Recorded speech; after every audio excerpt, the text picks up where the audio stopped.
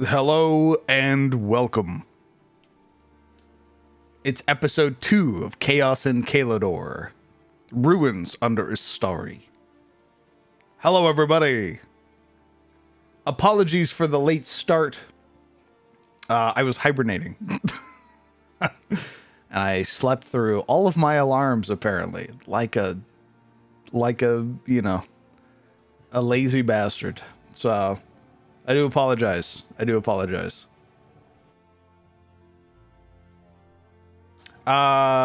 Highness, thank you very much for 30 months. Incredibly kind of you.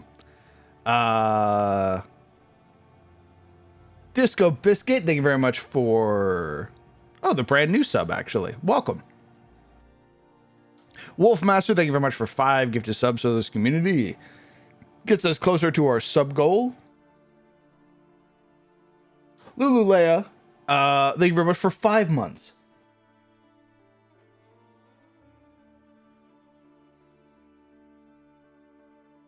Apologies, I'm still trying to, like, shake the grog out of my eyes.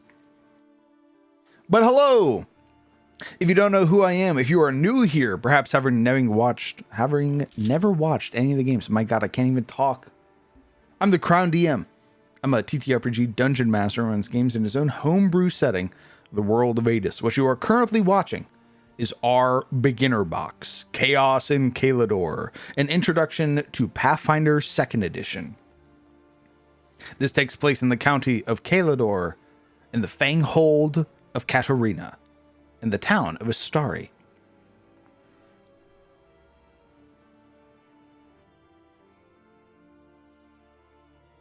We're giving our players a moment to get themselves situated. We are then going to be transitioning over to learn about our content warning. And then, give me 1 second.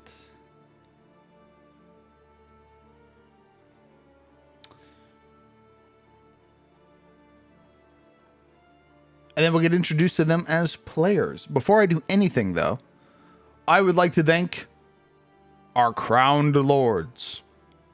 These individuals allow me to continue supporting the artists in my employ who have been drawing some lovely pieces. Both the bad guys for the games that we run, the tokens for the items that they'll get, and the abilities and icons for the actions and stuff that they use. So that is, I would like to thank Gentle Ruffian, 0110, Lore, Nerdlord, Jin, Chando, Power Puker, Lucas Bohr, Sizzle Pop Rocker, Iron, and Zolf. Thank you very much, Crowned Lords. Your support allows me to continue doing this, which I love, which is playing TTRPGs with my friends, as well as supporting the artists, so that way the World of Attes can say very proudly that we use human artists and not AI. As well, for those of you who are perhaps considering supporting the, want to consider supporting Attes, we have a new means of doing so. This money will go towards supporting the artists, as well as allowing me to bring in new artists.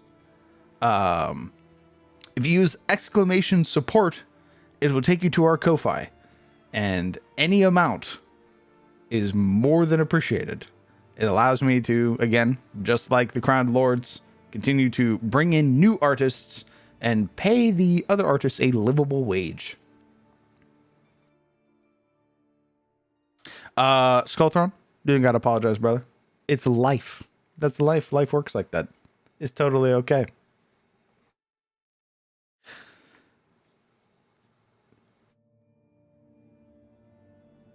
All right, we are going to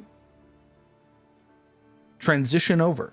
We're going to get to our content warning.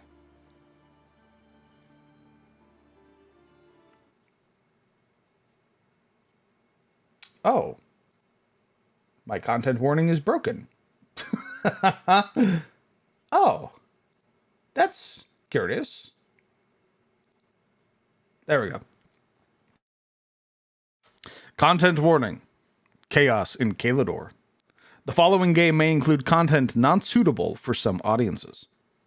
Content includes flashing lights, explicit violence, gore including dismemberment and mutilation, slavery, torture, and the undead.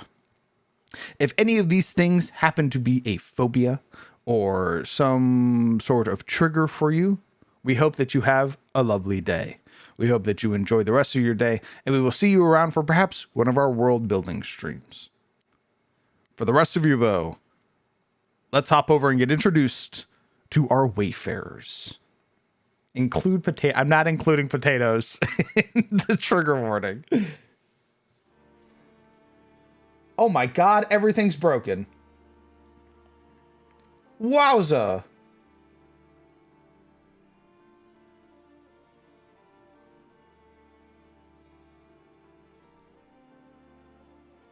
Oh my god. Everything is broken. Why is everything broken?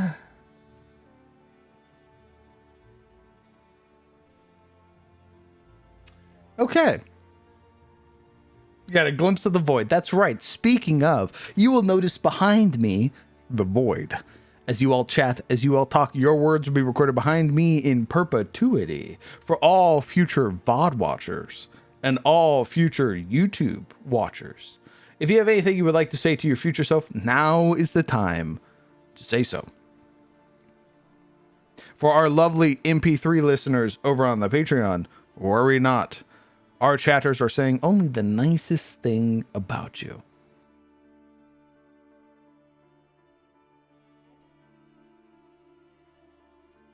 All right, let's tell our players that we are unmuting.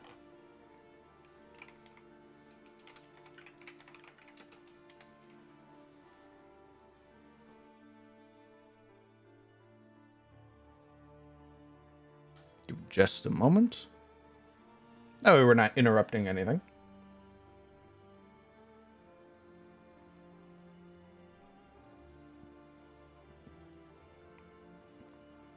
And now, let's unmute.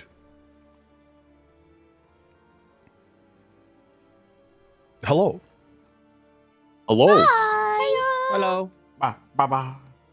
Ba. How's everybody doing on this lovely day? Excellently. Excellent. Yeah. Excellent. Okay. What we're going to do is we're going to go down the line. Get introduced to everybody's character. You're going to tell us a little bit about who you are and who you're playing. After you're done, the next person will go. And at the very end, we're going to see who would like to retell the events of what transpired in episode 1 for a hero point. We'll start with Skreek. Hi, I'm Lawman. I play Skreek, a Sickletail. He's a gross little rat with a good heart. That's it.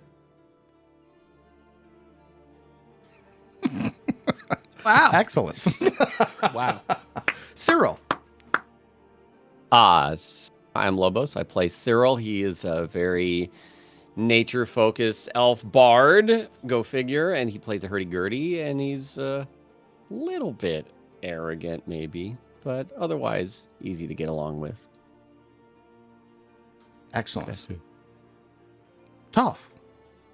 Hi, I'm Lex, and I play as Toph, who's just a good little fighter potato guy, and he just wants to keep everyone safe and find his druid. Excellent. Ivory. Hi, I'm Simmer. I'm a bird. Ooh. Boo! Boo that Bird? guy! Boo! I'm the heel slut of the group. I'm here to make sure everybody stays alive. Oh my god. Yeah! Yeah! That's my job. Yeah. Thank you. Great. Lass. Hello, I'm Whoops. I am playing Ooh.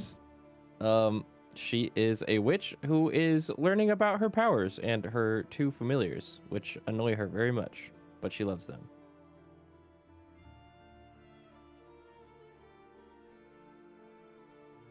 Excellent. For a hero point, who would like to retell some of the events that transpired the last time we played? Go ahead, note taker. I don't need a hero point though. Does anybody actually need a hero point? Some people use theirs, I know. I did not. Well, here's the I thing used about one, but hero I'm bad at points. details. Hero points do not carry over per session. Huh. Ah. Well, is everybody Oh, at so zero? I have none now? Oh. Oh. Raggy. It's not that you have none. Oh, okay. Oh, It's oh. not that you have none. It's that when we play, you usually start with a set amount. Okay. So are they reset? Yes. Ah. Shoot. User not connected. I'm sorry. Is my game breaking? I can move.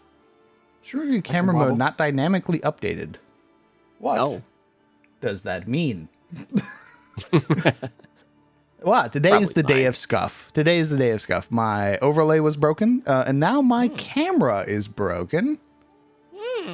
Excellent. Excellent. Give me 1 singular second as we also decide who's going to be recapping our game.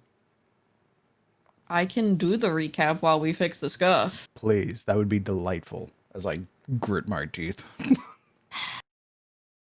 As the party traveled to the city of Estari in Caledor, or some people already woke up here, everybody had their own ways of waking up. We had our little ratkin, Screek Sickletail, who woke up with the wisdom, and she directed him to the pub.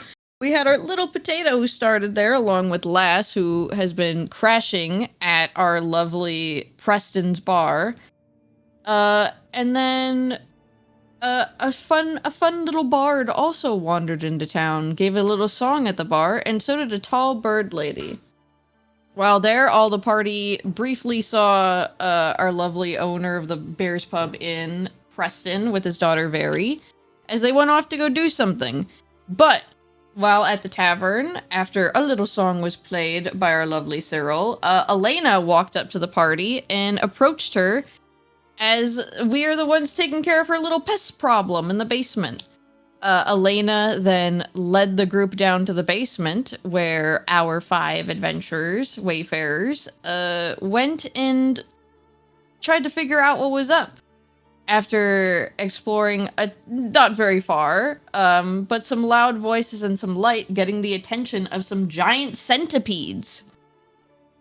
Eventually, the giant centipedes were dispatched, and the party continued on into the cavern, which seemed to go quite a ways down.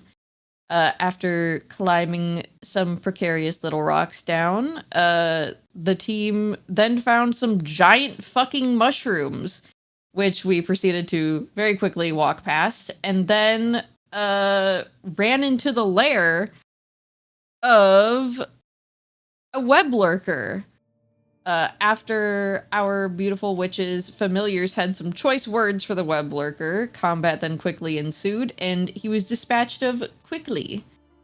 After that, our ratkin went and explored some of the bodies nearby that were wrapped up in webs, and a particularly scaly one had a beautiful sword on it. That is, after handing out some loot that was found on the possessions of said bodies, the party then decided to keep going forward into an interesting tunnel, seemed to be paved with cobblestone and torches along the wall, seeming like very man-made. Yay. Excellent. Nice. See, that's Yay. why I have the note taker do that. What the fuck? I have to log back in now because I was looking at my notes and not getting into Foundry again. Yes, I'm sorry.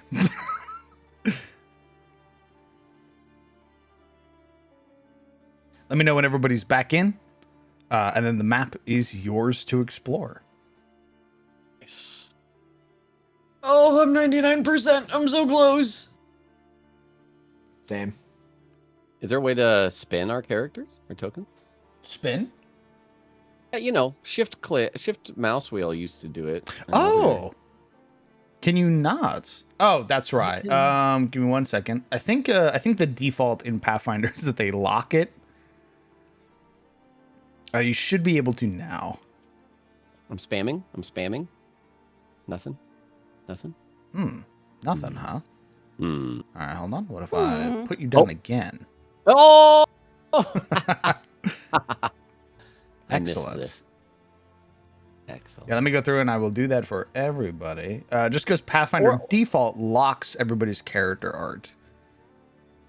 Or you could just let Cyril be the only spinner. Oh, you want to be the only one? No, I'm just kidding. Is this your bardic power? The ability right. to spin? The power of 360. Yoo! Okay. Oh my god, you killed him.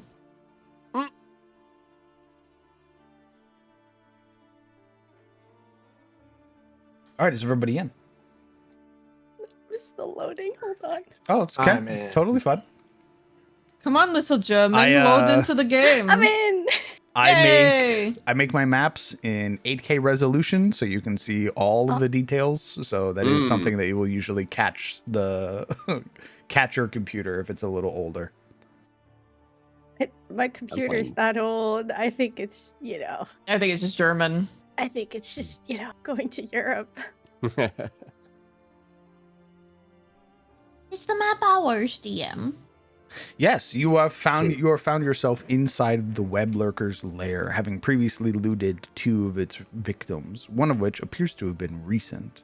You have 2 choices currently. You have the path before you, which descends deeper down into this cavern that then transitions into man-made stone, carved and hewn rock. Or there's returning to the surface. Before we continue onwards, I don't think I caught most of your names while we were up there. I recall our little Skreek here's name, but I don't quite think I caught everybody else's. I'm Ivory. Pleasure to meet you all now that we are combat bonded of sorts. Nice, make good friend, acquaintance. My name is Cyril. It's good to meet you all. Oh, I'm Lass. Oh, I'm Toph. Toph's fine though. Very good. Would one of you assist me with moving these bodies to a more ideal spot down here so I can take them out later, that is? I'd like to bury my dead that I see.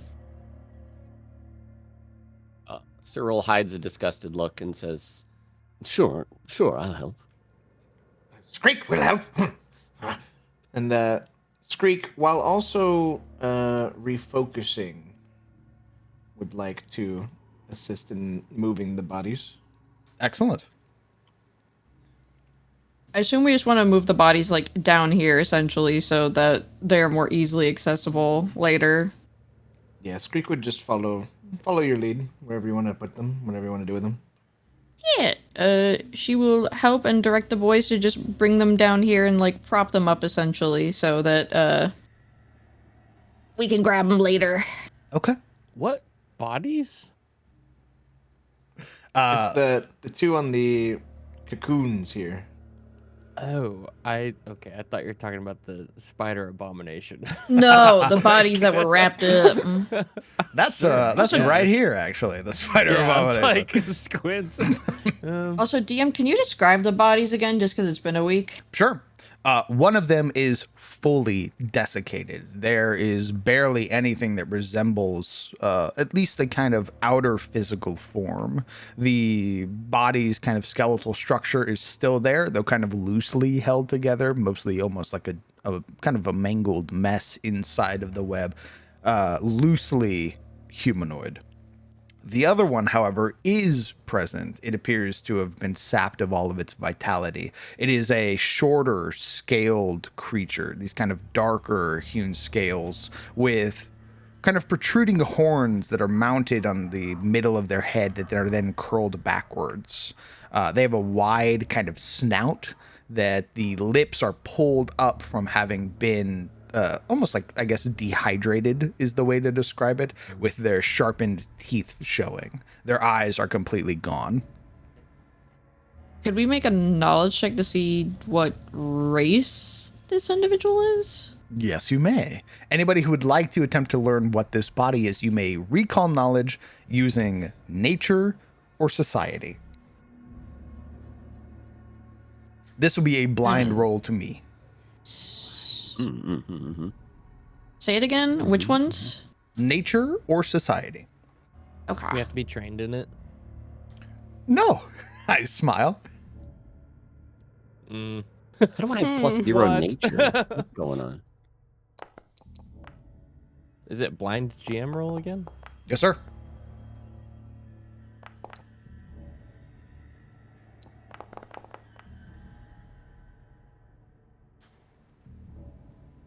Okay.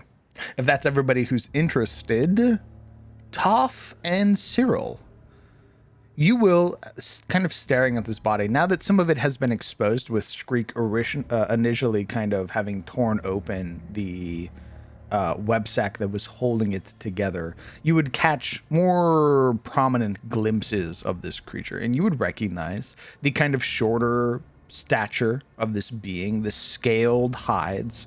You recognize this to be a kobold.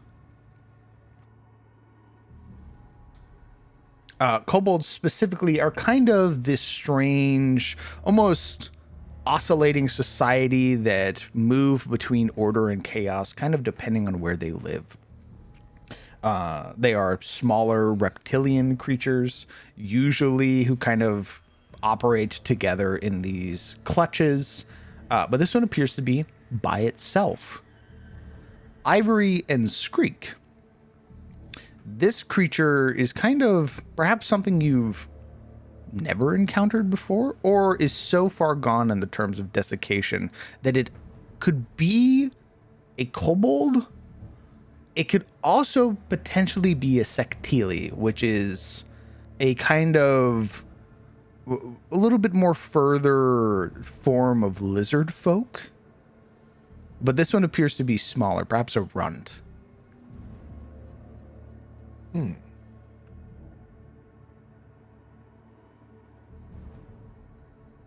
Indeed. Wait, did I say Ivory and Skreek, or did I say Ivory and Lass? You said did say Ivory and Skreek, Skreek. but I'm a I did chud. I'm not, so sorry. not It'd be Ivory and roll. Lass.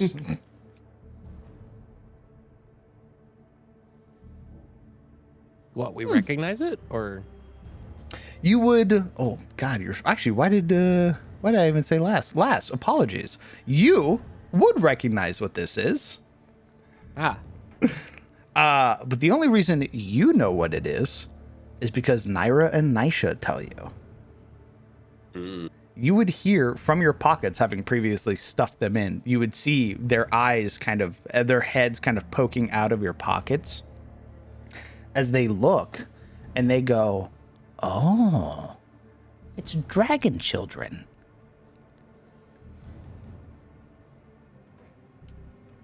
she'll Poor like kobold.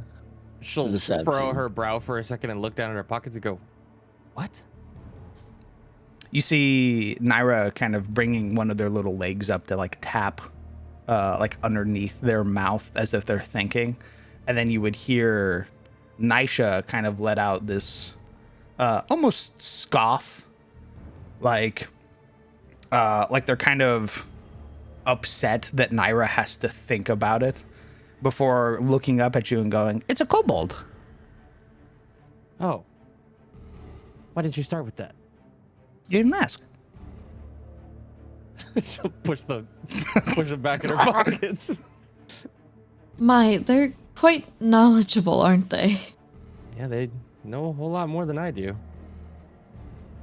She like where makes are a you face two like she kind of just from? said too much. You, if you could feel smugness radiating from your pockets, you would feel it now. Where did you get those delightful creatures? Well, you'll kind of notice she's trying to not lit on that she has no idea. Even when she introduced herself earlier, you could tell she was kind of just making some shit up.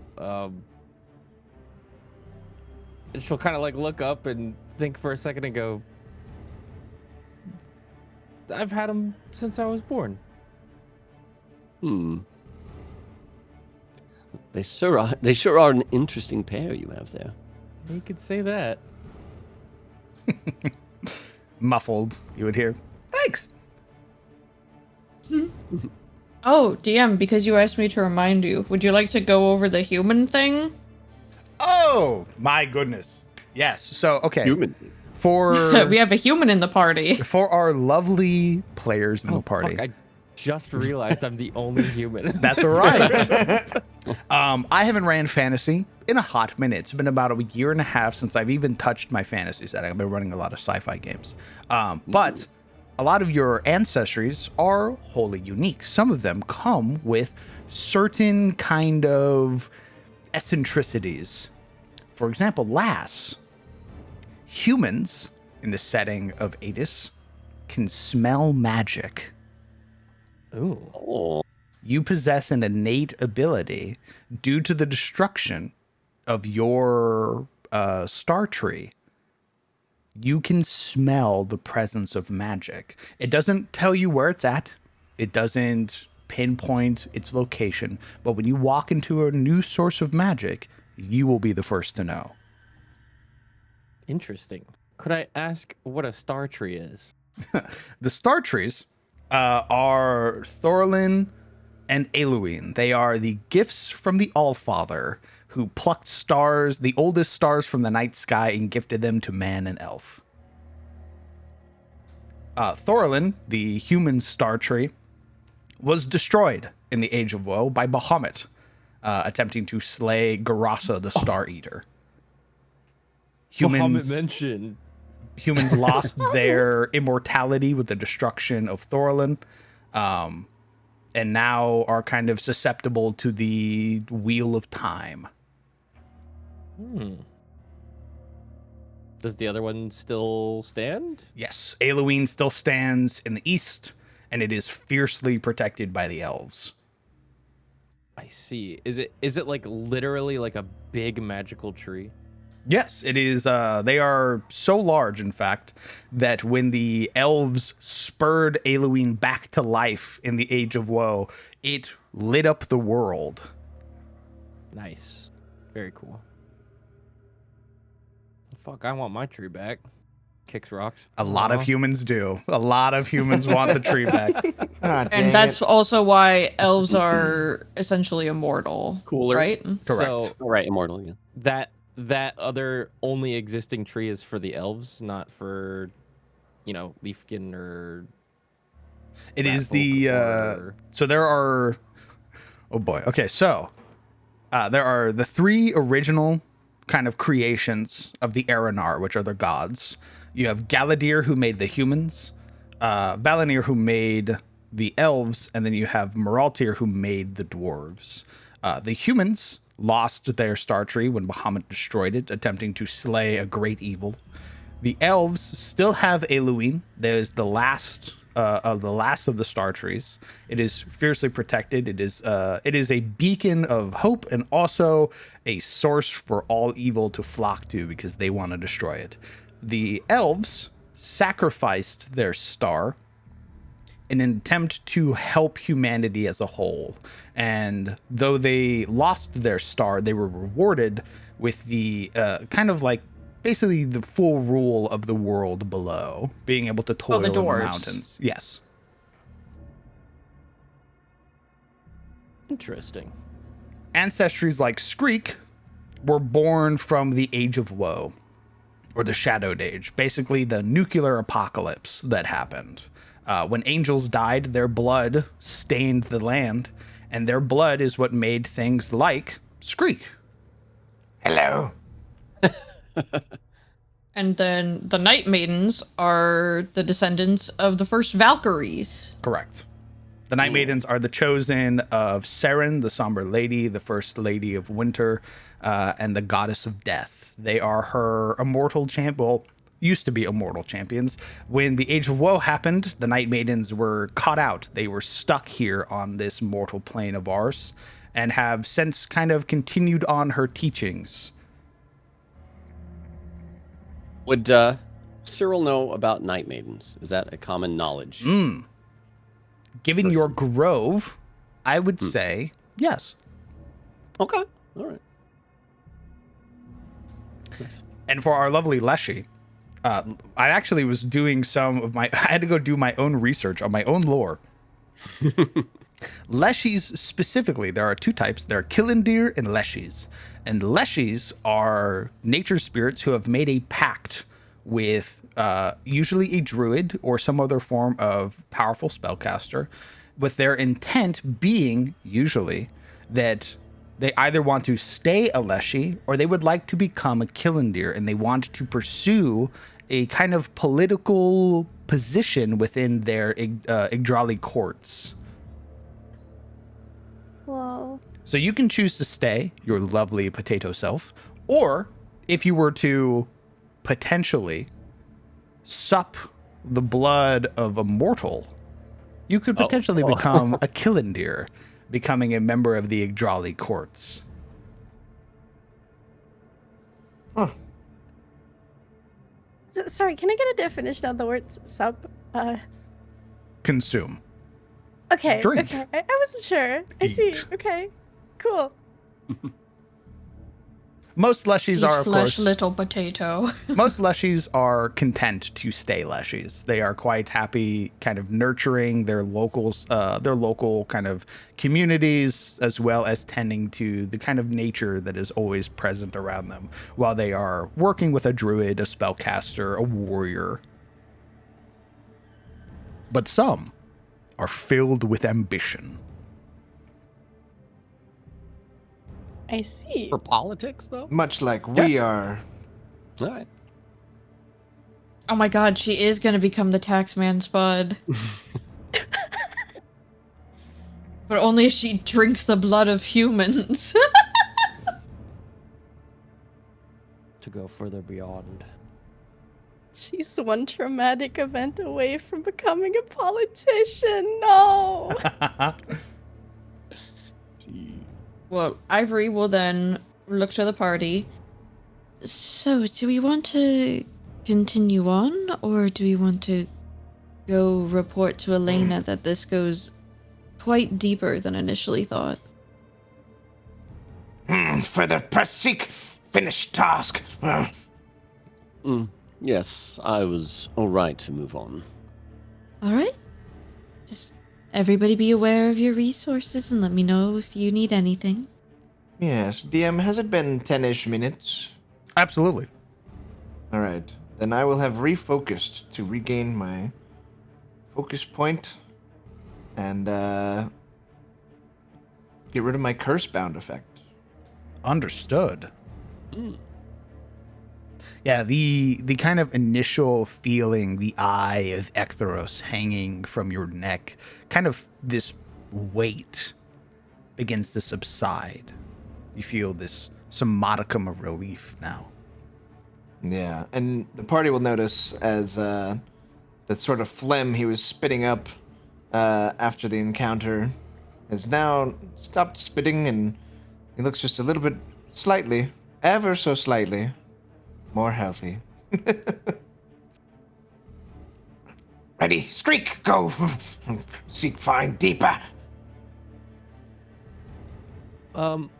DM, Lass. how would I go about restoring my spells? So there are several ways. First would be the quintessential long rest, taking your time to go snooze, go recover, go catch some Z's. Second would be things like spell potions, ampules, spell scrolls, things that will kind of substitute your spell slots, allowing you to still cast magic, but perhaps different spells.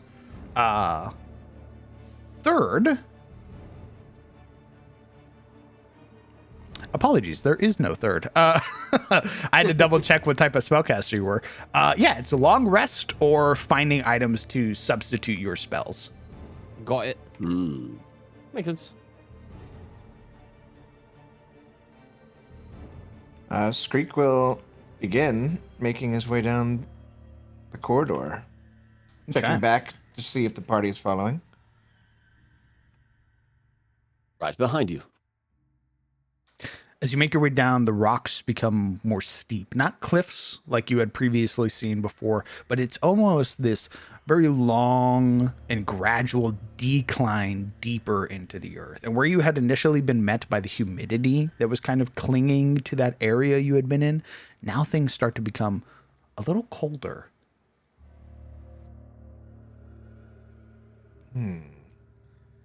He'll take a whiff in the air. Something ahead.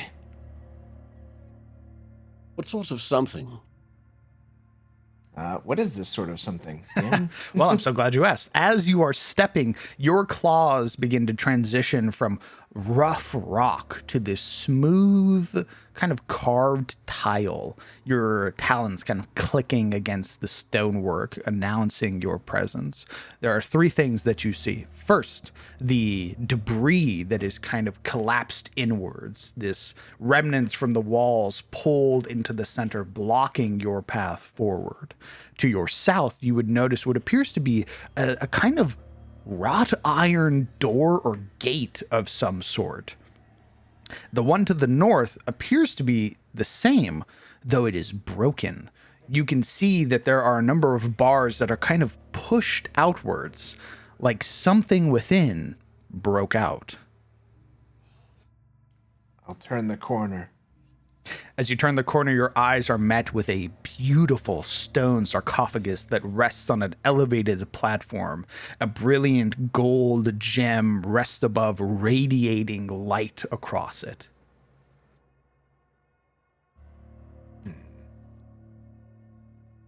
How big is the gap in the bars here on the north side? As you look, kind of touching along the metal, kind of peering, you would see it's perhaps no bigger than Toph.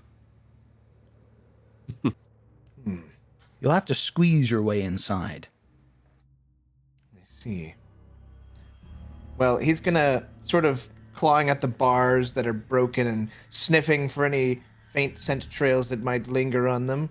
He's actually gonna make a little room for Toph and check out the rubble here and just see if there's anything suspicious about it, or maybe that it was caused by like a powdered blasting powder perhaps, Certainly. or if it was just natural maybe. Why don't you something go like that. ahead and blind roll me a perception check, please? Oh my god, Toph. You laying on the ground? What's up? He's looking. He's looking. That roll did not roll. It did not. So you'll want to hit if you look underneath your AC, there's a little eye with a slash through it. That'll roll a blind perception roll for me. Weird, because I popped it out.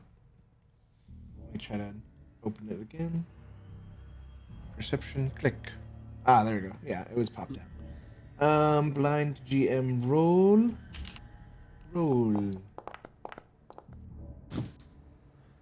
Okay. Kind of investigating, your curious mind having been drawn to this bit of rubble, you catch, looking along the wall, what appears to be kind of deeper scratches or indents, almost repeating, if that makes sense. They're not jagged. They don't appear torn or kind of weathered. These look deliberate, almost like tools or instruments.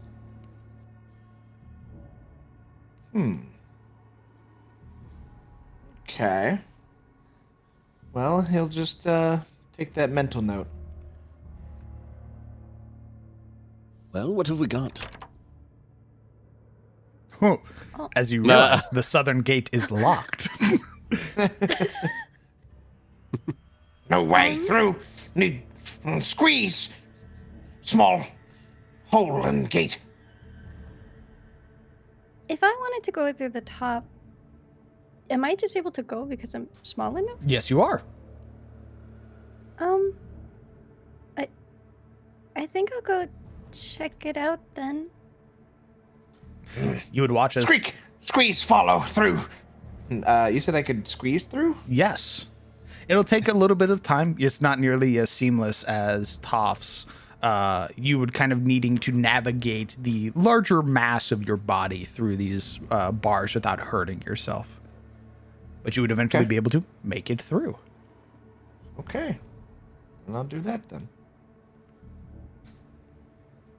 All right, Toph, as you step inside, immediately your eyes are met with what appear to be not only the massive stone sarcophagi that rests on the platform, but you would also note that there are these kind of elevated pillars which appear to have unlit braziers on them, and would appear to be about... God damn it. Okay, never mind. That was gonna be so. It appears to be 5 or 6 different coffins. These beautifully crafted wooden coffins that kind of rest on their own pedestals. So we're going in then. It looks safe. Many Cyril- coffins this way. Apologies, I had a phone call. Also, there's a bird lady stuck in this hallway in front of me. Cyril will grimace as he gets onto the ground and dirties his clothing to enter this hallway. Okay. Kind of needing to climb through the dust and the kind of small fragments of stone. You would catch Cyril kind of peering down that there are smaller tracks in the dust. Like this place has recently been disturbed. Well, something's been nearby. There's tracks back there by the entrance. Do be careful. Not those tracks. Look, see. Hmm? And I'll check out what's going on with this coffin. Certainly. Lass, you would hear Naira and Nisha kind of chanting in unison. Move, move, move, move, move, move.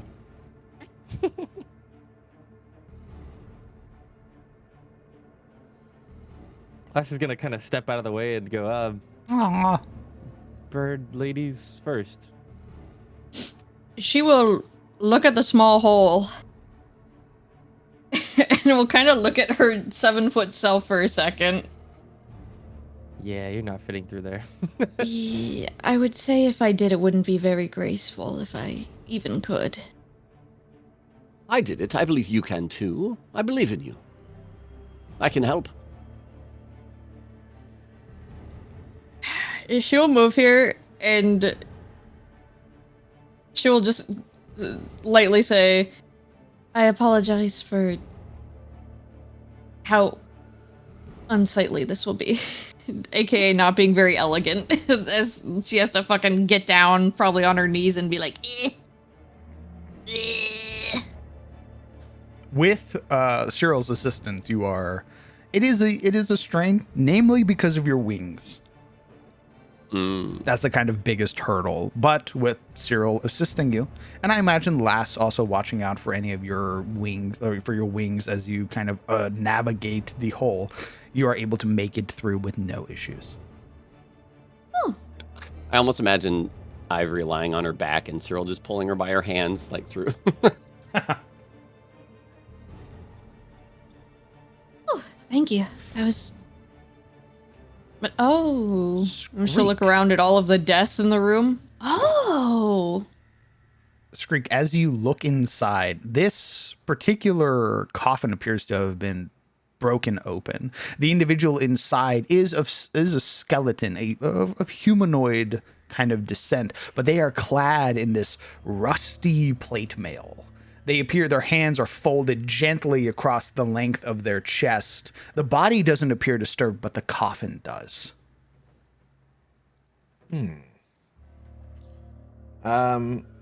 Skreek is going to push his nose uncomfortably close to the skeleton bones, sniff around, and see if maybe he could recognize anything about the armor, or is it, if it's too rusted to even tell.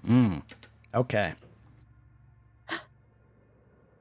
So, as you press your nose closer, taking a smell, You would hear this low rumble that resonates through the room, the light flickering for a moment, almost as if threatening to go out before settling again. And you would hear, Defiler, betrayer, corrupter. You desecrate hallowed grounds.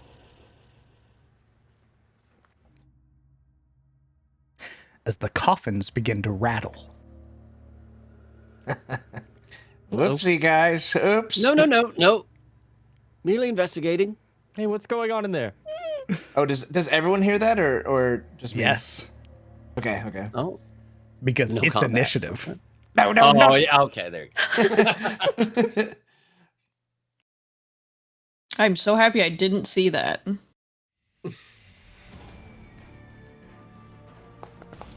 Me just shoving my nose in coffins.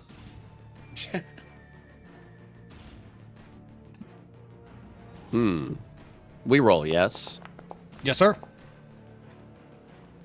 And could I ask you, DM, before I get too into stuff that's happening in this campaign, with the amnesiac background, what do I actually remember? Am I in like Mickey House Clubhouse right now?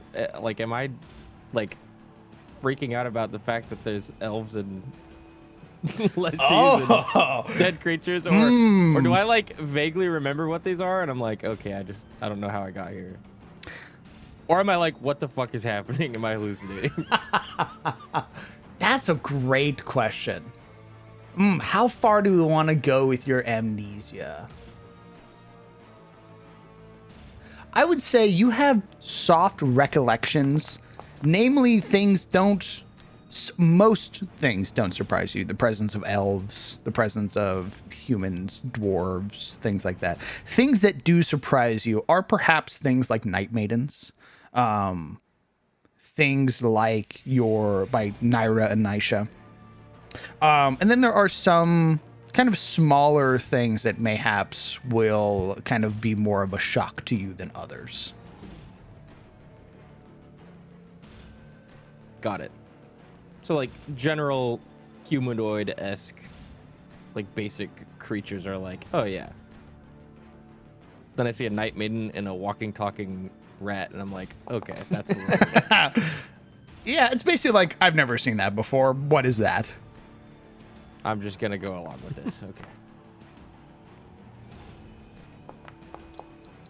That's a lot of initiative. Yes, it is.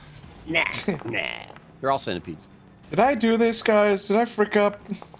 Nope. You didn't touch it, so like I didn't touch. I did not Yeah, touch. right?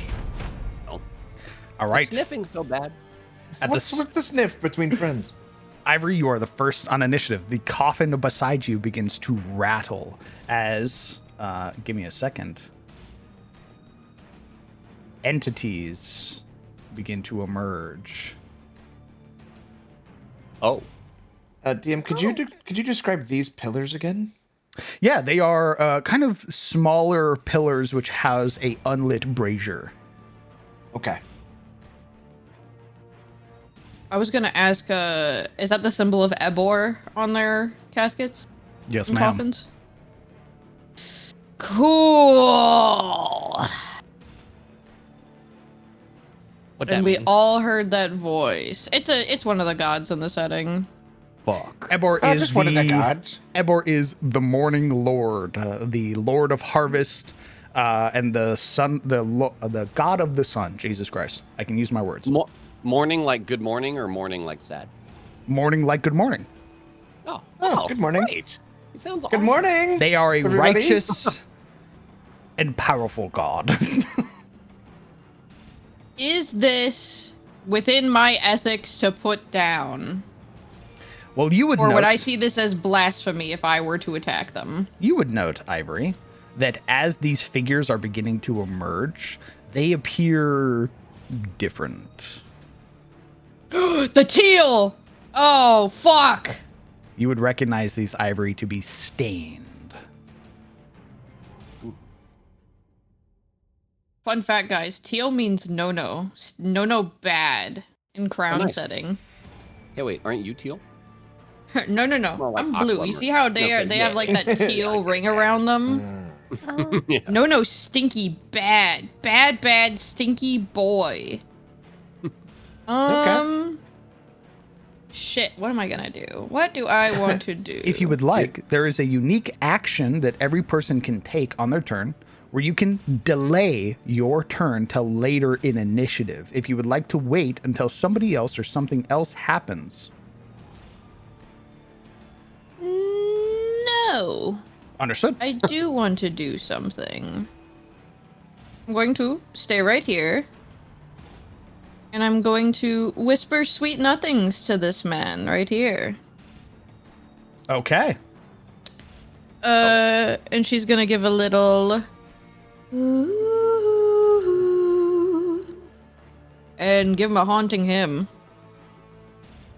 And I... Boom! Excellent. Give me one moment. I shall roll their fortitude save. An 8 is a failure. Yippee! Nice.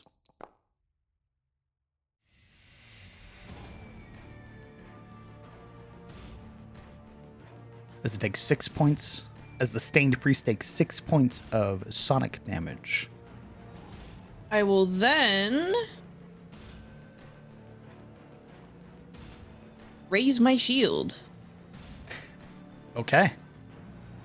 Right, and then I do it. Yeah, baby. And then I believe that is it for me. I think that's 3 at least. Ivory, you would hear in Yeah. response to the song. Maiden of Death, you side with Vigar. You too have betrayed us.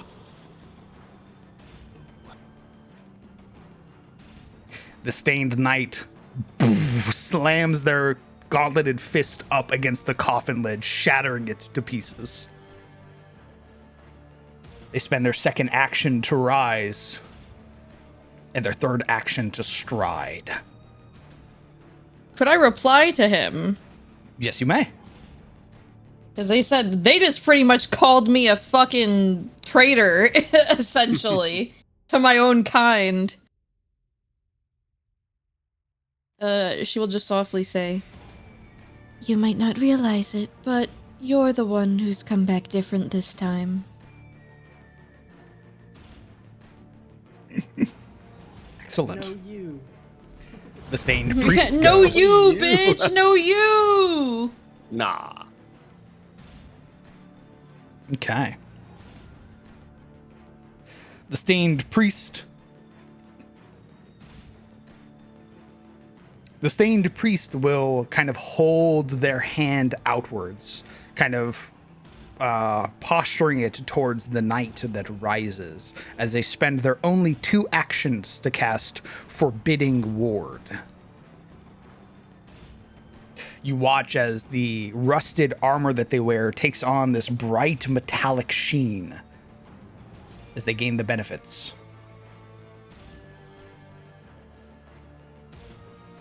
Because the priest is slowed, they can only cast 2 actions. That is their turn. Toph. Okay. I'm going to sudden charge. Excellent. So I stride once, I stride twice, and I get to hit it. Okay. Let's see it. Hell yeah. Let's go! Come on! Let's go! Critical! Fucking That psycho! is a critical hit. Potato Harry. Dude, my potato is so cool. Let's go! Oh, with my eyes bulged out of my head saying another critical hit. So, this is what we're going to learn. As you strike down with your battle axe, as it collides against the rusted armor and you pull away, you would realize some of your damage went through, but not all. Oh. These creatures appear to have some form of resistance. I see. I used my last action to raise my shield. Excellent. That's it. Thank you. Cyril. Question. Last time I noticed people were drawing weapons. Do I need to draw a musical instrument? I don't have an ability for that. Oh. I'm not sure if I was cheating. Is a great question. Yes, your large handheld instruments like a tuba has greater bulk. Oh. Yes, you will need to be holding your musical instrument. Okay. We'll say I assume you've been holding it this entire time, right?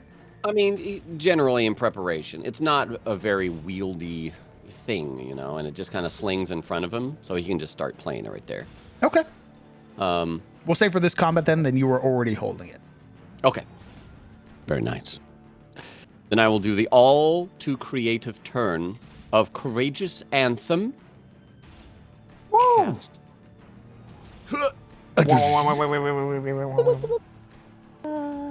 It's happening! Wow. You hear the all familiar drone of his hurdy-gurdy to your ears now. And he will cast needle darts at this target who seems to be approaching his general direction. Indeed. Where is, here we go. Darts. Roll. See it? A 17 hits? Ooh, very nice. Okay. And then I don't have a roll damage button on there. It'll be in the spell block above if you look up. Ah, I see it. Okay. Ooh, nice. You would also note, as you strike out with needle darts, some of them pierce through, but the heft of this older armor holds up against the piercing strike, shirking some of the damage. Very good, very good. Oops, where is my... There it is. Done. Okay. This one rises. They're going to attack the Defiler. They are going to start with Intimidating Glare. You would watch as the previously hollow sockets within their eyes begin to take on this ominous teal color, small pinpricks that settle, staring into your soul, Skreek. It's going to attempt an intimidation check against your will DC. My will save? Or is it a DC?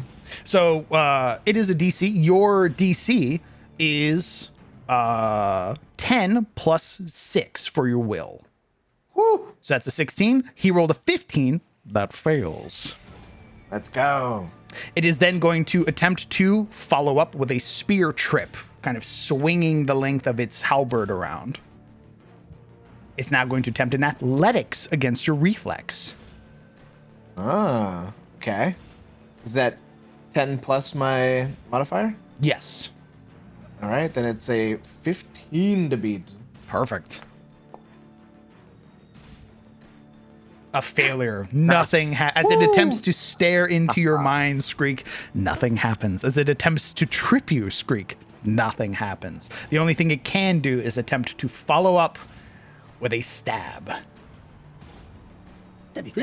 Yeah, you'll see for the first stare, something is fundamentally different about how Skreek sees death and decay and defiling in their eyes. And so this intimidation and this threat of divine defilement doesn't resonate with him at all. And then going for the swing and the sweep, he'll back away quickly. And for the spear, what did he roll?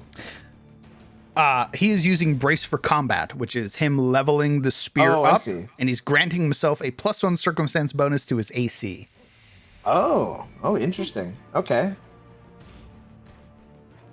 That will be his turn. The next one breaks through. They run. Ooh, and they run to the next fucking room. Out of My bounds. goodness. falls out of the world. He glitches into the next arena. Dude, he no-clipped into the back rooms. No! He saw me crit his buddy. He was like, yeah, no, I'm good. I gotta get out of here. He gets out of his coffin, closes the coffin back up. You hear the sound of a car door locking. Lass. I ain't getting out of the car with Can that I- thing around. Am I able to move with just a stride through this opening here? Yes, you may. Okay. Excellent. And I can move, what, up to 25 feet? I believe that's... Let me check. Yes. Yes. Looks like it. Come join the party. I'm joining the party. Literally. As you Uh, run in, you would recognize this is perhaps something that is a little different to you, Lass, or at least something you don't remember. These are skeletal figures, no different than the skeleton you had seen in the previous room. These ones are standing, wielding weapons, their eyes burning with hatred. Hey, that's terrifying and not normal to me. Anyways, can I continue my stride, or is it Yes. like... Okay. Making sure. Can move to here. And you will all see, to many surprise, the witch indeed reaches underneath her large cloak and draws a very large maul. Oh my Oh my god, she's reaching. Which is a Wow. big maul. Without skipping a beat, she shall strike the scary skeleton. Excellent. A 24 hits. Damage.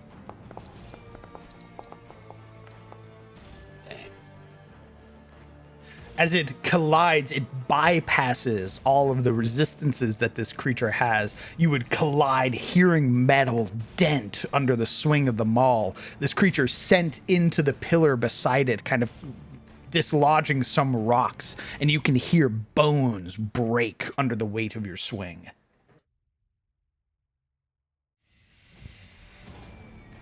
The young woman is a little bit too good with this large maul, you might notice.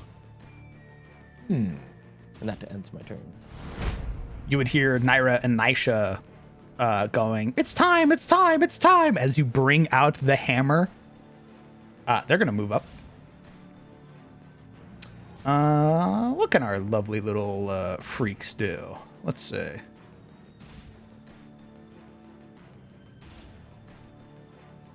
That's a 2 action. They're going to get ready to assist you. So they're going to spend their second action to stride. That'll be that for now. All right, this one breaks, moves, and it's going to lash out.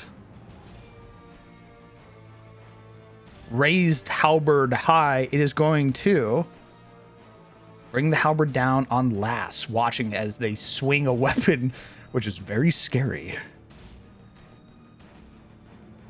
Gulp. Before they do that, though, no, this is their last turn, so they are going to swing. An 18 just hits. As it collides against you, you will take 7 points of damage, and I need a fortitude save, please. Wait, that guy hit me from all the way over there? Yes, he has a reach weapon. Holy awesome. Okay, fortitude save? Yes, sir. Rolling.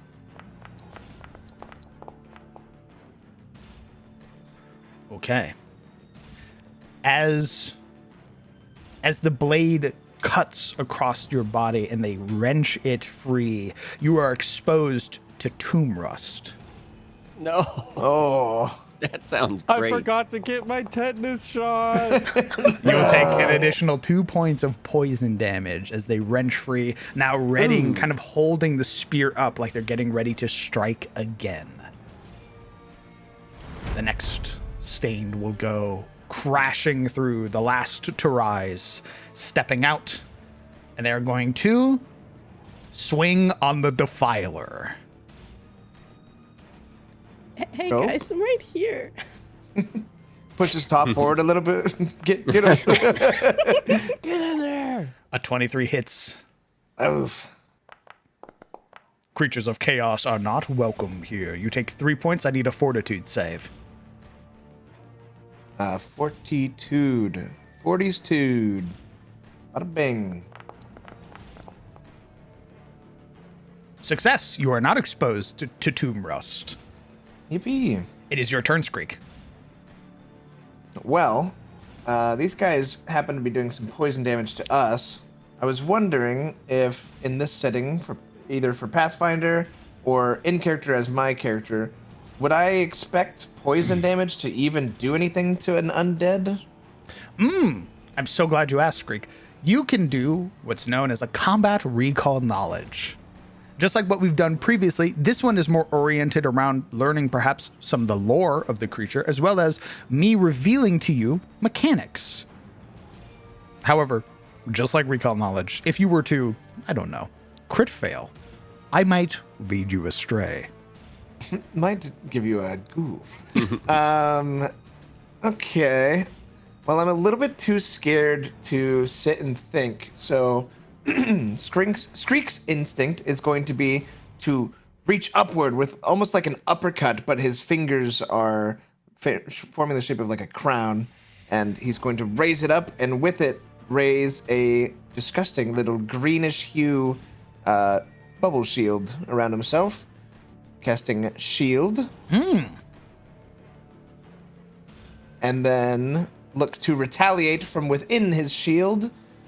Could I see a 5-foot burst again? Yes, you may. Give me 1 second. There you go.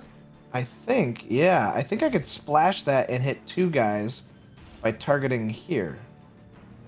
Potentially. It'll let me drag it here or here. Oh, interesting. So you can't go like on a half space? I am trying. I don't know. I don't think that's a 5-foot. That looks a little It may give me one if I try to actually just cast it, which I can try. Yeah, let's see it. Caustic Blast. Place 5-foot bursts. Would that be hitting both there? Once you have it, make sure you like left click it to place it down. Oh, I see. Okay, yeah, it moves it, so you can't place it exactly where you want, but so it'll move it. But yeah, if that's the case, then I'll just hit 1. But otherwise, I would target there for the center of it. Just sort of splash it on them. Yeah, it does not look like it is letting me drag it to that. It looks like it's only targeting these kind of, I guess, like anchor points, like these kind of connecting squares. It's doing it on the grids for sure. Yeah. So would you like to target this one or this one? We'll do this one up top. Understood. All right, I shall roll a basic reflex save. Is this the... Oh, goodness. Success. It still takes half damage, though. All right.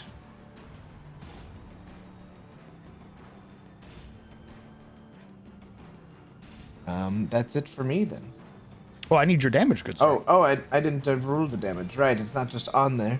So it's a 1d8 plus 1. Whittle 2. Okay. It shall take half. Okie doke. That's all I can do for now. Understood. I end my turn. Ivory. Yay! I think I'm gonna spirit bomb. Oh? What? Gonna what? I'm gonna do for 3. Excellent. Okay, Go ahead and place nice. that 30-foot emanation down, and please describe what it looks like. Oh, this is gonna be fucking awesome. Oh yeah. I'm reading this. GG. already. Game over. Well, I'm gonna put her right there. Seeing as her friend is hurt, her new friend Lass is hurt, and she doesn't like that. She is aiming to mainly heal them up, but she also, seeing as these creatures have turned in a way, she wants to help bring the holy light back to them in a sense, so that she can help reconsecrate this place in a sense, in a way that won't fail, like it clearly has. She will essentially raise up her spear that has the symbol of a little snowflake carved in bone and raven feathers attached to it. I'm rolling some fortitude saves as they are exposed to vitality. The worst. Also, go ahead and roll your healing, please.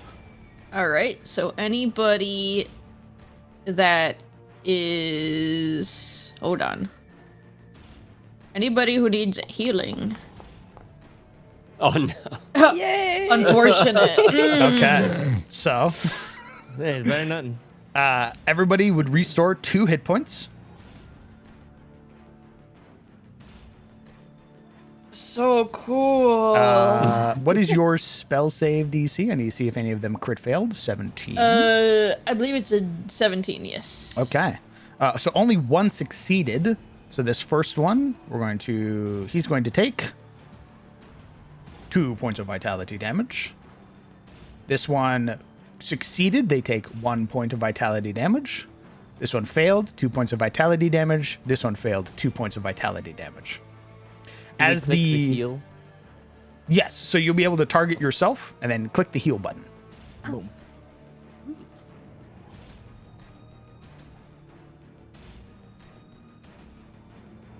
Excellent, excellent, excellent, excellent.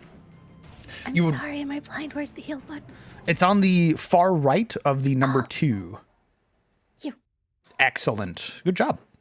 As the energy explodes out, you watch as all of the stained knights kind of raise their halberds to brace, the energy rippling across them. You would watch as kind of segments of dust, this oil-like complexion that has begun clinging to them, which you would recognize, Ivory, the kind of telltale sign of stained, begins kind of peeling away, stripping under the presence of the light. Yay! And that's it for me. All right. This one's going to go. It is going to attempt to intimidating glare on Lass. I'm literally not even scared, literally.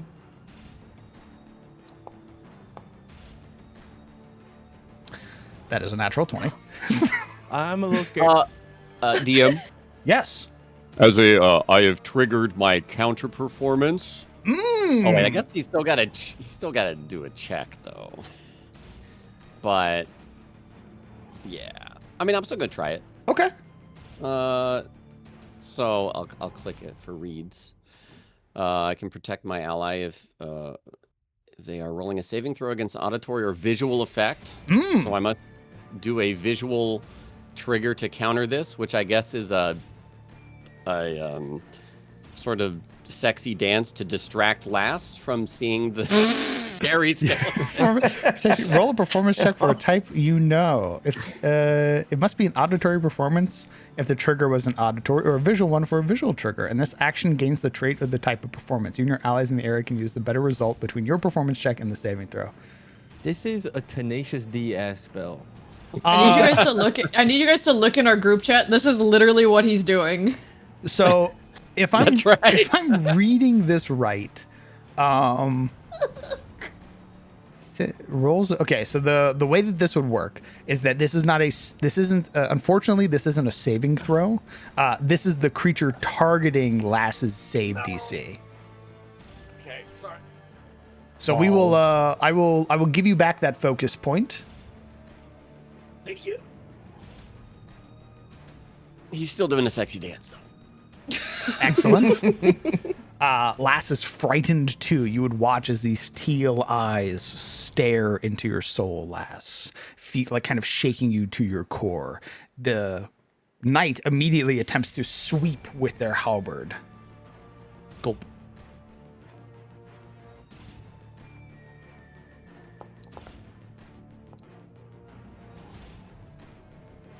A success. As they sweep at your legs, you fall prone onto your back. Here. And with their last action, they bring the halberd down. Oh no. Oh, that's a brutal 1, 2, 3. Holy fuck. He's trying to kill me. However, a 5 collides against the stonework next to your head, scraping stone and wrenching up this loose rubble. That strike perhaps would have been fatal, but something appeared to have nudged fate in your favor. Ooh. Reminder that we all have healing potions, by the way. In case we need them. Because my healing is lacking, apparently. The stained priest goes. Yeah. If I knew these things could take poison, I'd be a lot more effective here. It is going to spend its action to stride.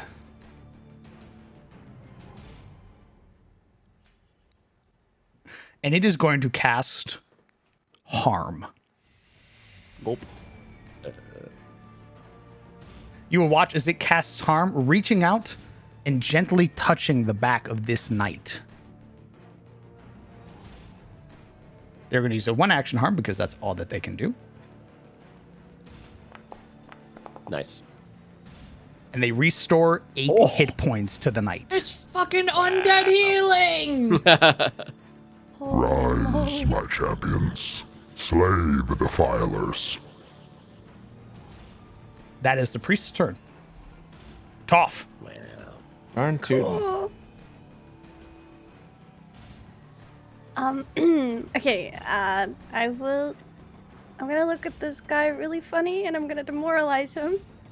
Excellent. Nice.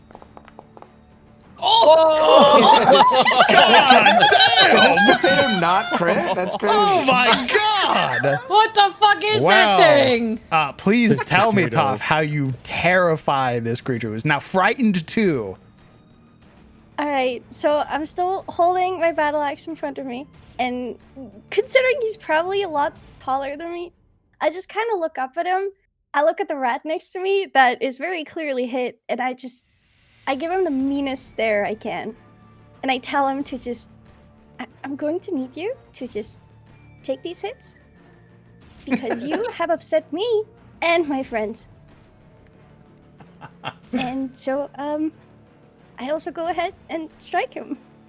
I can't believe Off said politely, please take this L. Jesus Christ! Crazy. What is happening? What is happening? That's crazy. I don't have like a karmic dice module on. What the fuck is happening? Oh my god! Kindly take this L, please. And I What? raise my shield again. For another critical hit! Were it not for this creature's resistances, it would be destroyed! Wow. Holy fighter! Cyril. Okay. Well, seeing the effectiveness of this maul, Cyril is going to draw his club. And attempt to help their friend Lass over here. So striding with 1 action and then striking with club. I think it's this button. There's a +4 and a +5 strike button. Oh, that's your What? throne. So you see the little arrow Oh. that's kind of looping? That's your yes, throwing it. Oh, thrown. I see. Okay. Yeah, I don't want to throw it. Yeet. He's going to try and smash down on, this guy in front of him here. Excellent. Make sure you are targeting them. I am. No. Your club Cyril will collides use against. Oh. a hero point. Ooh, excellent. Excellent. Hopefully. All right, let's try again. That son of a... That is hero points. right, As your all right. club collides against the metal of their plate armor, you watch as the head, the rest of the body is unmoving, but the head kind of snaps to look at you. Very well. That's all his points, right? Strike, or unsheath, move, and strike. Yes, sir. All right. My goodness. Okay. This knight is frightened too. Frightened is a big hit to all of their DCs. Yeah, you better be afraid. They are my. And they're kind of stuck here too, so they can't really do anything. I'm gonna roll real quick for them. I'm gonna roll 1d6. 1 through 3 is Skreek. 4, 5, 6 is Toph. I'll kind of determine where they're going. Toph it is, the source of their fear.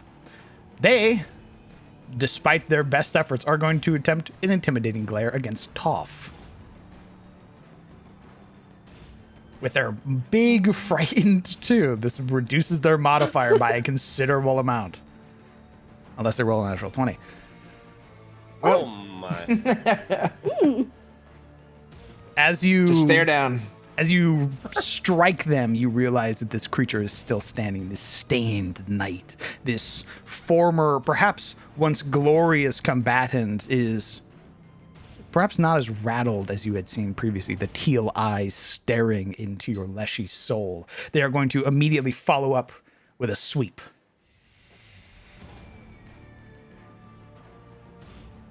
Make sure I'm clicking on me. There we go. Skreek, I think I fucked up. However, a 13 misses. You're doing great. They are going to raise their shield or raise their spear to increase their AC by 1. So you will note how frightened works is that at the end of your turn, your frightened condition will fall down by 1. So this one's frightened condition has fallen. This one is going to step up. This allows him to flank with Skreek, making Skreek off guard. It is then going to attempt to sweep.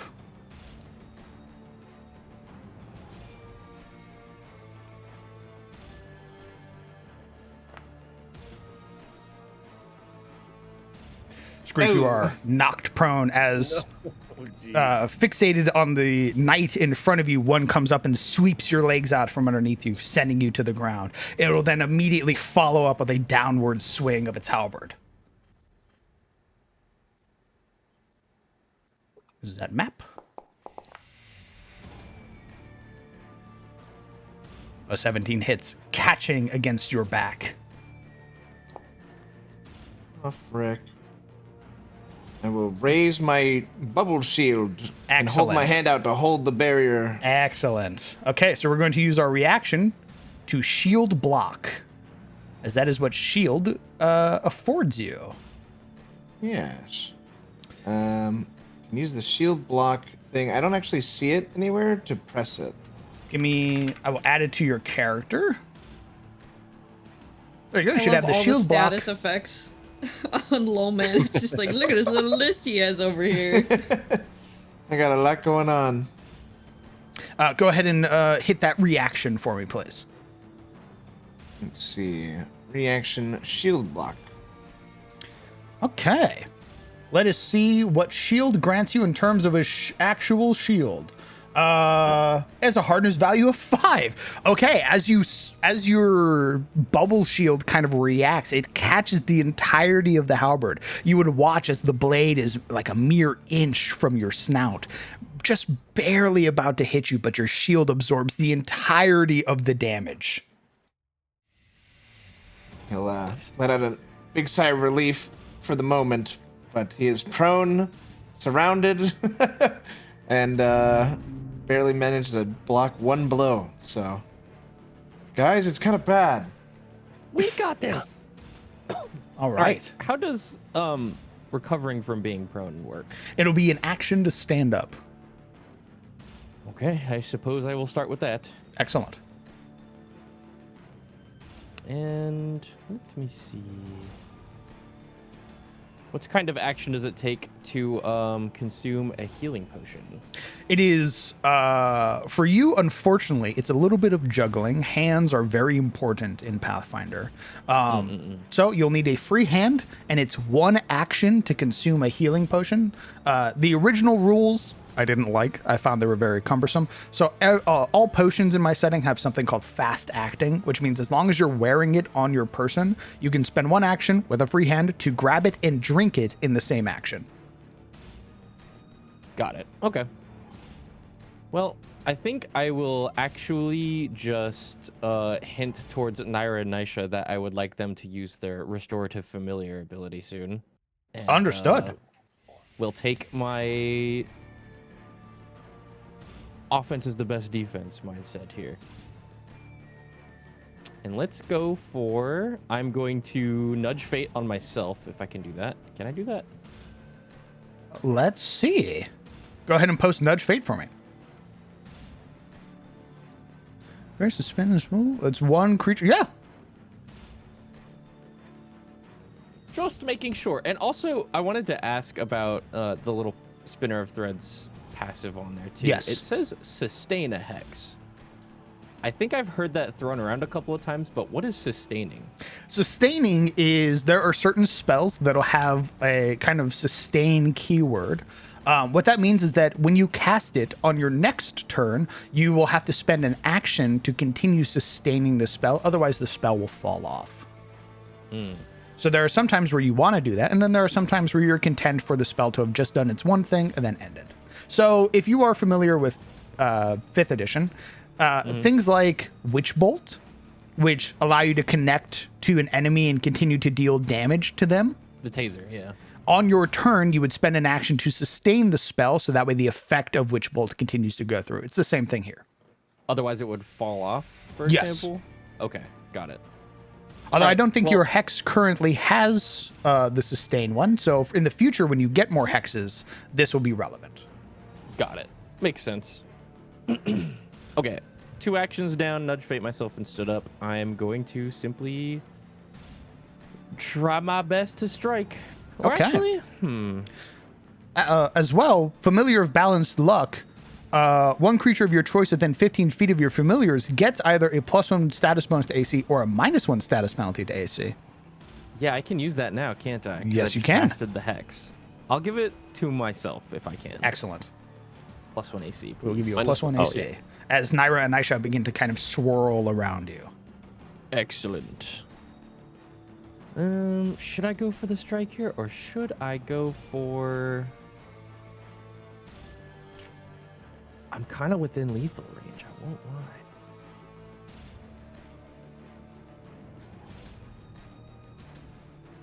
And if this heals bad, I'm still in lethal range. I'm going to be safe here and just cast shield. Excellent. Okay. We'll grant you the effects of shield. And that tis all my actions, my lord. Understood. Naira and Nisha, having been prompted, are going to use Restorative Familiar. They're going to use their 2 actions kind of swirling around you. You would watch as small motes of purple and black energy begin to kind of seep off of their being and kind of collide with yours. You're beginning to take on this soft, gentle violet hue on the outside of your body. As we restore... You stupid chud! Oh my fucking god.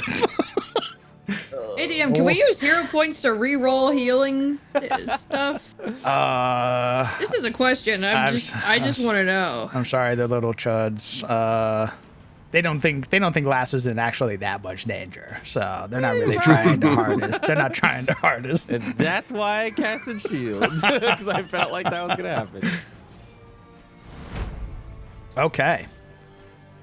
Eeny, meeny, miny, mo. We're gonna roll. 2, 4, 6. God, please hit me. They are gonna hit you. Oh, thank God. They are going to attempt an intimidating glare.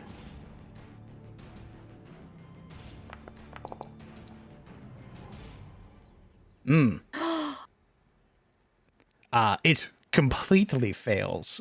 Either unable to make eye contact with you because of your bandages in your hair, or perhaps the presence of Saren is far too great. They're going to follow up with their very familiar trip. It is a success. You are knocked prone to the ground. They will follow up with a downward swing.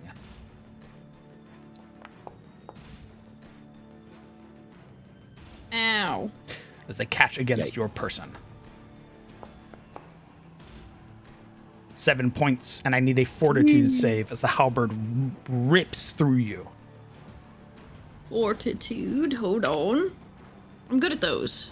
I'm an expert, some may say. Wow. You're an expert, all right. That's a critical success. Yay! You are not exposed to tomb rust. Yay! Okay. Become the tomb rust. Ooh, eeny, meeny, miny, mo. We're gonna roll. Do we go for the Defiler, or do we go for the Leshy? 2, 4. Okay. Off it is. Hit me. They're going to step. Wait. If he steps in my reach, does that still trigger reactive strike? Step is the one action movement that does not trigger a reactive strike. Mmm. They are going to, now flanking against you, Toph, swing. They are going to attempt to trip.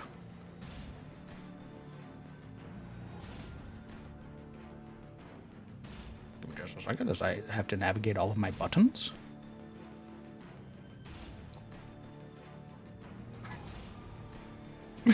They fall prone. Wait, what? As they attempt to collide the butt of the spear against your back, you would watch instead their footing kind of catches on the broken lid of the coffin. You would hear this loud, what sounds like plating, like metal plates kind of colliding against the stonework. Because that don't aid really is so like much this horror. plot armor Leshy. because that is their was the second action. Yep, they're gonna have to spend their third to stand up, which is their whole turn. Embarrassing. Skreek. All right. How much is it to stand up? Is it one? It'll be one action, sir. All right. Skreek, having just deflected the last blow from on his back, will rise to his feet for one action. And then, as he swiveled around from the one that was in the coffin first and defended himself against this one, he noticed an opportunity for these three. So instead of dealing with these ones quite close, he'll see this clump of three and shoot out both his hands to the ceiling above them, stretching and pulling almost like a nasty pizza dough, hopefully creating a bit of a portal in the ceiling, to which then immediately as it's on the ceiling starts dripping and caustic little spittles fall from it as a horde of rats falls from the ceiling on top of Oh my the god. three there, hopefully causing bludgeoning damage, but we'll see. Excellent. With the spell Sacred Rain of Rats. Beast. Yeah, Rain of Rats. Rain of rat. Excellent. Yeah, go ahead and hit Sacred Beast bludgeoning. All right. Sweet. Nice. All right, I Placing will, it I will roll their right reflex there. saves. Oh, you're gonna love this one. The priest has a +0 modifier to their reflex saves. Yeah. Nice. That one's fine. Well, he's not fine, but Ooh, damn. 2 saves, 1 fail. The damage, therefore, is weird. It says acid damage. What? Oh, no. That's if you want to add extra damage to it. So the little hammer icon is denoting bludgeoning. Okay. 2d6. Nice. Bludgeoning. Okay. So the priest is going to take the full 8. They are now bloodied. These ones are going to take half bloodied and still standing. And that is it for old Skreek. He smiles, hoping that he may have helped his friends. Okay. Sick. Before we do Ivria's turn, I am a Chud DM. I forgot. Apologies. Toph. While step may have not triggered reactive strike, standing up certainly does. Mm. I wasn't sure if it was a move action because it didn't show on the side. So I kind of just was like, oh, it's probably not. If you'd like to use your reaction So- to reactive strike, having this creature previously knocked prone, now standing up, they are momentarily vulnerable to your battle axe. Yippee! So I get to do that right now. Yes, ma'am. Hell yeah. Huge smash. Let's go. It was just a regular strike, right? Yes. Perfect. Perfect. Not to crit. Come on. Ah. A 17 hits. It still hits. Oh yeah.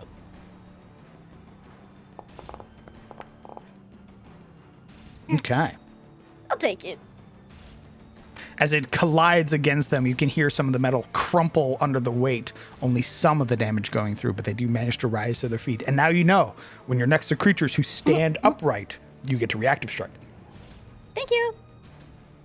Ivory. All right, so I need to ask ahead of time. Can I re-roll my healing with a hero point? No, ma'am. Ah! Can I cast from being prone? Yes. Okay. Oh. Let's see. You're off guard. You can take a -2 circumstance penalty to attack rolls. You can, the only move actions you can take while you are prone are crawl and stand. Standing up ends the prone condition. You can take cover while prone to hunker down and gain greater cover against ranged attacks, even if you don't have any objects to get behind, which grants you a +4 circumstance bonus to your AC against ranged attacks, but that's only if you're taking cover. So yeah, you can cast. It'll just be a -2 penalty to any of your attack rolls. Okay. Let's do this again then. Woohoo! Ooh, okay, another And 30 action. then- Or 3 action. All right. Oh. Good right here. Good, good, good. And please, come on, baby. I'm gonna kill myself. Better. Dude, heal being on just like an action is awesome. Number of actions. Okay. Let me roll some fortitude saves. I'm gonna also heal. Make sure to heal from that, everybody. All right, I'm gonna heal myself. I would love to roll above a 4. While those get rolled, it is also time for me to go pick up my car. Ooh, understood. So I'm gonna take this heal and either Summer or Crowned or Lobos or Lawman or Lux, anybody, if you want to control last, that's fine. We'll try not to kill you. Okay. We'll wrap up this combat once it's done. Then we'll see what the party would like to do. For now, we'll say as Lass is stood there, kind of surrounded by Naira and Nisha, you would watch as the spirits kind of coalesce and then absorb themselves into Lass. Naira and Nisha will be piloting Lass. Excellent. All right, I'll be watching like on my phone while I'm waiting for my car. Excellent. Oh my god, yay! Have fun, guys. I'll be back in a bit. Like See you in a sec. hopefully just an hour. Sounds great. So you would note that even though, let me go through all of these real quick. That one's a success, so it takes half.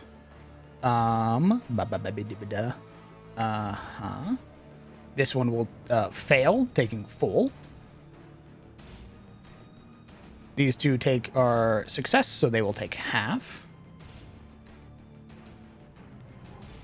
And one thing to note for the priest, Ivory, is as you expose it to vitality, it is weak to vitality, turning the 3 into an 8. Oh. And Yeah, as nice. its body is collided with by this brilliant light, you will watch as its final moments are to clasp its hands together as you would hear, O blessed morning, Lord, save us. and it is going to use Final Sunfall. Oh. It is going to cast a 3-action harm. Oh. Ow. Oh, wait, that's like what you've been doing. No, it's the opposite of what I do. The opposite. As it Get safe explodes outwards, everybody but Toph. The sacred potato, man. I'm going to roll this D8. Give me just a second. Watch him roll like an 8 or a 7. Fucking my healing is shit, and then he rolls like a god or some shit. I need everybody to roll me fortitude saves, please. You rolled a 5. Holy- yeah.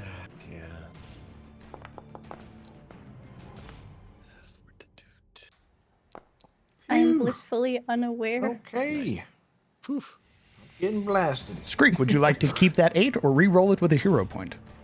I'll re-roll that with my hero point. Excellent. Go ahead and right-click your 8, and then it'll give you a little prompt that says re-roll using a hero point. I will roll for Lass. Oh, yeah. That's a Oh, critical yeah. success. Excellent. Nice. Let me roll for Lass real quick. Who's still frightened one. We're going to use a hero point for Lass. As Naira and Aisha spend their hero point. Okay. If nothing else, consistent. All right. They are going to heal for 5. They are going to heal for 5. Cyril, you're going to take half. Nice. Ivory, you're going to take half. Lass is going to take 5. Skreek, you critically succeeded, meaning you take no damage. Hell yeah. The 2 knights beside you, however, are restored to full health. Oh. As the priest is utterly destroyed in the explosion.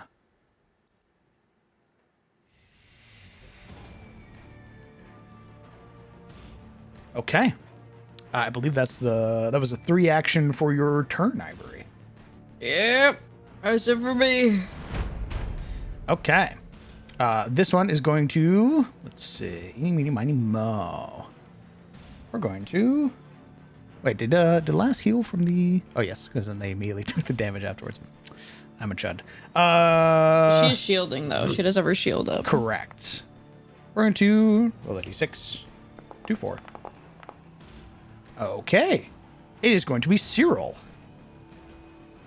Cyril, you're going to be met with an intimidating glare. They are going to attempt an intimidation check against you. Try it.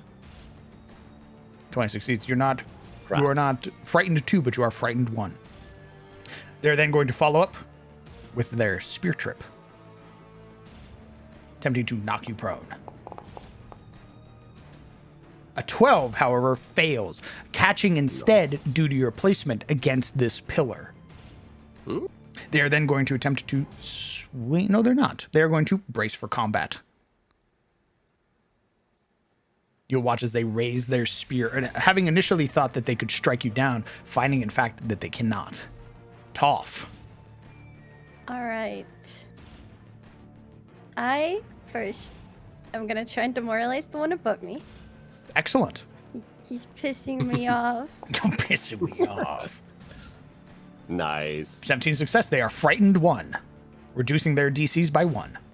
Perfect, perfect. I don't even look at him fully. I just kind of give him like a little shoulder check. I'm like, you're not. You're done. I'm sorry. No. You're not him. You're not that guy. You're not that guy.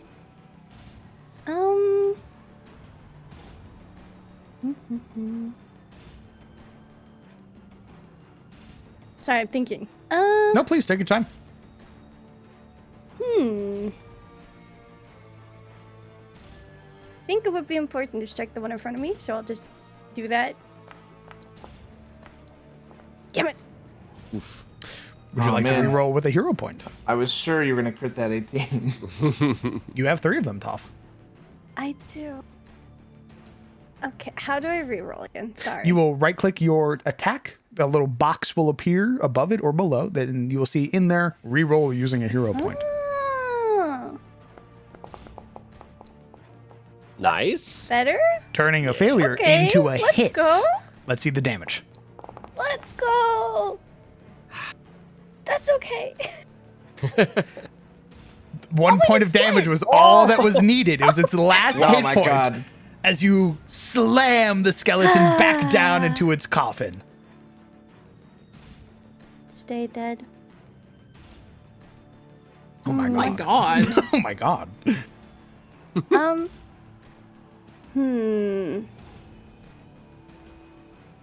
going to do another strike with map. Understood. Damn it. 6. An 8 just misses, I'm afraid.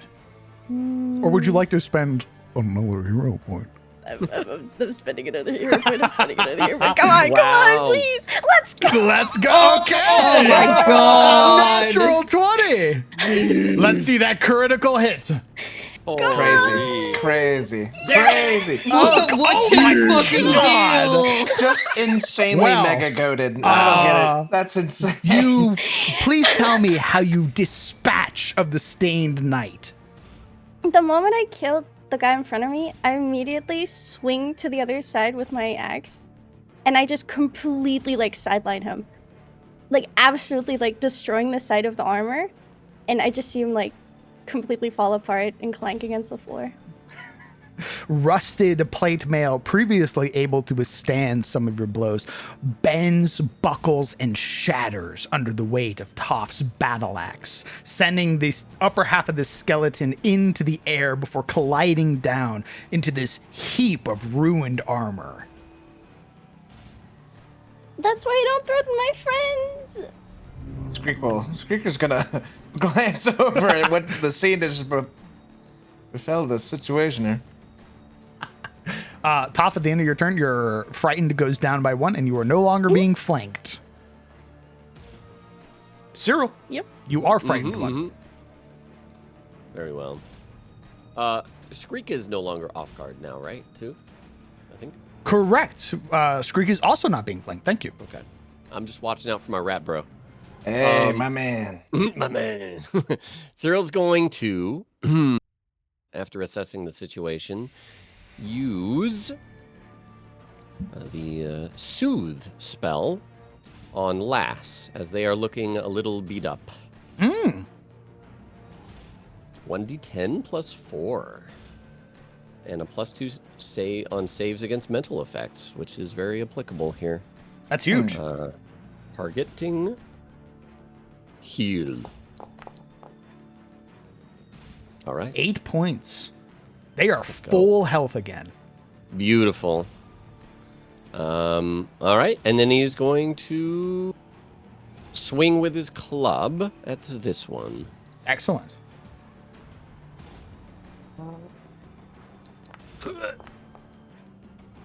Ooh, It 18 hits. nice. All right, damage. Ooh, Max nice. damage. Immediately, this knight is mortal. They look like they are barely able to hold themselves upright. Heck yeah, and that's Cyril's turn. Okay. Defiler must be punished, even if the other knights are falling. This one is going to attempt to strike Skreek. Skreek, because you were previously afflicted by the intimidation, or frightened by this one, it can no longer demoralize you for the next 10 minutes. Screek, not fear. Instead, it is going to attempt to trip you again. Oh. They're bread and Screek butter. can trip though.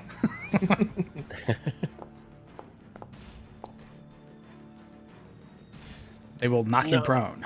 Ah! And then they will bring their spear down.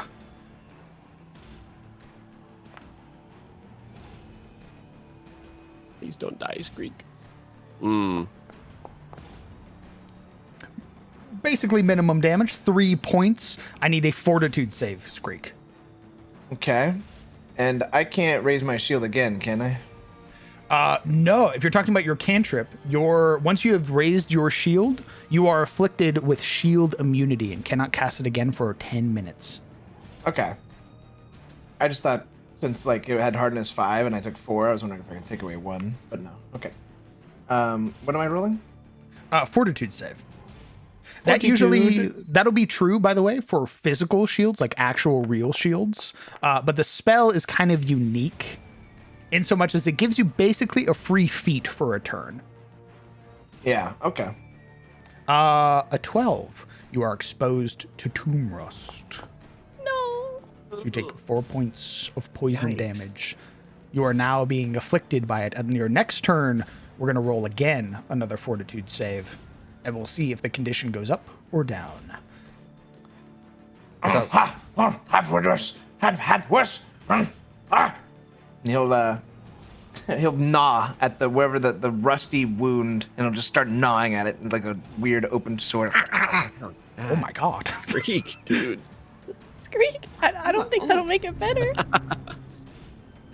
Lass is going to swing with their maul. Actually,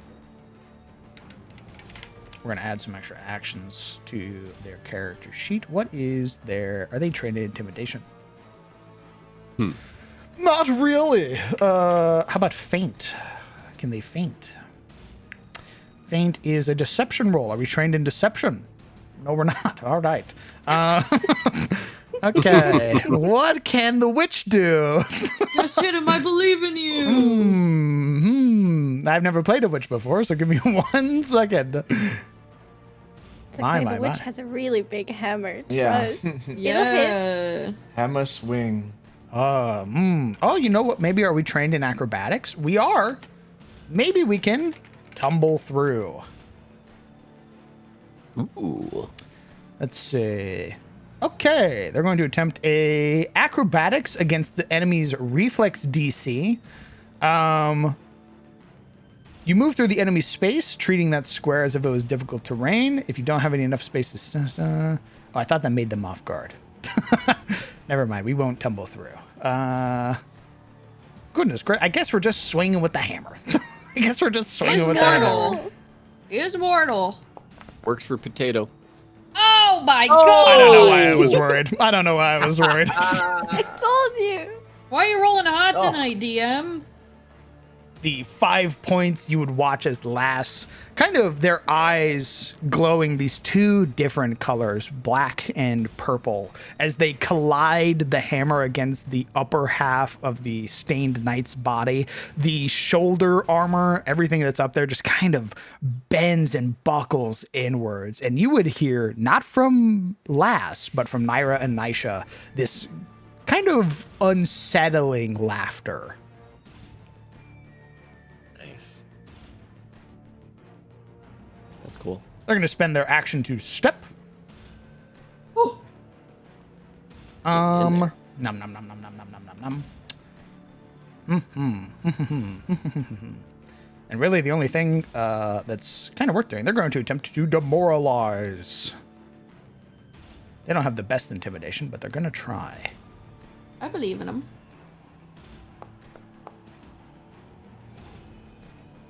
Unfortunately, as they attempt, the knight stands stalwart. It is their turn. They're going to go for Ivory. Yeah, I'm already underground. Correct. Oof. They're going to swing downward.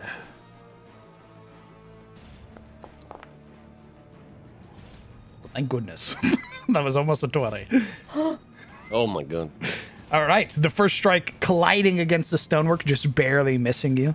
They would pull the spear back, attempting it to strike down again. Another insufficient. Unable to hit the cleric, they will brace for combat. Heck yeah. Whoa. Skreek. Okay. Well. I haven't seen these guys take the reactive strike yet, this combat. So, with that, I'm going to attempt to stride away. I will let you know that you are currently prone on the ground.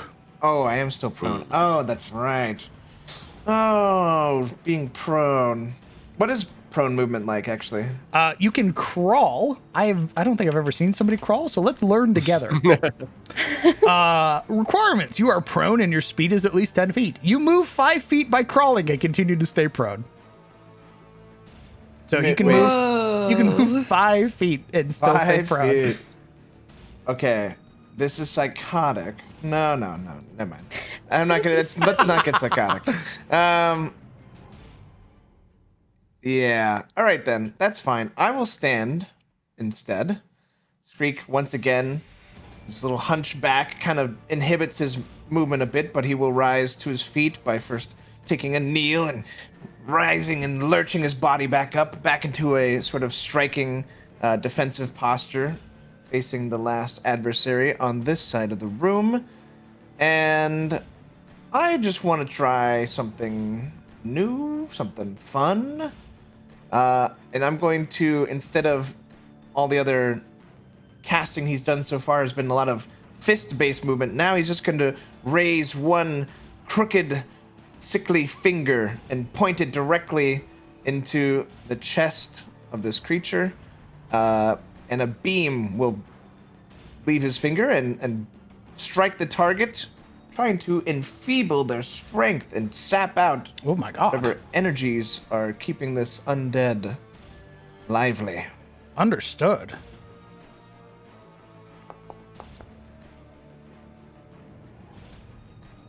Oh, critical success. Damn. Fuck that guy! No! That's my rat! I'm so sorry. As you attempt to collide this divine magic against the creature, you would watch as their eyes, previously these pinpricks, flare with bright teal, almost causing energy to begin emanating like mist from the sides of their socket. Whatever energy, whatever power is holding them together is stronger than the will of your patron. Well, I don't have anything else. Screek will cower down just a smidge, hoping to. He'll scoot just a step in the direction of his potato buddy. Excellent. Ivory, you are still prone. Yeah, I should literally kind of get up. So I'm gonna get up. Okay. Rising to my feet. Okay, what condition is this guy under again? He's fine. no, he did something though that was He like braced Oh or yes, whatever. he braced for yes. combat. So his AC went up. all right. I will then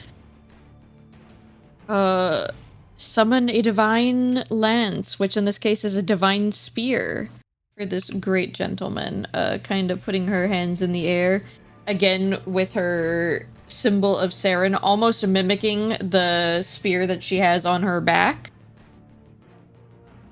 And she's gonna throw it towards that guy. Excellent. Whoa, whoa, whoa, whoa, whoa. Ooh, almost A 21 hits. nice.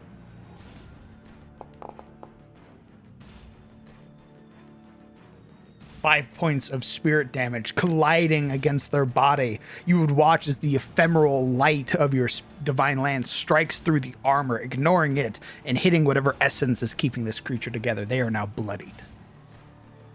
Yes. That is all for me. Okay. Toph. Okay. I'm Screek allowed is to being move assailed. Intercardinal, yes? One more time, sorry? I'm allowed to move diagonally, yes? Of course. We have Perfect. alternating rules in Pathfinder. So your first diagonal is 5 feet. Mm-hmm. Your second diagonal is 10 feet. And then it goes back and forth. Oh, wait! Hold on. I use sudden charge. Okay. I picked up what you were putting down. So I should be able to wait. It only says one action. I should be able to move like behind him, yes? Yeah. If I, like, You can move here.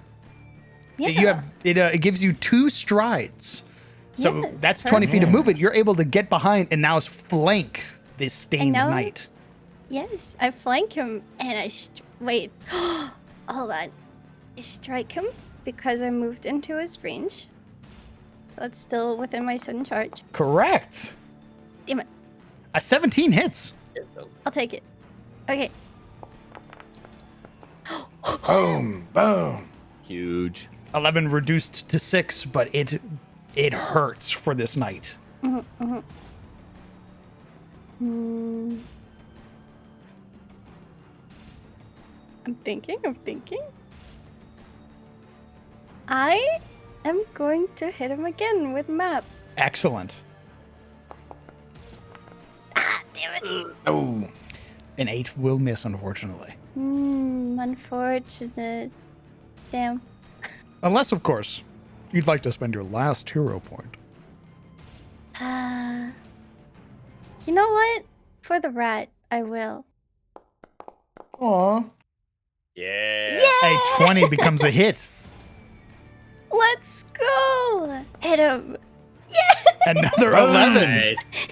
This stained knight is now mortal. This potato never loses. And the last of your frightened condition falls off. Cyril. Perfect.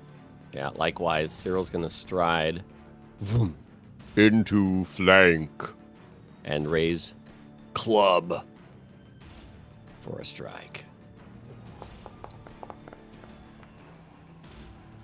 A 16 hits. Nice. Wait. Oh, okay, never mind. It says thrown, but I didn't click the throw one, so just making sure. Don't worry. It's just telling you that it's a property that the weapon has. Yeah. That's threw me off. Dang! Max nice. damage again. Max damage. As you collide against the back of this creature. This creature is now mortal. Yeah, he'll attack it, Map. Excellent. Why not? Let's see.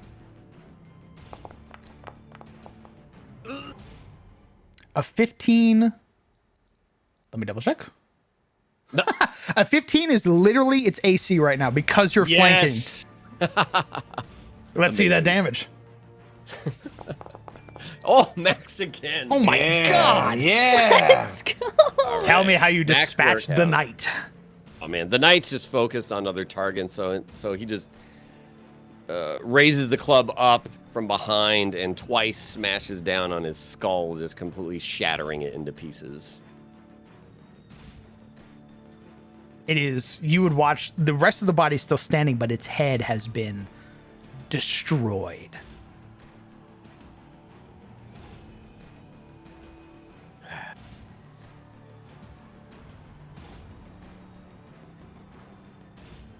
Oh, sorry. No I thought worries. that was the last guy. I was waiting for combat to drop. I forgot No, about this. there was one more left. There's one more. This little bastard. He is going to, you would watch Toph, the spear raised, looking like they are going to battle against you. And then you'll watch in the same breath, they pivot on their heel and swing backwards to stab towards Skreek. Ah!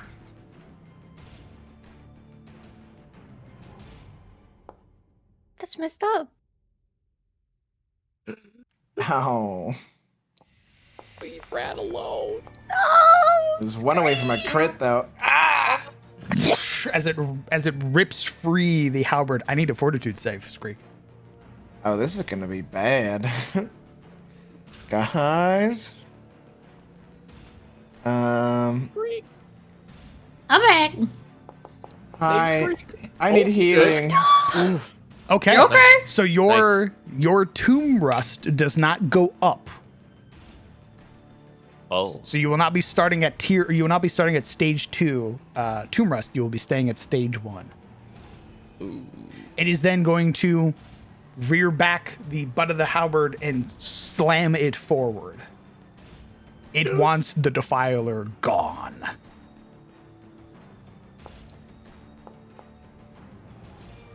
But a 10 is insufficient. It is going to brace for combat. Skreek looks really bad right now. Skreek is like barely bracing himself against just falling over, blood gushing out of his mouth and every wound and the plague rot festering beyond the surface. That would be really cool if I had any more healing spell slots. Oh, I just think it might be potion time for me. Oh, yeah. All right. Seeing that you are wounded, Skreek, Lass is going to stride up. They are going to... Actually,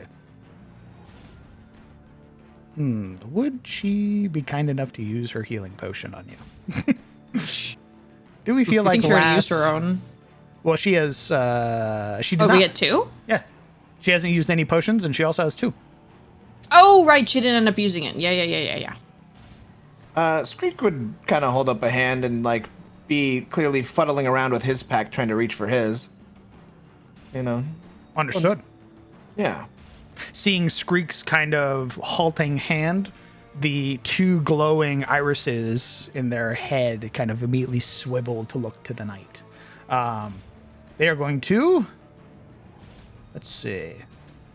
They're going to attempt to trip.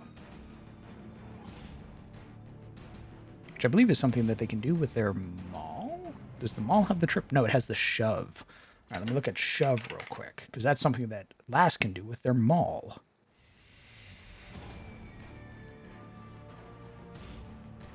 Okay. Learning. They're going to actually kind of see, having already in the process of beginning to move towards Screek, using their movement, 1 action to stride, they're going to attempt to shove this knight away to get it away from Screek. Big shove. Which they do. Strong girl. Push.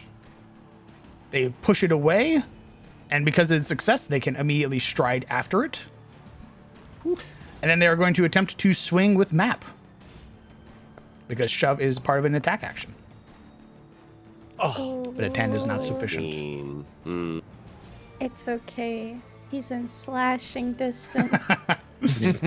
Oh my. Jesus. A Goodness dangerous little gracious. potato. But you will watch as Lass kind of interposes themselves between the knight and Screek. She's a hero. Screek?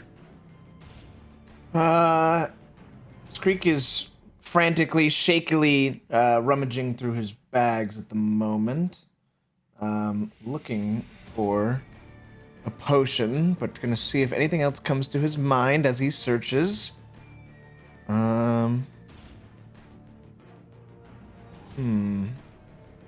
We have the antidote that we were given. Yes, sir. Oh, actually, so thank you for reminding me. Thank you, Screek. Screek, at the start of your turn, I need a fortitude save, please. Yes, okay, let's start. I was wondering. A fortitude. I might just die from this. You got this. Oh. Ooh, that's a 12. Oh, Mine's That's a pretty good. 17. Your tomb rust goes down a stage. You are no longer being afflicted by it. Nice. Okay. Well, then that actually Gaming. answers everything I need. Screek will cough up some of the rust he was gnawing at. This is another day in the life. A miserable life. I'm going to stride for 1 action. And for the other, I will attempt to dispatch this skelly boy once and for all, then. Excellent. And maintain his precious healing brew. The best way I feel to do so...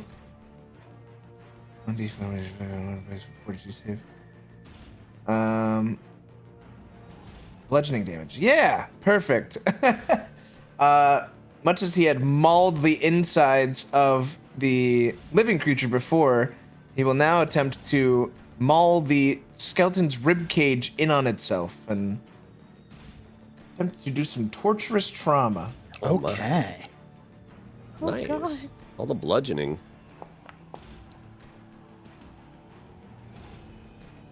That's okay. Even on a success, it still takes damage. All right, here's the damage. Oh, no. A 1. The Stain Knight will take 2. They are alive with 1 hit point. Guys, somebody, please don't let him get to me. Don't let him get to me. Screek is cowering in the corner. He did not take his potion, but he is currently back pressed, sort of scraping his own feet as he pushes himself against the wall in cowardice. You will all see that the knight looks like they are like twisting the position of their halberd, like they're getting ready to hurl it like a javelin. Oh my god. Ivory, it's your turn. Okay, party, your turn. Help. I think Ivory finally getting to pay more attention to that side of the room. We'll see poor Screek cowering, and we'll see the last guy up alive, and she will cast Haunting Him and say, "Now that's quite enough." And then give me it. Okay. Give me your Hey, stuff. 40. All right. I'm doing it. I'm doing it. Wait, is that a cone of damage? Ooh. Wait. 15-foot cone. Place that cone, please. If it's a cone, I would have moved up here and then cast it, Okay. so I could just hit him. Yippee! Because I did yeah, have the that would have extra action. absolutely hit us. Yeah. Let's For see some the damage. reason, I please. thought it was like a single target thing. Well. Wow. No. Well, wouldn't you know it? It only needed 1 hit point to die. So please Guys, tell me. I think I'm rolling like shit today. Damage rolls. Oh. Tell me how you Yeah. dispatch of the final stained knight. I think, kind of like I described before, she is finally just like had enough of these guys and is like, all right, that's enough. And will, kind of make a little bird whistle sound as it jabs into his skull, exploding part of the bone. Okay. Yeah, you will watch as the head kind of contorts for a moment, the eyes fluctuating in their presence, the teal dimming, shining, dimming again, as whatever energy is holding this creature together finally dissipates. And with that, combat is over. Screek. Screek's gonna start looking over his injuries and whatnot. Are you all right? Will live, will. Scared, flee, no. Brave, no. And it starts scratching at some of the wounds and just like clearly doesn't really like the situation or know what to do. But he you do tries to make anything it known for he'll live. Of course. Pardon? She will then take a knee and she will start doing battle medicine, question mark? Treat wounds. Treat wounds, that. Okay, I'm trying to remember terminology. She will Worry then start not, to worry treat not. wounds. Battle medicine is something you explicitly want to In use combat, in combat yes. because it'll put it on a 24-hour cooldown. Yes, yes. Oh.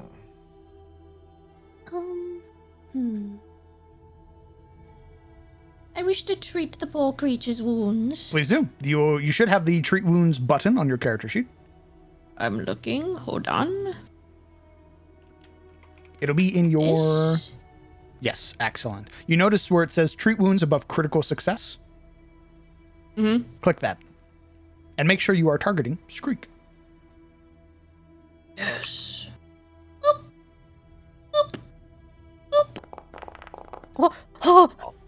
That is a Holy moly. critical success. Screek, you restore 14 hit points. Oh my god, I'm full.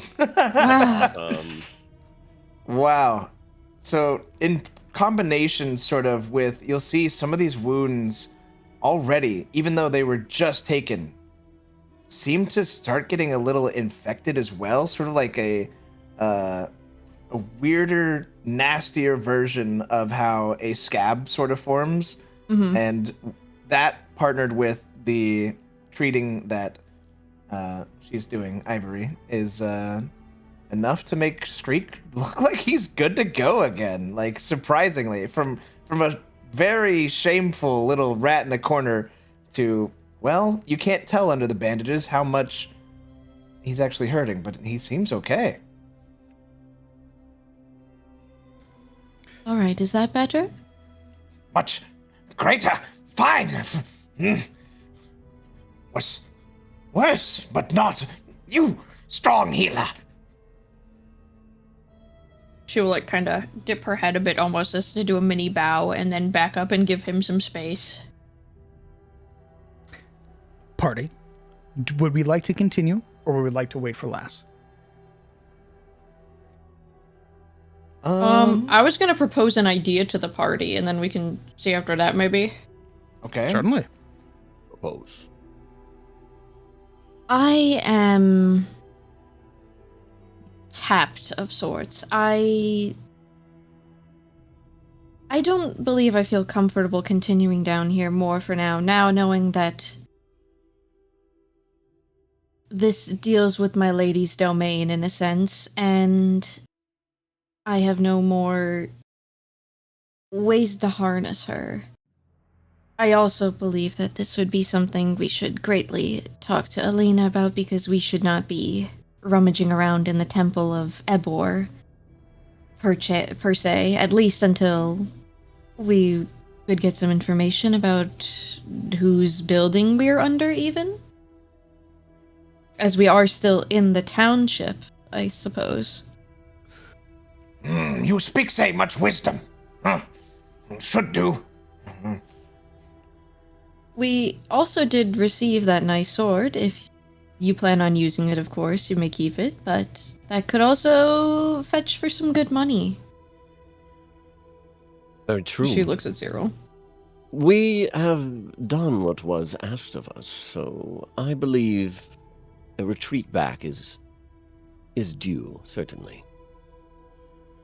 Indeed. I'd also like to talk to the local church and see if they know more about this, or at least a way that their dead could be properly put to rest. Party. You would hear, very faintly, a voice begin to emanate within the room. Wait. Maiden of Death.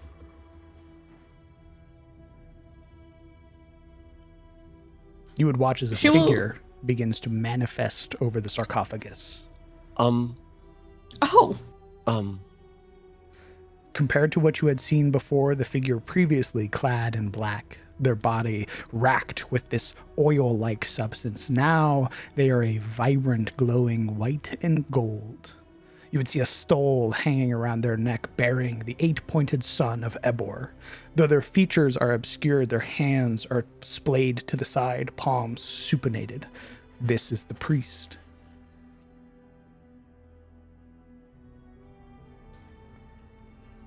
I must look Do you think he's upset that we killed him? You would watch as they bring their palm up towards you, Toph, kind of like an attempt to assuage your worries. A more gentle motion. Please. I hold no ill will against you and yours. You have freed my brothers, freed myself. I can only thank you.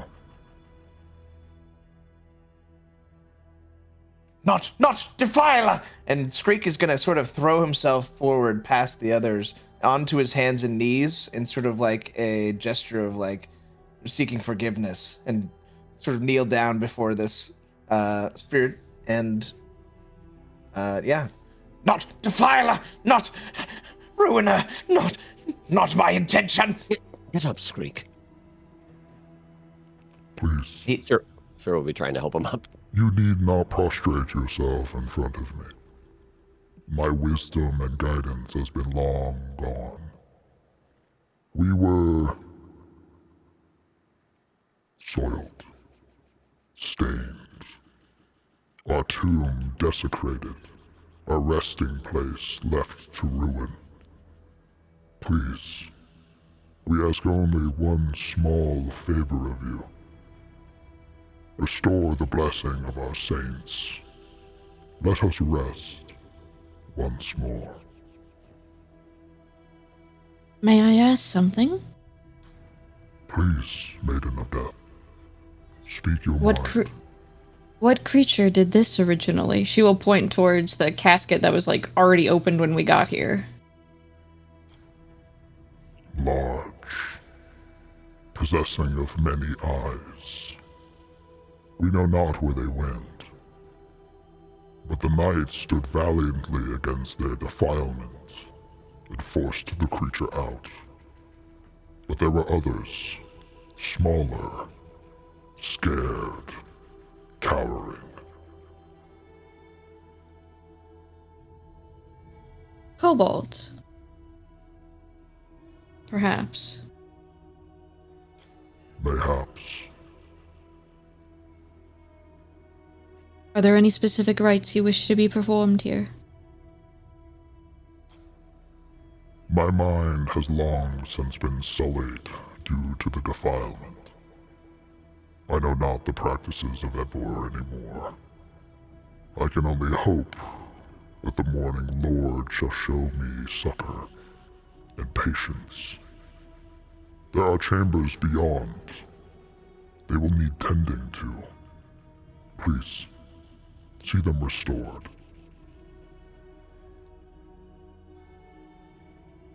She will give sort of a little half bow to the spirit, as in like an understanding, kind of like, will do. Skreek will rise from his groveling as well, with the help of Cyril, and get back on his feet. He sort of itches at his jaw a little. He's kind of uncomfortable. You will watch as the priest very gently folds their palms in front of themselves at their stomach and offer a small bow. And as they do, the light behind them begins to shine brightly, growing in volume before it dissipates. And as they do... Ooh! Yeah! Loot box! Yeah! No freaking way! He gave us a loot box! Well, it's actually the wrong icon. It's using the generic Pathfinder icon, but it'll serve its purpose for now. Loot box! Loot! Yay! Yay! Oh my god! There appear to be a number of items within this sarcophagus, if you would like to read them out. I will read them out. There is a polished shield. Like wooden shields, steel shields come in a variety of shapes and sizes. Though more expensive than wooden shields, they are much more durable.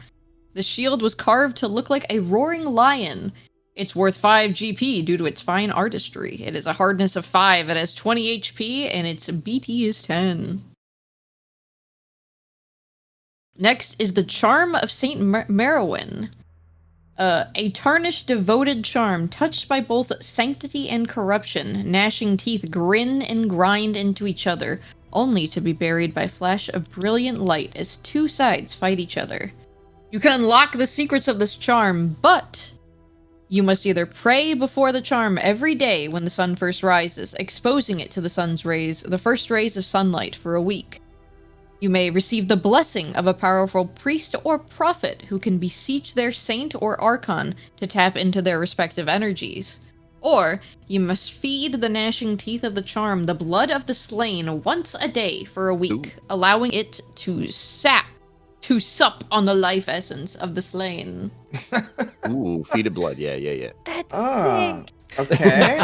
As you Next. hold up the charm, it is this kind of obelisk-like statuette, but you would see that the inner half of this thing is flesh. You would watch as tongues writhe and lick across gnashing teeth that grind and push into one another. You would hear this faint, insidious cackle that emerges, but in that same breath, a brilliant flash of sunlight emerges out from inside of this thing's mouth, causing it to hiss in pain before growing quiet again.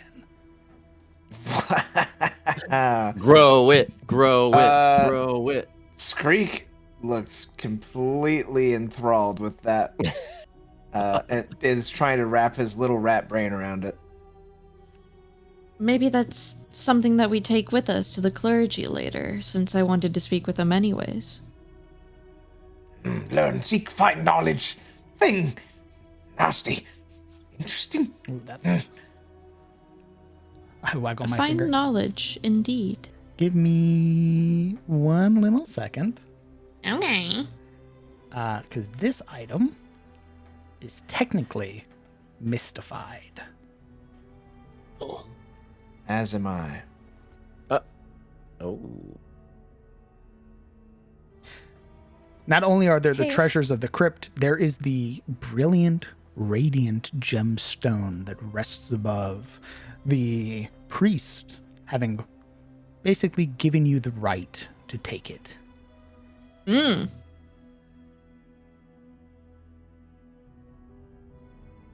I guess I will take it. Will you? Would it be seen within? Because he kind of gave us the right to take it, so it's not like. She would also want to take it again back to the clergy to see if like this is something that is useful with helping put these people and the rest of the place to rest, in a sense. Perfect. As your fingers gently touch the Everstone, or the Everlight, you will watch as it lifts itself up from the sconce. You would watch as it begins to gently rotate in place. It is a multifaceted gemstone that is emitting light. It rests over your palm, never touching the ground, even when dropped. And as it touches your hand, your vision is filled with someplace else entirely. Your mind is transported for but a moment. As all of you watch as Ivory goes still, you would see their eyes transfixed down onto the gemstone. And Ivory, you would watch what appears to be a landscape wrought in metal. You would see towering buildings that emerge from the ground upwards, piercing this thick haze of clouds. The buildings themselves are brilliantly lit, illuminated by what you could only describe as torches, but they are so bright, they are overwhelming. The light fluctuates. You watch as it pulses. You can see what look like images, things moving across these panels of light. You would watch as things move past you, carriages, but they are sealed, massive metal machines that roll on blackened wheels, or perhaps even fly through the sky. As you touch it, your vision is met from a figure across from you, a human. This individual's hair is messy brown that curls backwards against their head, their face this 5 o'clock shadow that clings untrimmed. Their eyes look panicked. You would watch as both of you, your hands supinated, holding the gemstones in front of one another. As his shatters, you would watch the light break in their palm and manifest in yours. This gemstone having left one person's and now brought to yours. And just as that happens, your attention is brought back to your companions. Can I just rob Joji? Oh no. Are you all right? Yes. Oh. Peculiar. Are your eyes okay? You stared at it a long time. It's really bright. I'm used to seeing bright lights in a sense. And she'll lift up her bangs and you can see that her eyes are almost like they're like a very, very pale blue. Like almost that you would see in somebody like almost like a dog that's about to go blind fully is what it's similar to. Oh. If you're not. This is very intriguing, though. I'll have to look into it a bit more.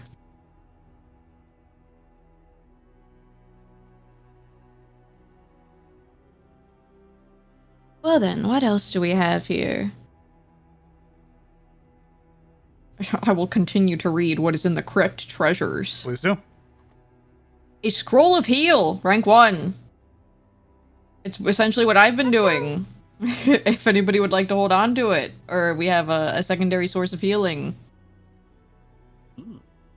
So per raw, or rules as written, you would need the spell. You would need to know the spell to be able to cast it. Oh, right. All yours. That's mine. Sticks in my pocket. Think that And makes then sense? 5 gold, which I'll one take for that. each of us? Oh, Five big excuse you. ones. Thank you, Cyril. Well, Thank you that for was being the most real I've ever seen a player character be. I will add all of this to your stash. She'll see Cyril try to go in and reach for all 5 of them, and she'll like slap his hand. Well, Well, I I thought mean, we were- if we can't come to a compromise, we could also just give the gold to the little guys. You know, I'm sorry, which little guys? the spider things. Naira and Nisha, upon hearing that they're being Oh. offered something, kind of force Lass to step forward and be like, yes, yeah, we'll take it, we earned it. I was going to say either we could split it evenly, or we could use it to help fund the repairs that we might have damaged here. She'll look around at all of the bones everywhere and all the caskets smashed open from the inside. A little bit of dripped of acid over here. Oh yeah, all of the fucking corpse of rats that are like spewed right here that fell from the Melted ceiling. rat. The rats did go away. Okay. I mean, most of it was the way it was when we came here. Then even split, seeing as there are 5 of us. There's 7. Mm. Yeah, how are we supposed to split it? And we helped lots. We helped a lot. Indeed, you did, Hollows. Did you receive a summons to help with this mission? Who's asking? I am Cyril. Yep. Right. I suppose we'll check with the paperwork later. That will settle things. You watch Nisha's eyes go wide for a moment.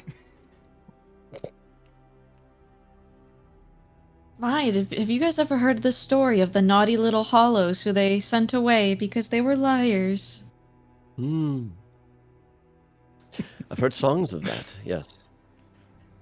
Creek will have been for the duration of the argument about coins and figuring out what's going where, hasn't stopped just staring at the ongoing turmoil of that artifact with gnashing, gnawing teeth versus the flashes of light, and it's just like a caveman staring at fire. A little bit of drool falls from the corner of his mouth. Seeing Skreek be transfixed, she will gently walk over with it. You seem to be quite intrigued. Would you like to hold on to it? Touch, see, no find, seek, understand. Yes. Skreek will have it.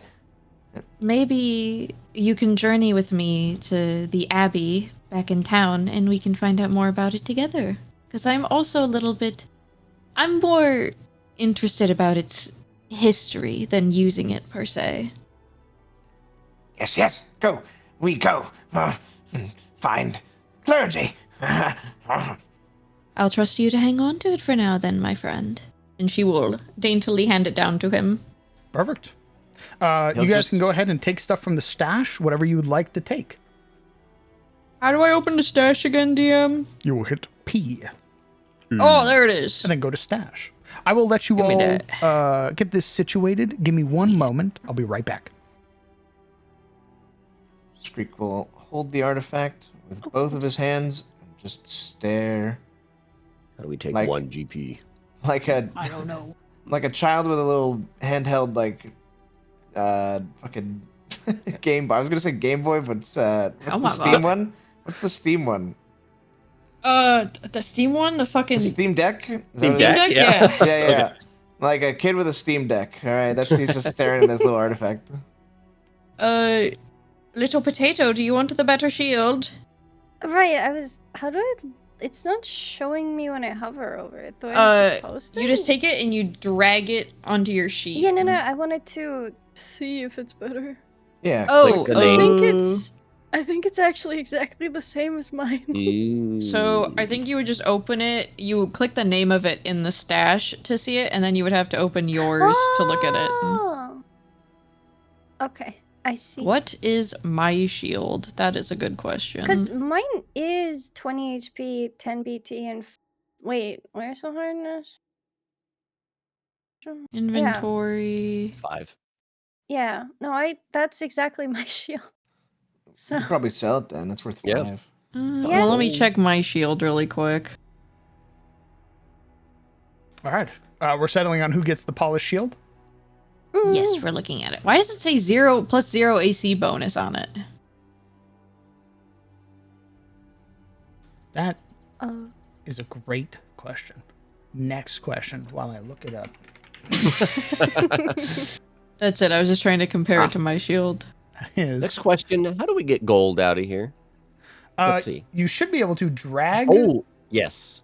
Excellent. Got it. Oh, and then you can just put one. Then you choose. Yeah. I will do that then next. I would like one piece. Thank you. Yippee! Oh, that's right, because it's a we are so up. fake shield. Give me one second. It should be an I'll AC grab bonus one of for 2. last. Oh. Oh, There we go. Oh. Wait, everything Wait changed. a second. What is yours, Tauf? It doesn't say any. Wait. The one on your sheet? Really? Hold on. If you click it, it does the same thing. Steel shield gives you an AC bonus. It's the 2. same, yeah. Does it change the hardness and HP at all? It is. Nope. No, it is. It is basically the equivalent of a steel shield. The big thing is that it's worth 5 gold, and people will buy it for 5 gold. So it's a very nice looking shield. Yes. That's a very nice looking potato.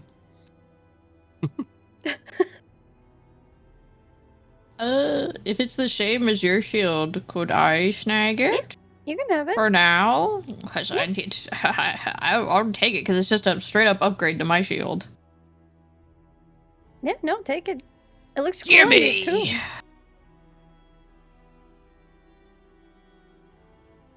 Okay, I will give a gold piece to Lass. And who has not taken a gold piece? Skreek has been transfixed on the artifact which now rests in his palms and has not reached or grabbed for gold. As you hold the charm, Skreek, you feel your necklace get heavy. Oh. Something about this is familiar. Under his breath, trying to hide it, but maybe someone very perceptive could hear. Calls to me. He calls. What You know, kind of sort trick we do to perceive? I'll let you just do a little perception check at what's my base, right? Or you can compete against maybe a deception or something. If Or you'd just like, D20. if you'd like to do some DCs, I usually let players handle how they want to do rolls between each other. I very rarely will interject in kind of PvP rolls. But you can do things like deception. You can make it like a deception DC. You can make it contested perception rolls. Whatever you'd like. There is stealth as well. Okay. I think let's just say it's like for perception, just say like a 15 DC. So that's rolling 11 for most people, I think. Okay. So you would totally hear him say that this artifact is calling to him, for 1, and for 2, let me just make sure I get the name right. Before I frick it up in front of the DM, that'd be so embarrassing. We never let you live it down. Yeah, you will hear Skreek say, in sort of a name of reverence, like you're mentioning a saint. He'll be whispering, Ekthoros, Ekthoros. You're right, Skreek. Hey DM, do I know that name? whoever would like to, you can recall knowledge using blind religion. Woo! We're about to learn some things, party. Let's go. I mean, I didn't. Wait, how does this work? Because I failed the perception check, so I just didn't hear it. Yeah, we'll say that Okay. maybe Toph is occupied or just slightly farther away than these two here and didn't catch exactly what he was muttering to himself. Ekthros, the pox father, the father of oozes, the fetid prince, the lord of life and ruin. Ekthros is what's known as a Volinar. They are a betrayer god, a god of chaos, a god of the Vygar. Ekthros is... Ekthros has many archons, all of which seek to spread the Pox Father's greatest attempts at life, disease and maladies. Oh.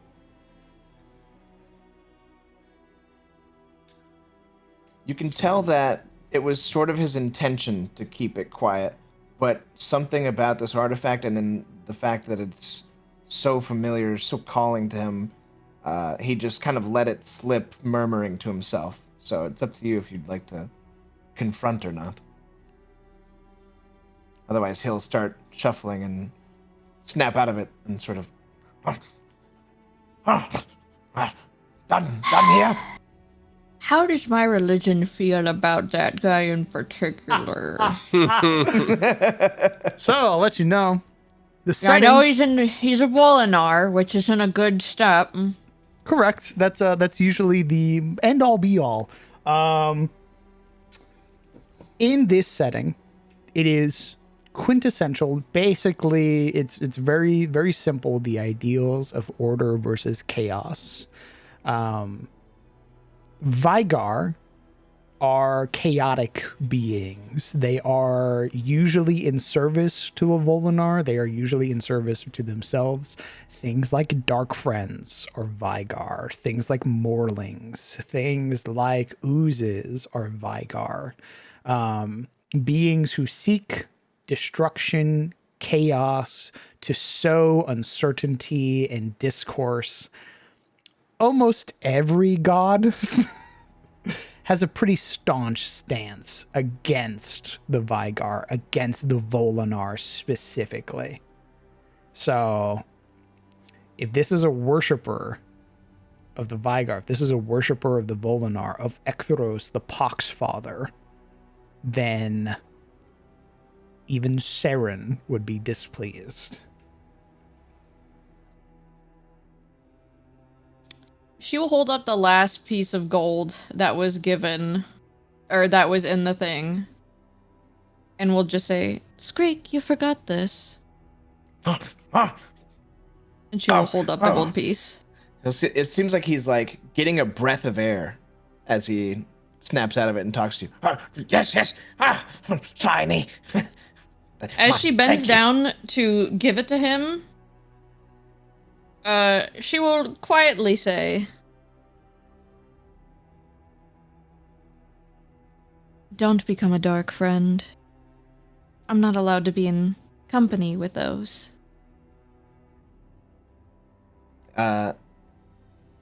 She's whispering this quietly. Mm-hmm.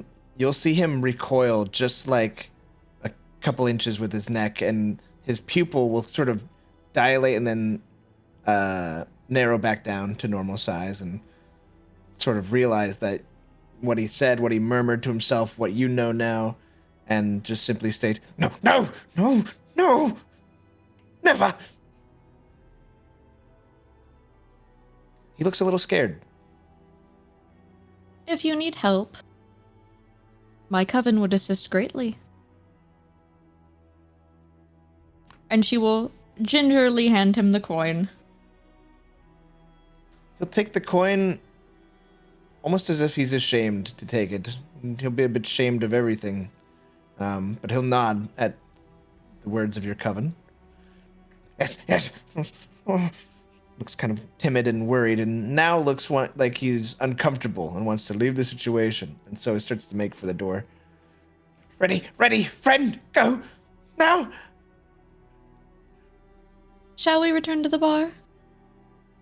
She would look at everybody and give a smile like she's done nothing wrong ever in her life, even though she just threatened a poor little rat.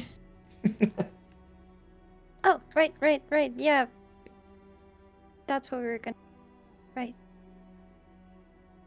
Cyril got his arms crossed and is just he was looking sternly the whole time at Skreek, and he just nods and begins to move forward. On Skreek's final look back to make sure everyone's following, he will notice that stare and sort of meagerly bow his head like a submissive dog, kind of bow like down low and sort of skulk away. Okay. If we are heading to the surface, I can expedite this for you so you don't have to navigate the whole dungeon again. You have cleared this, so you'll be able to just come back up the cellar and enter the Bear's Pub, if that is your intent. Could I have been doing a downtime activity while we travel? What would that be? I want to identify this fucking thingy. Yes. Oh, yeah, I would change off of refocus as well to something else.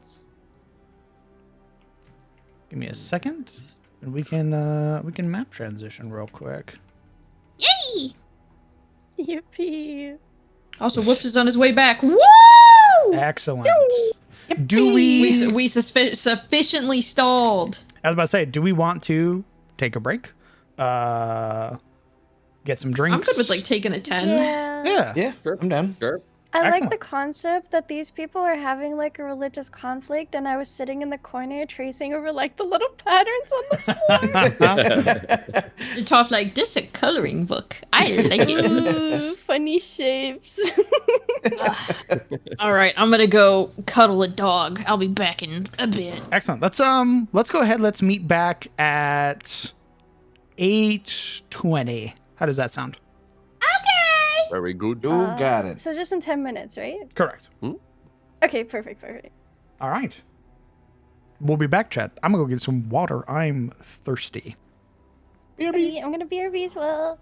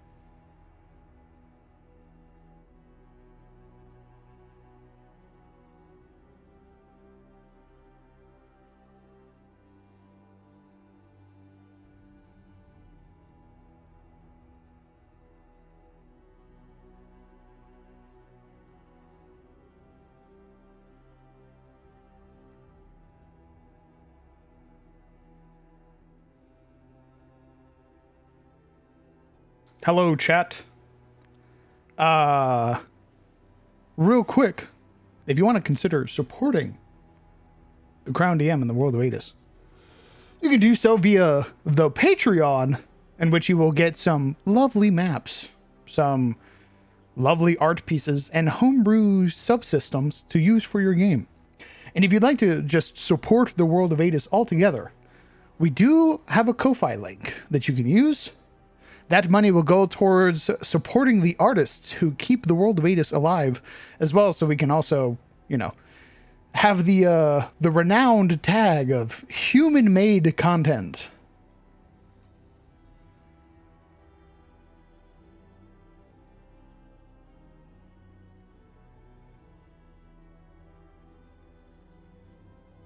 And yes, do feel free to join the Discord, where you can get all sorts of lovely interactions, both with the community, get to see all the fan art, and hang out, and maybe even get into some games, because our community loves running games.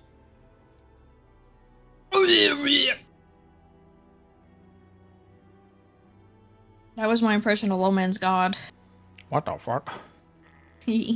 Crazy. My doggies didn't want to cuddle with me, but I did get a really gorgeous picture of the sunset. Nice. Look at that. I'm looking. I'm peeping with my Whoa, eyeballs. wait, Hold that's on. pretty. Oh, wow. Nice. Very nice sunset here. Cotton candy. Yeah. Oh. Wait, I also got a picture of my stupid idiot staring at me outside. I gotta flip it though, because it took sideways. Oh my god. Be nicer to your dog. She's a little stupid idiot. Oh, thank God I did. Here, look. Thank God I did. Give me 1 second. Look at this stupid idiot. That fucking egg.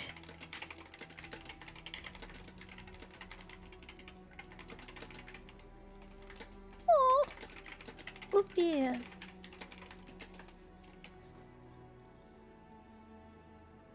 Sorry, I'll look in just a second. I realized that it copied over the wrong version of the item. So I need to do this real quick.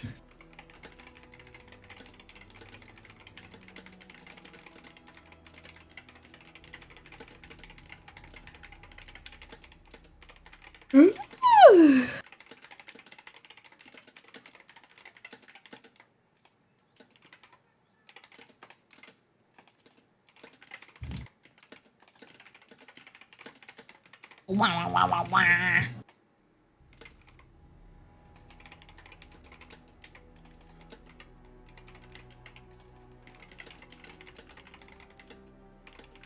I can't believe I fucking robbed Georgie. Ruh-roh, Raggy. I wouldn't say robbing. More like saving something that was almost lost. Oh.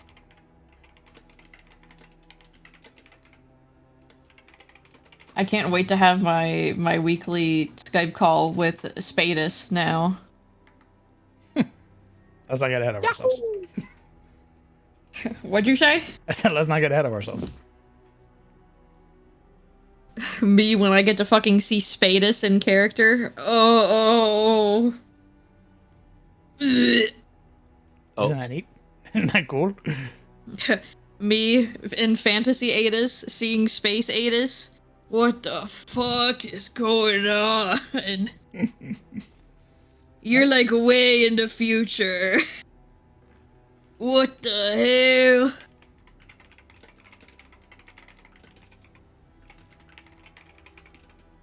Wait, now I gotta watch the next Raven Corpse, because now you gotta explain to Joji what a fucking Night Maiden is. Joji has his own situations to deal with currently. Oh yeah, they got stuff happening. Yeah, I'm really glad you touched that thing. I don't think I would have known what to make of it.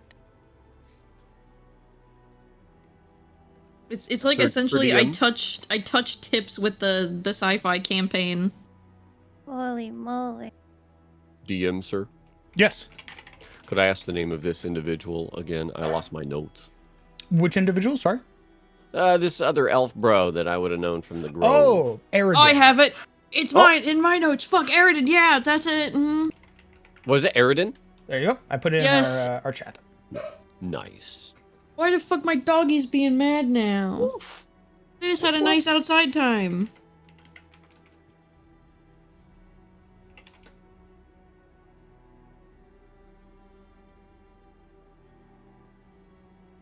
The dog.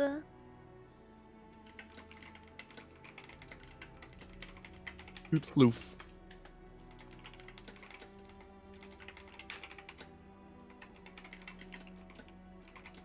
I can't wait to write more notes later and I get to put parentheses nasty boy next to Skreek. He's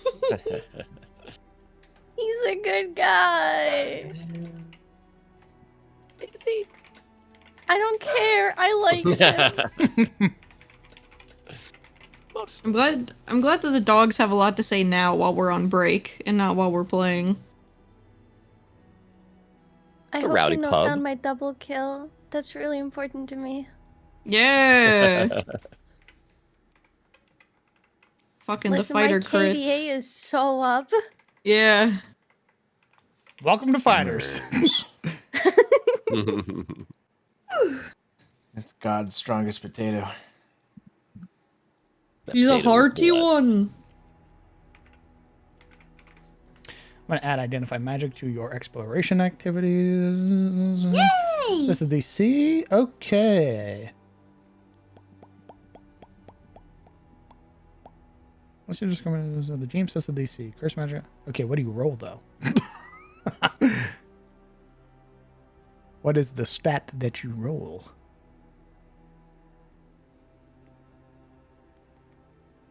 If your attempt is interrupted, curse magic. It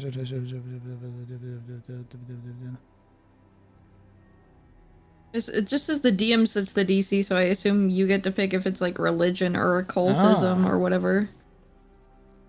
All right. Yeah, it'll be a blind religion roll. To moi. Can I guidance myself? That's a great question. Let me check guidance.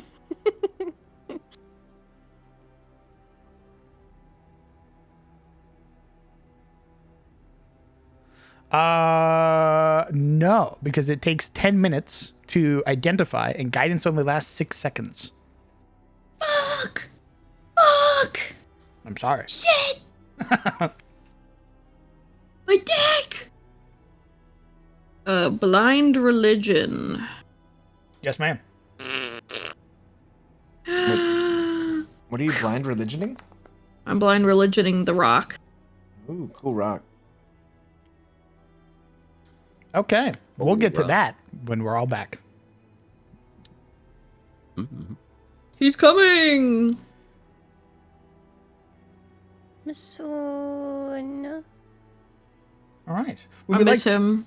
Would we like to wait till Whoops is fully back? I think that'd be good.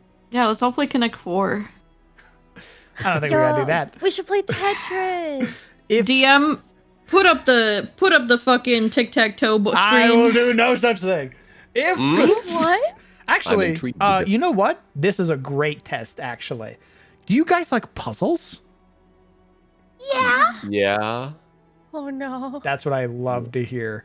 No, don't do the I'm- thing that fucking... Don't pull up the thing that Sizzle gave you. I'll kill I'm myself. going to show you a puzzle, and No. you're going to see if it's something you can potentially solve. Now, mind you, this is not currently relevant to this campaign at all, but I do like this particular type of puzzle, and I might be making something similar for it for this campaign. Oh no. Is If this it's the the moment where I fucking say the wobbly -1 roads, on I'm gonna int cry. Is also me in real life. Oh, well, it's this! Oh. Is what? I've posted it in Oh. our group chat. The rules are on the bottom. This is a puzzle I have made for the Netrunners in our Cyberpunk game. The concept is very simple. It is attempting to discern where the viruses are in relation to the data packet. You'll mark it. It's Minesweeper. Correct. Yeah, it's Minesweeper. It's a yeah. very Nice. simplified Minesweeper. Nice. And if it's something that is easily accessible for you as individuals, then it might be a type of puzzle that I introduce in the future for things like unlocking doors, being like matching symbols, or kind of uncovering where the sources of corruption are, things like that. So what do you want us to do here? You'll take the picture, you'll download it yourself, and then you will mark where you think the viruses are. Make sure you read the rules at the bottom, and it shows you how many Yes. viruses you need to find, which is 3. I'm back. Welcome back. Welcome back. Welcome back. Well, okay, that's something that we can save for later then, because now the whole party's back. Yay. Okay. Pulled up to the dealership and I was like, "Hi, I'm here. Like you told me, where's my car?" And they're like, "Hmm." You're fucking what? And I was like, "Oh God." And they're like, "Oh, we forgot. Give us 30 minutes." Amazing. We forgot is crazy. You landed a devastating blow with your maul. Fantastic. And you also, we also found out that you can shove with your maul. So you pushed a skeleton away from harming Skreek. Ooh. Skreek almost literally died. I was widowy free HP, bro. W save. What else happened? The party got some loot. The priest that was previously stained was brought back, and it spoke to the party and beseeched you to cleanse the rest of this resting place. Hmm. And then we decided to leave because I am Omega tapped for Eeling. And we also should probably report that, like, hey, there's a fucking Ebor crypt underneath the town. What the fuck? It looked like it had been tunneled into, was what I was surmising. Yes, he also So- said it looked like there were other kobolds that came by. Or the description at least matched the kobold again. I Also, see. something with many eyes.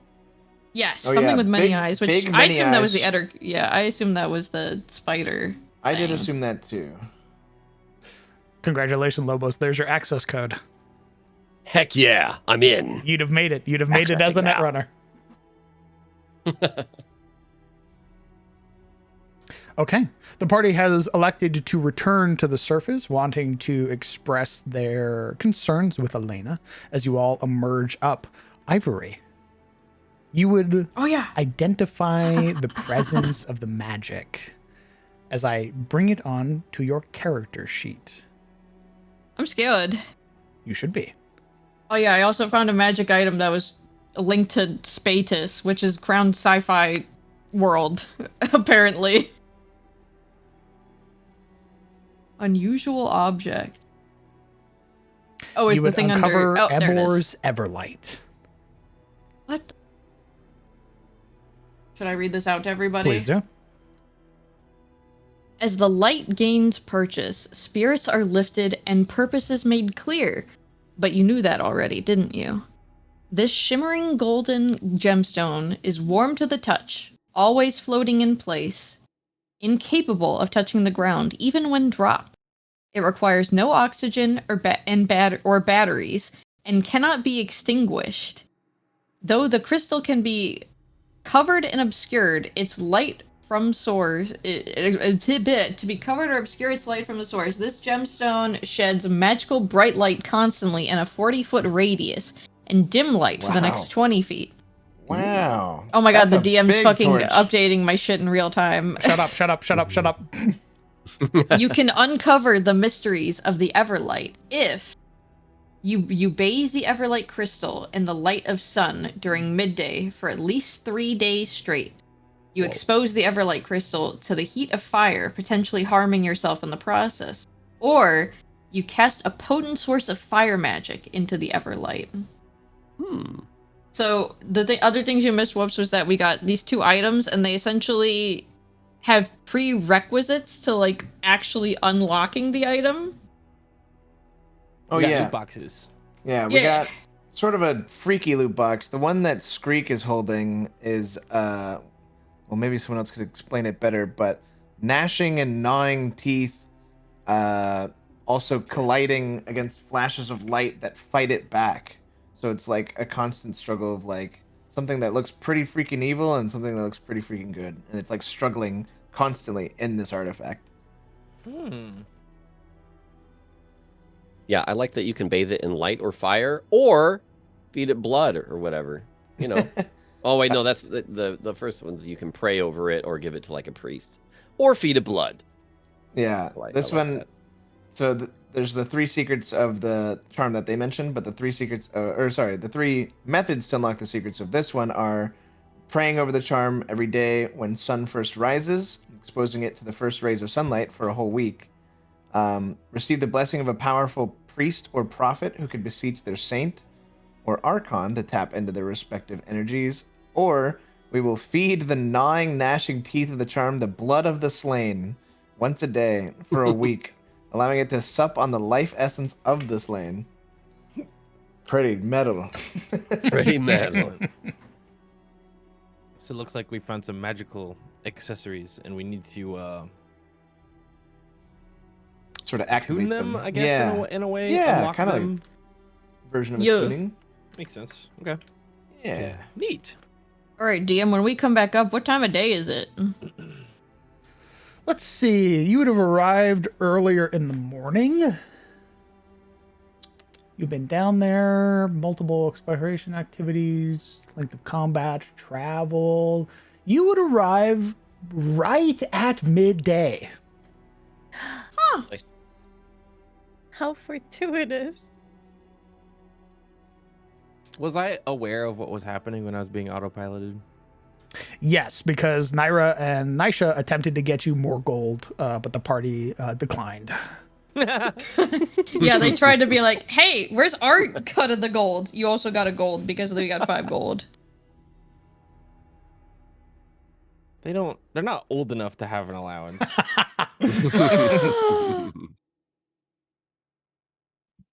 As I thought. I know. Why don't we go partake in a drink? Could definitely Probably use a maybe rest after that. tell Elena what all transpired. Squeak will follow along behind.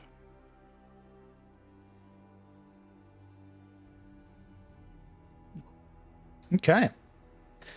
Actually, they would also be gone because it is midday. It's been several hours.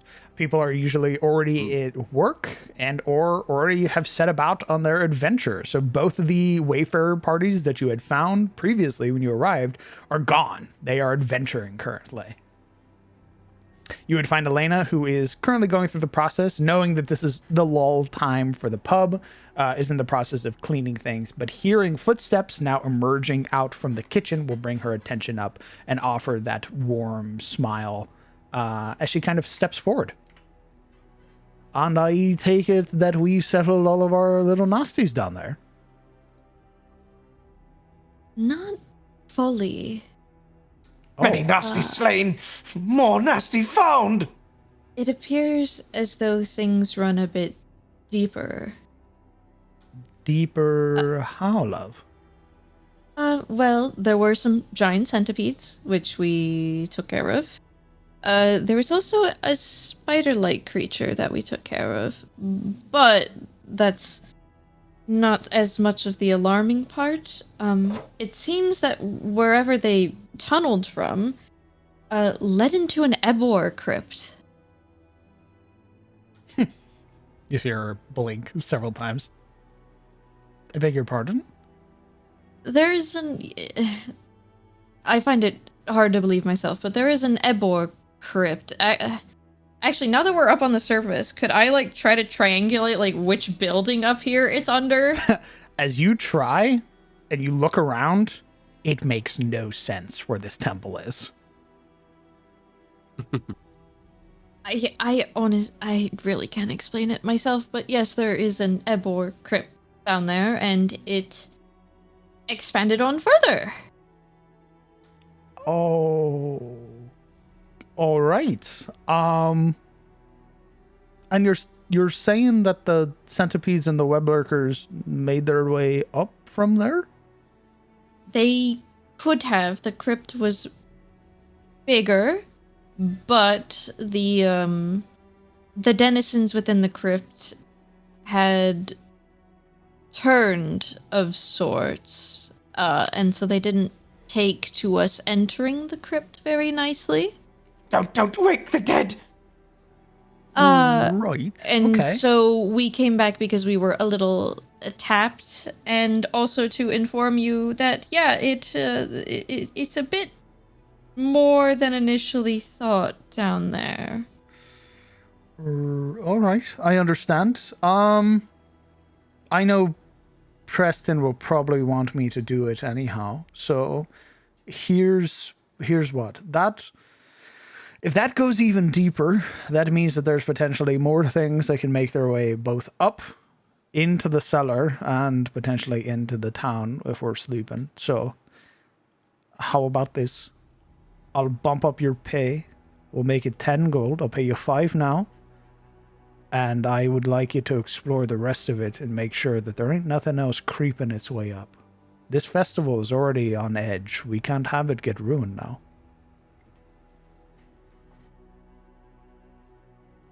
That works for me. I intended to go back down to make sure that they were set to rest properly anyways. I just needed a little bit of rest to refocus myself, if you could.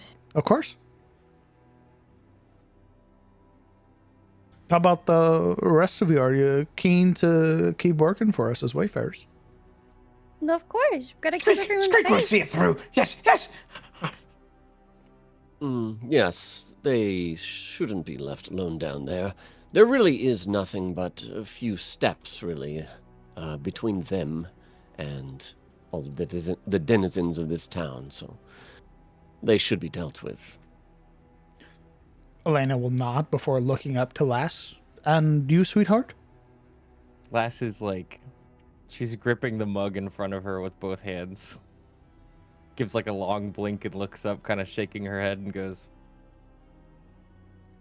I guess. She will offer a warm smile, kind of seeing your hesitation. Worry not. If things get too dangerous, just make your way back up here, and I'm certain that we can call for Lady Arianwen, who's our road warden. And mayhaps if they return from their patrol, we can deal with whatever's down there. But I would ask, given that you already know what's down there, I don't want to potentially expose new individuals to whatever might be lurking. So I trust your wisdom and your prowess as Wayfarers. And I'm sorry, and Lass will lean over, kind of like shifting her shoulder back over the counter. You said that was a Ebor crypt? Ebor, the Morning Lord. She'll offer like a slow blink towards everyone. Am I the only one here who doesn't know what that is? No. Elena's brows knit together. He's one of the most prominent of the Aranar, I'd say. He's the creator of the sun. Ivory furls her brow at hearing that, but you can't see it under her bangs. Lass will kind of sit back and like slow, like nod with her whole torso. Right. Mayhaps you know him under a different name. It isn't uncommon for, different places to refer to him as something else. I believe the elves refer to him as Lathander, and the dwarves refer to him as Angrand, I think. Lass will snap her fingers and goes, "Yep, that's the one." Oh. Totally lying. Well, there you are.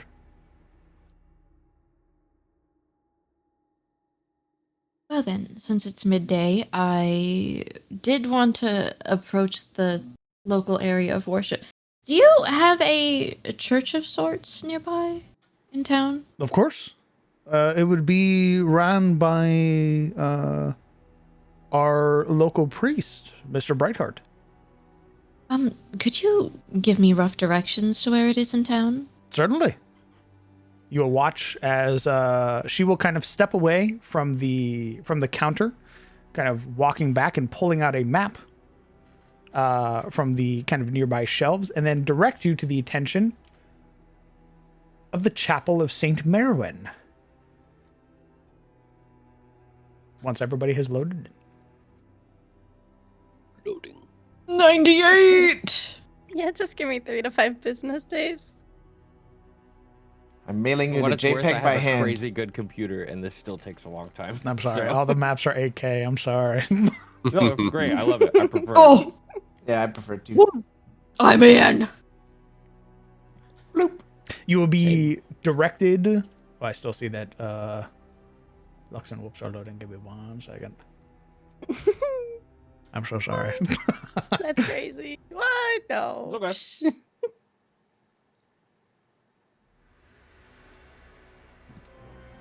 I'm in.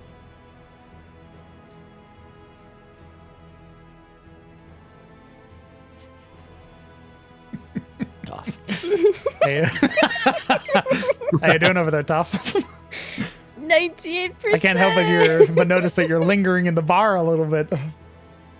I can't see. You know what's Must so cool say- is that he's just gonna show it to us on here on the map, and then we're gonna go back to the other map, and it's gonna be really Yeah. funny. I would Awesome. never. I would never.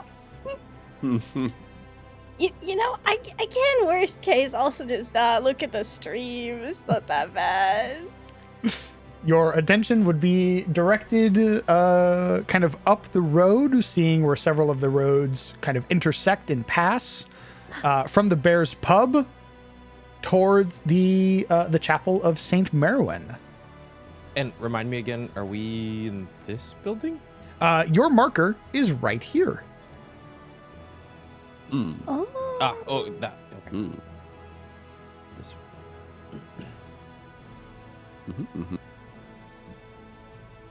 You're very good. Elena will point it out and kind of pull the map back. Right, so are you wanting to stick around here, or would you like to go speak to Emmanuel? I and some of the others might want to go speak with Emmanuel, so we could maybe see if they have any records, at least, of the crypt down there. Maybe it was on the surface at one point and it sunk down a long time ago. We also did find a charm of the saint as well that I think our dear Screek here wanted to look into. Understood. Then Mr. Brightheart will be the foremost expert on that.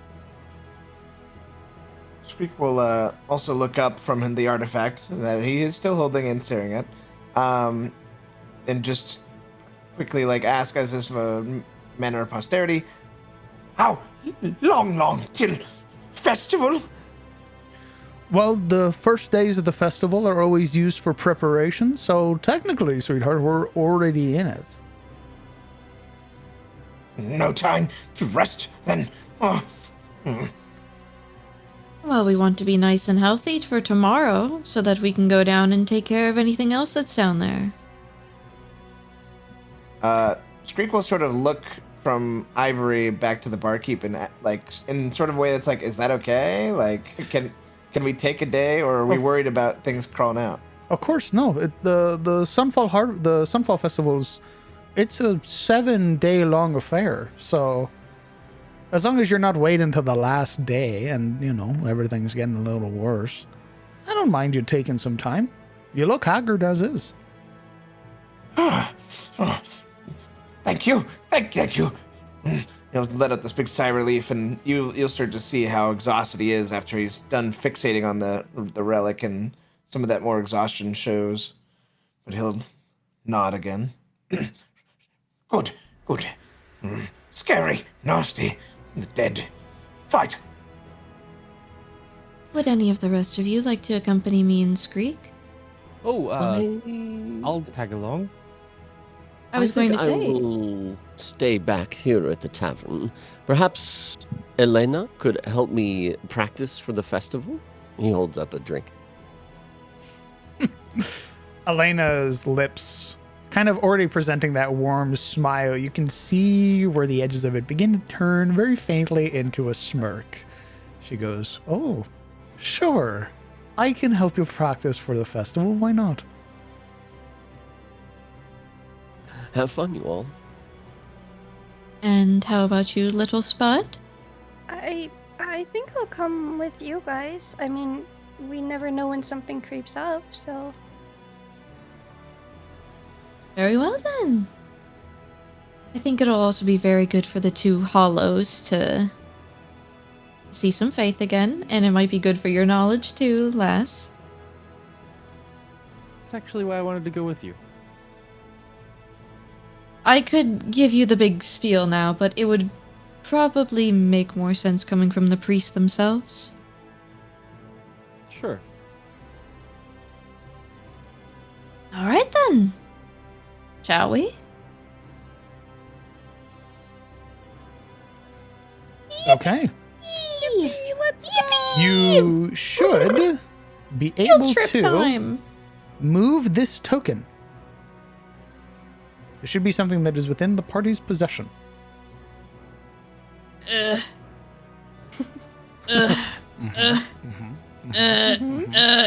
no. That, Oh, yeah, I I can can't move do it. that. You I'm can not do even that, there, but I I can can't do move it. that. What the fuck? Try Someone has to again. control. Oh, I can Oh. do it too. Wait. That's me. I'm doing Okay. this. Yay! There you go. Go ahead and please. Oh,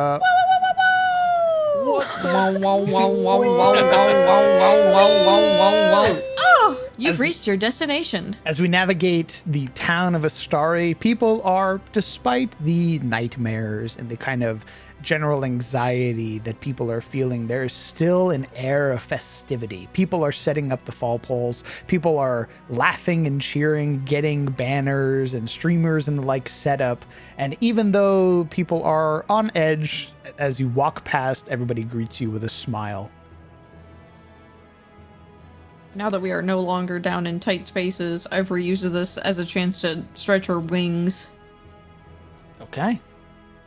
You would eventually make your way to the Chapel of St. Merwin, this beautiful white stone building capped with a bright green roof that leads to a kind of elevated bell tower along the back. You would see that there are small statuettes crudely carved that flank the entrance. You would also note the kind of beautiful stonework that makes up the road here. All of the roads are intricately kind of paved and well maintained. And as you make your way up, you would watch as it kind of splits into another path leading into the graveyard beyond the church, with the large doors on the at the front of the chapel already open. All right then, everybody on your best behavior. We'll just swallow and nod. Hear that, you She two? went headed. You you would just hear back very mockingly. You hear that, you too? She'll stuff them in her pocket.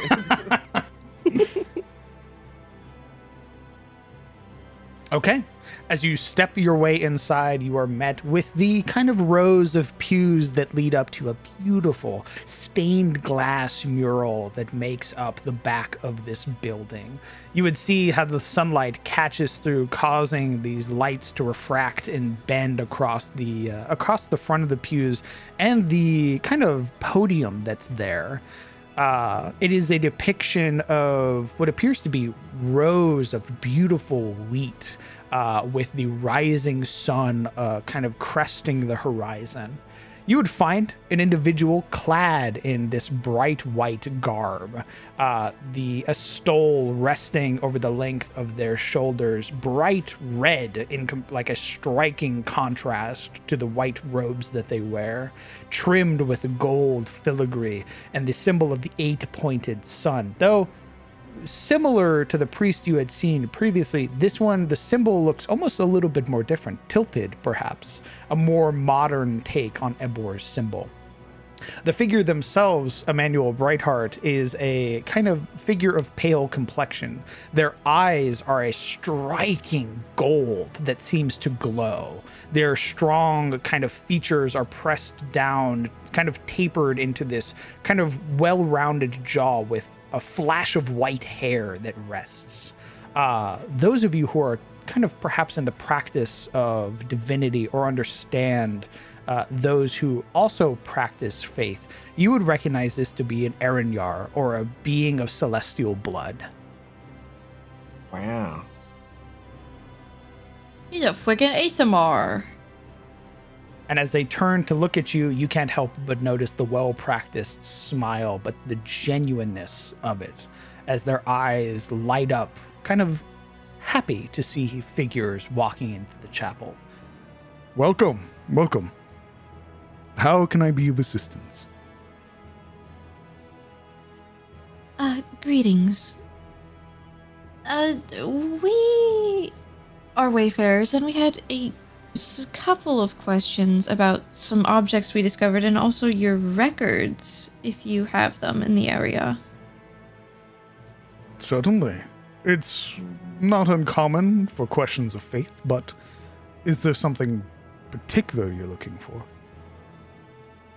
We are doing some freelance work, per se, for the Bear's Pub in Tavern, and while we were eradicating some pests for them, we happened to stumble upon an Epor burial site of sorts.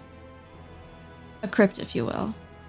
I wanted to know if there was any records that how it might have gotten there, or how old it might be. Aye. Yes. Give me but a moment. You'll watch as Emmanuel kind of walks away, a pep in their step, kind of realizing that perhaps there's a new discovery here.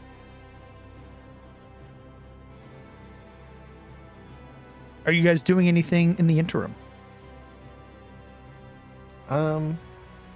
Screek is looking around like he's interested in the surroundings, but doesn't do anything more than stare around. Ice is kind of frozen in place at the entrance, like she's on a school field trip. Not quite sure where to go. Yeah, I think Toph is also trying to have like the straightest posture possible, trying to just appear good in church. Ivory noticing how everybody's kind of acting like a statue, so it's like, oh, well, we're not in a jail cell. You can all relax a bit.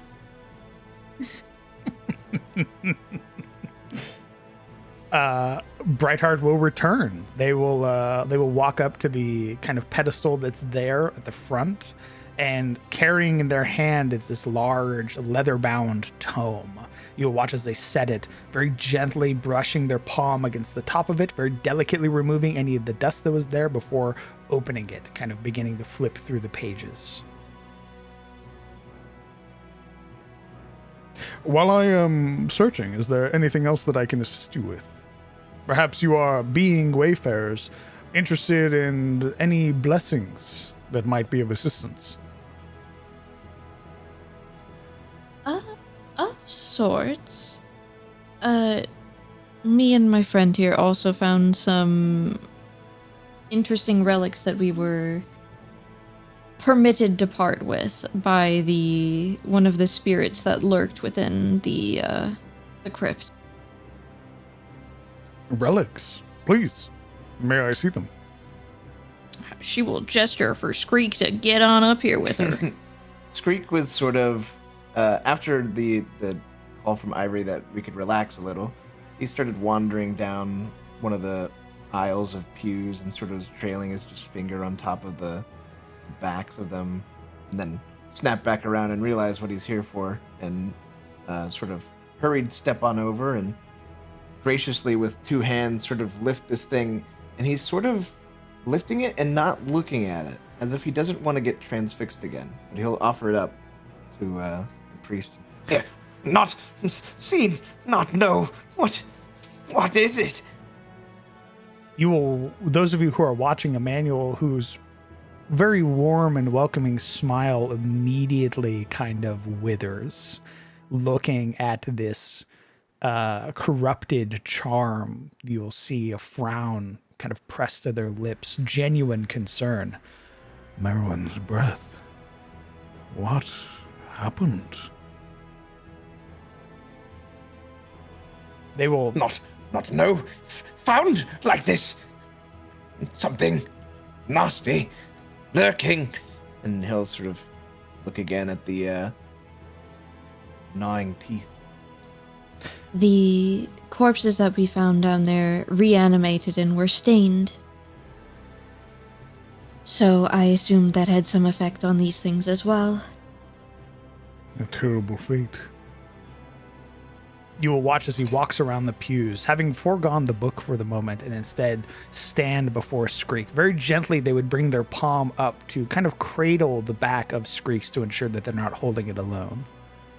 As he turns his attention to watch, and as Emmanuel steps close, you can hear the charm laugh. This sinister laugh that begins to filter out.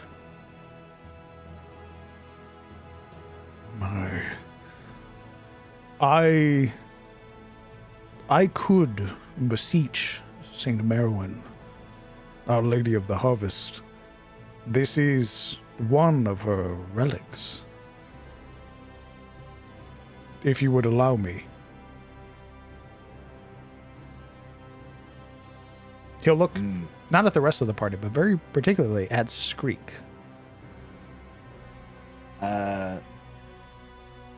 You will notice Skreek, who is currently both palms facing up, artifact resting on top of them, and like presenting them and looking away.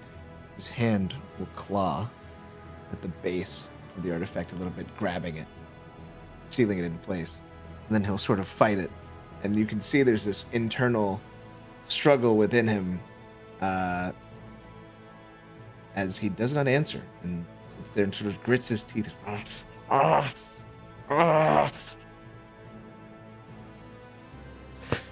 Starts growling like a feral rat. Emmanuel's jaw tightens, kind of seeing this almost temptation that's there. And he will very gently pull his palm away. I do not wish to deprive you of the treasures, especially if, as you say, you are allowed to leave with these. The choice will be yours. If you leave it with me, I can beseech Saint Merwin, seeking their guidance, their tutelage, perhaps freeing this charm and uncovering its true purpose. But should you wish, I can leave it in your care, as long as you promise that you will not defile it further. Ivory will sort of come up next to Skreek as well and kind of put a hand on his little head in like a very gentle, like supportive kind of way. And while doing this, she will cast guidance on him. Just sort of like not for a purpose, but like her giving him a sign of trust in a sense. Or like supporting his decision if he wants to try. And she will just say, "You can do it if you want to, but that choice is up to you. I trust in you to try to help others. Not to let that thing get in your head." And when she says that thing, she'll like boop him on the nose. Cute.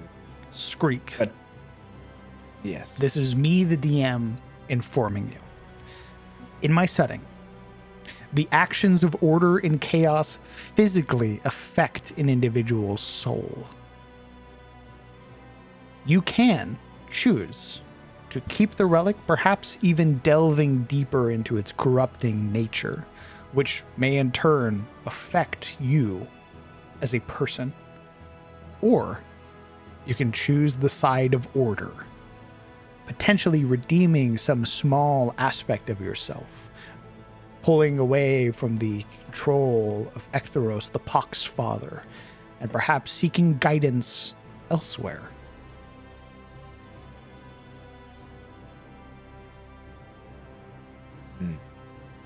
You will see, much like the relic itself, as he hasn't said a word since the grasping of the artifact, he'll still looking away from it, sort of trying to peek just his eyes up to be able to see it. Take it! Take it! But as he's saying take it, he grasps even harder and pulls it away from the priest. And it seems like the struggle within himself is a lot like the one within the relic. And like the relic, he'll continuously battle himself. And it seems like maybe a third party might need to chime in, rest of the party, to stop his struggle. Screek. It would be far more beneficial, I think, to let the man look at it. I know you might have your adversities and it's something unfamiliar to you, but she'll kind of look at herself and the priest as if like they're like cut of the same cloth in a way. We know what we're doing, and we just want to help. You see Streak then wrench his head and just sort of look straight upwards at you, who is very tall, and he's hunchback and bad posture and, protecting this, precious thing to him, but trying to get rid of it and claiming to get rid of it once.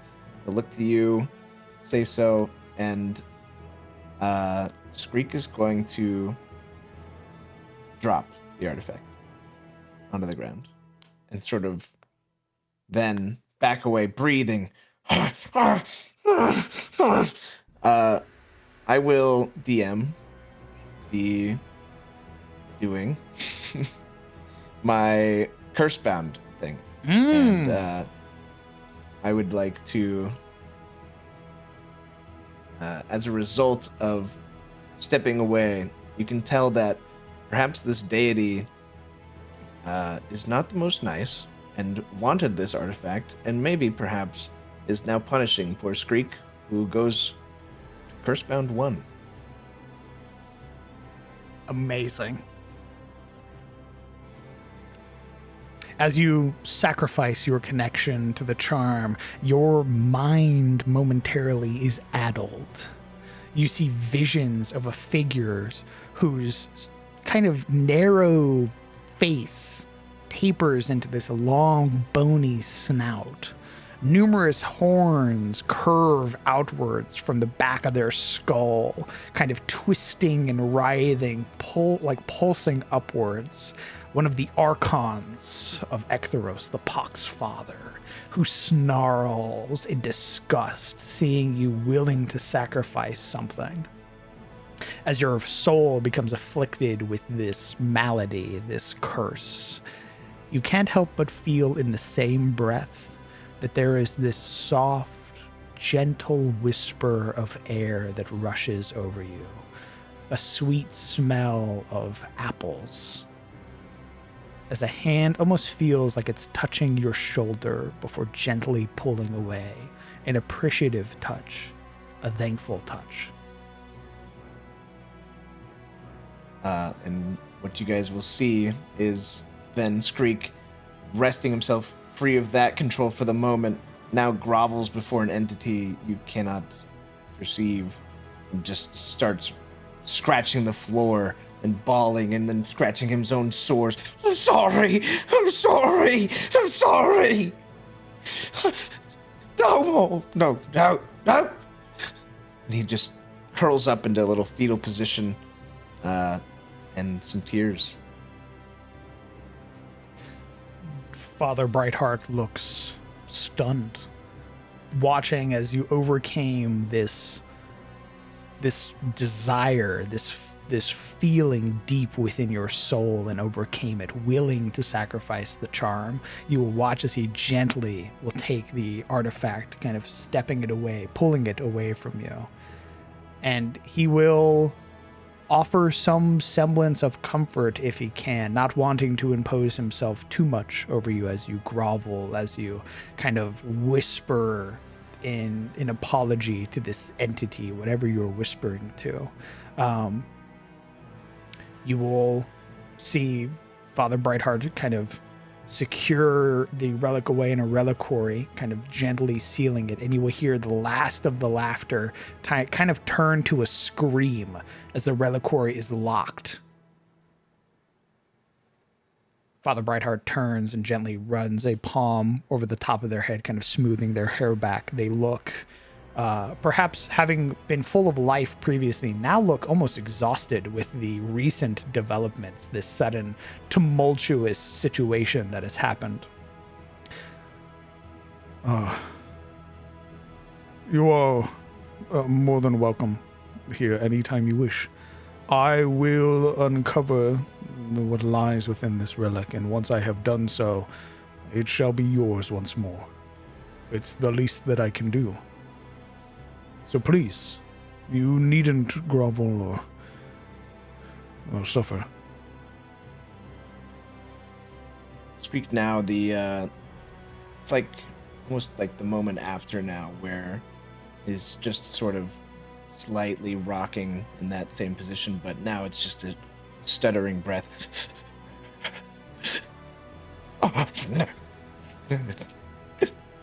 And will slowly, over the course of the next few minutes, rise to his feet again, very slowly, but wipe things away and look ashamed again at the rest of his party.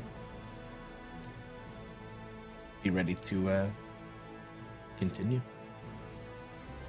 I think after seeing him do that, and did he like look in pain when he got his curse bound? He had sort of one similar moment of the phlegm from the cave that he spat, but refusing to spit here, sort of just dribbled onto his own clothing. I think as he finally comes back and rejoins us, I will use my cast of Faded Healing for the day. Just as, like, to try to give him some sort of comfort. Excellent. As well, if you should be able to double-click Father Brightheart and see what he is selling. Oh my god, he's selling? Ooh. Whoa! Oh, damn. I can't double-click him. Damn, he's hot. You can't double-click him. I cannot! Oh Yeah. my What What God. are you I selling, cannot Magic as Man? Hold on. Why Can you be can't closer? you sell it? Dude, he's a loot box. All right, how about now? Question mark? Oh, yep. Oh, I see it. Oh! Stuff. Hmm. Yummy. He sells handmade blessings for you to use. Whoa. He has holy water, which you can buy. He also has scrolls of heal, scrolls of bless, scrolls of dark vision, and scrolls of heroism.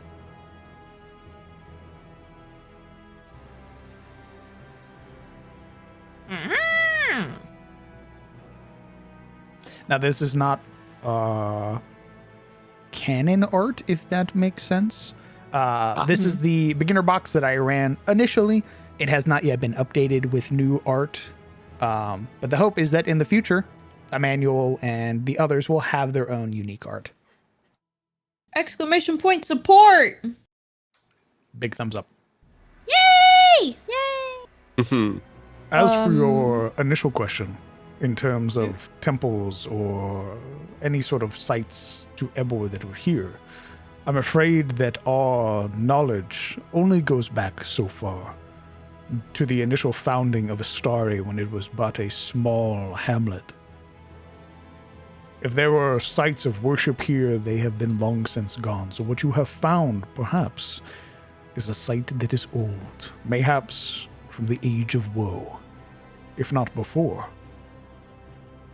I was going to note that the holy symbols down there were clearly Ebor, but they were a little different. She'll get out like a notebook and scribble on the little curvy sun that was down there instead of the like straight sun.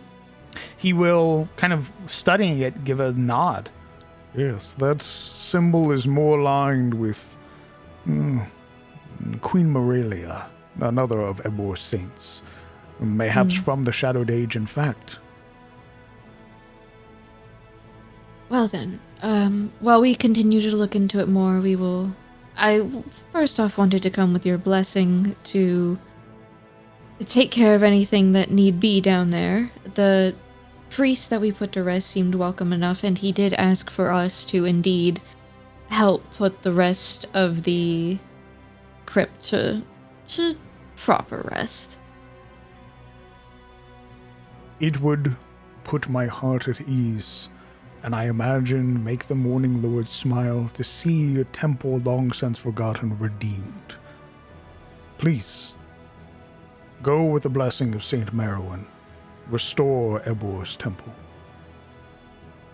I will make sure to bring back any scriptures or scrolls or any etchings I can find. For your records keeping, of course. You are far too kind. I do also have another item that was down there that the priest sort of left behind in a sense. And she will produce Ebor's Everlight. And have it like floating in her hand. As you do, it produces 60 feet of bright light. You would It's watch. very. She'll warn him like, you put on, cover your eyes a second. It's very bright. Emmanuel doesn't flinch in the presence of the light. As the radiant light emerges from it, you can almost see him taken aback with awe. It causes the entire inside of the chapel to light up, and you realize that when the sun is at its highest peak for this place, when it catches, the light reflects, beautifully illuminating the inside of the chapel. This is what the Everlight is doing now, and you can hear this almost kind of gasp from them as they look incredibly shocked. My word. An Everlight. My God, what is happening? Why is my computer pinging me? Oh no. My son! Ah! I can't believe we're just like disco stun lights locked this from the guy twice in a outside. row. Oh, I got a Because third they're one still like for the him. stained, they're still the stained glass, right? So it's Oh yeah, and gonna then we get just, to be like, so we got these hollows here. ah, right. I think we're making this priest year. What's great is that the last game nobody interacted with Father Brightheart, so this is very fun. They found a fucking Ebor crypt and didn't talk to the Ebor guy? Holy. We got different story arcs. They're intimidated. He's too hot.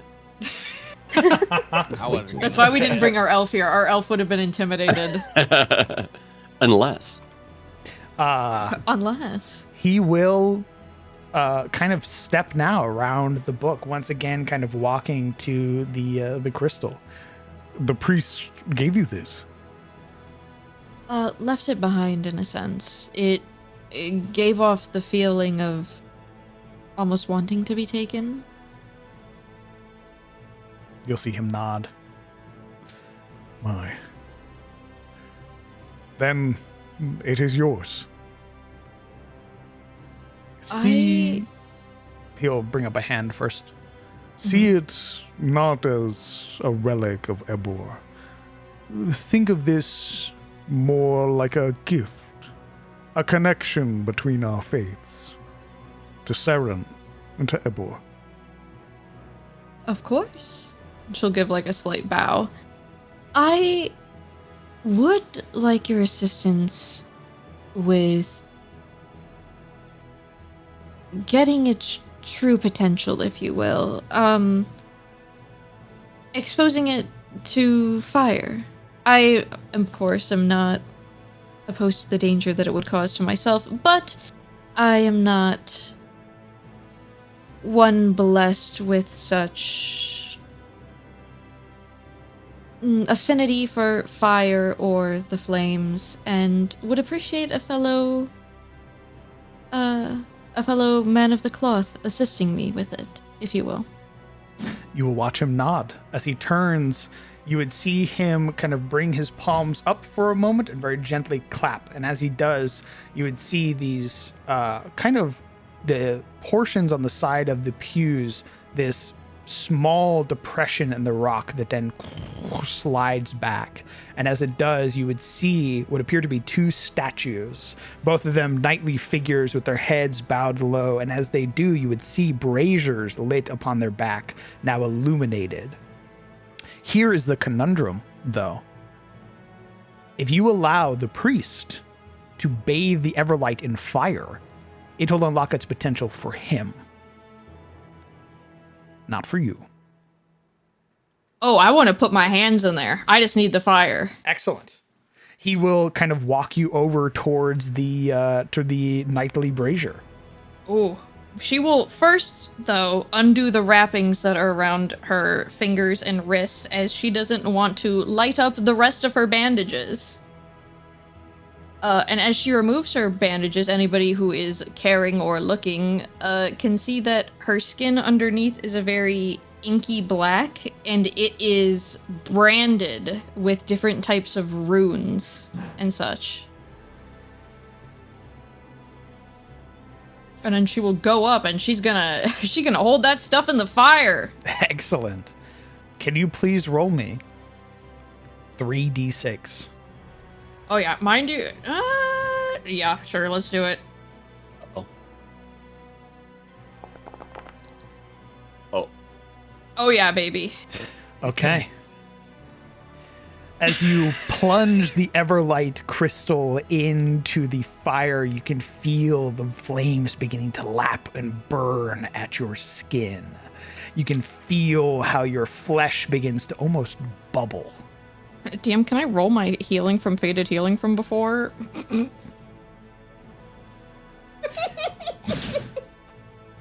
No.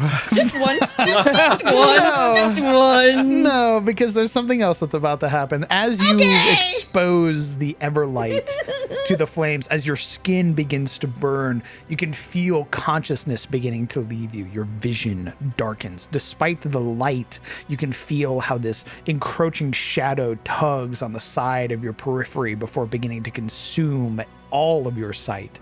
And as you hold the Everlight, you can feel yourself slipping. And in that final moment, the Everlight shines so bright that it's blinding. Light rays shoot out from the open mouth of the chapel, almost as if a second sun had emerged for the day, before the light captures itself again.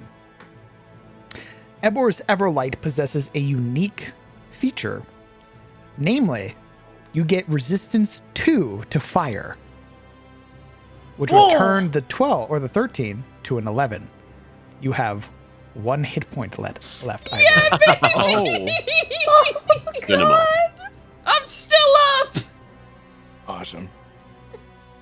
And where the flames had initially begun to lap at your skin, they now begin to recede. You would watch as the Everlight crystal pulls the light in, beginning to shine brightly.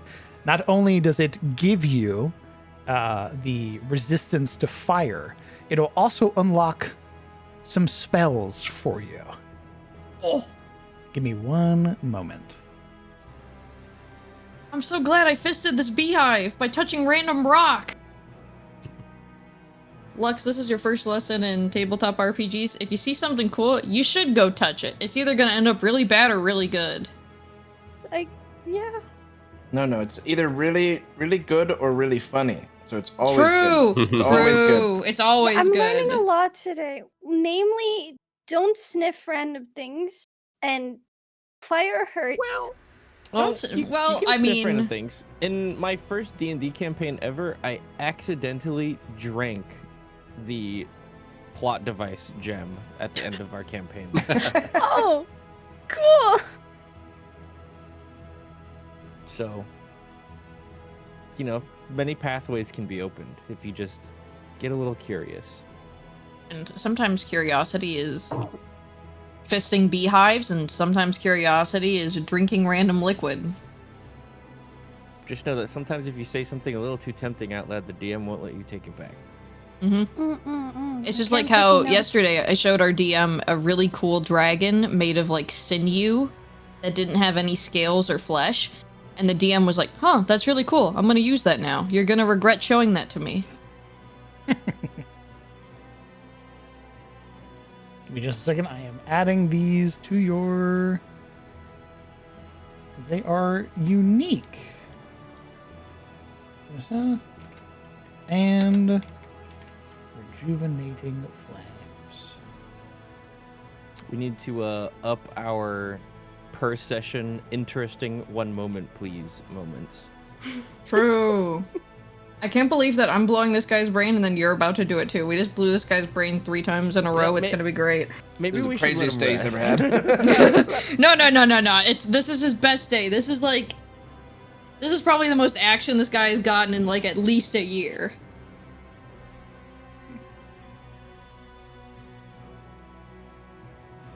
Okay. You are more than welcome to read out what you gain. Okay. Ba-bum-bum-bum-bum.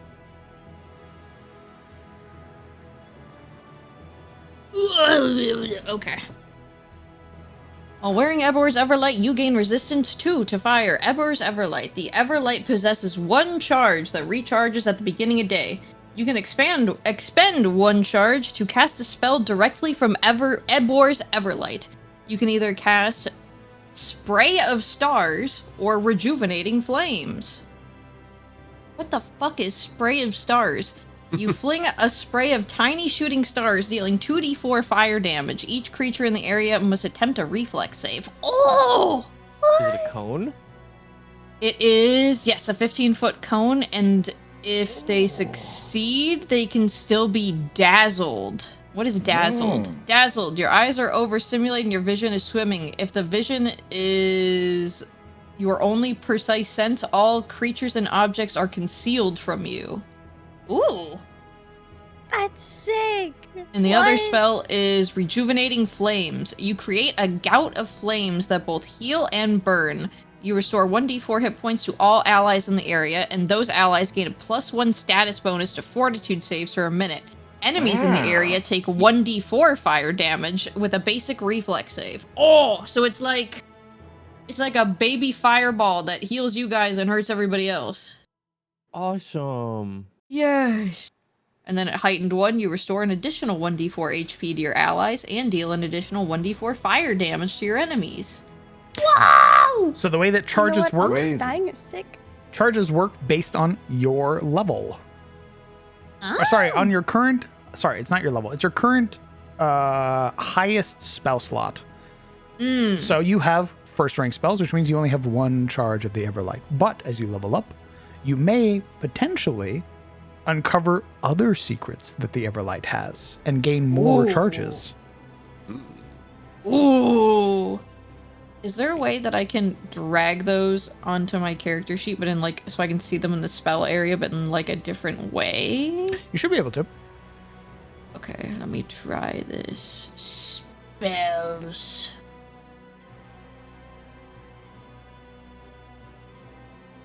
I will attempt to do this while anybody else can speak to this man if they wish. Skreek has gone outside the temple by this point and is just breathing, normalizing outside. Those breaths are still a little ragged.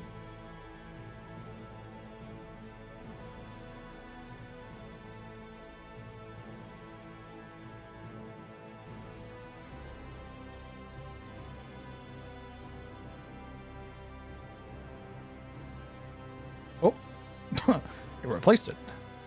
Never mind. You will tell me what you are casting from the Everlight, and then I will give you the spell. Because it doesn't look like, because cleric spellcasting is weird. Smile.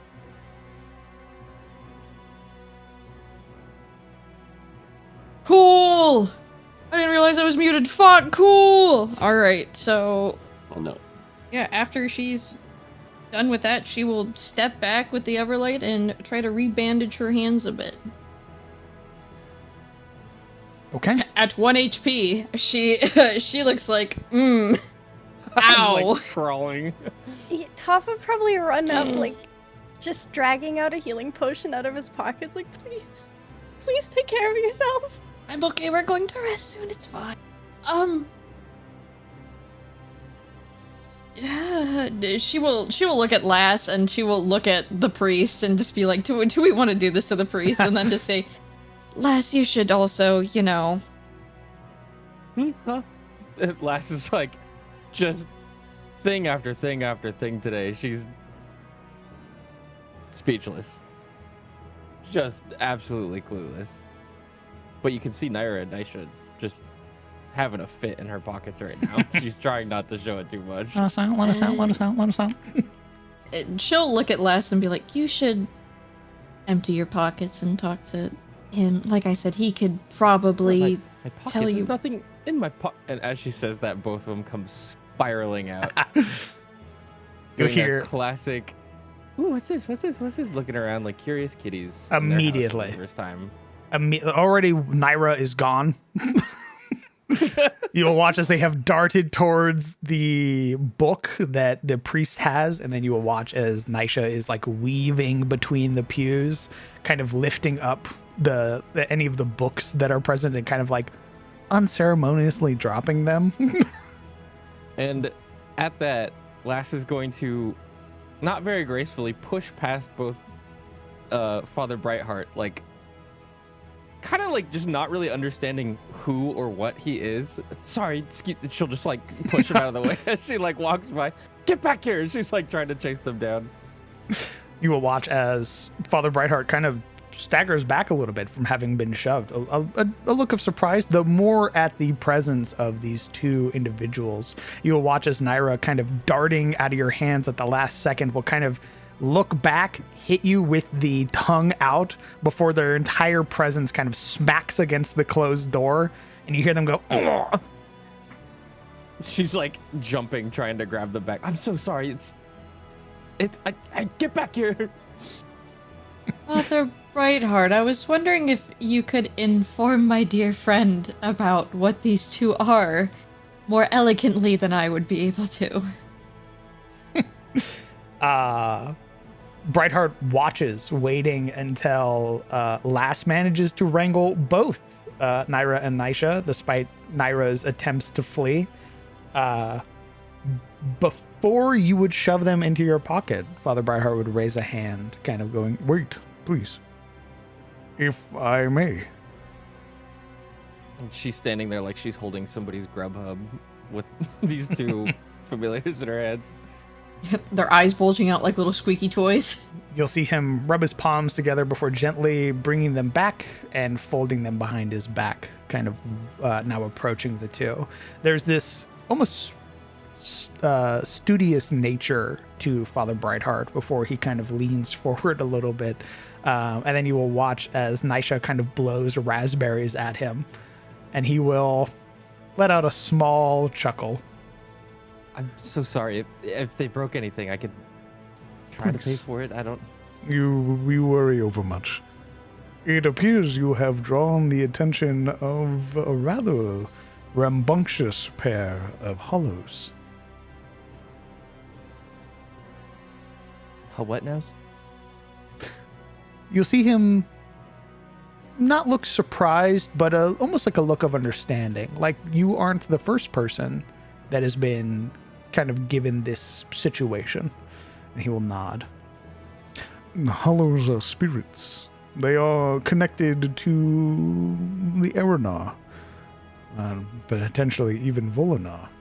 But from what I can see, I don't know of any of the Eranar that possess such cute companions, he'll say with a kind of subtle smile that causes Naira to almost like wiggle in place, like receiving the compliment, only for Nisha to go, "Yeah, you're not cute though." Oh, don't get them started. Emmanuel will chuckle again. It appears that this is a blessing you've received. Where did you Really? come about your friends?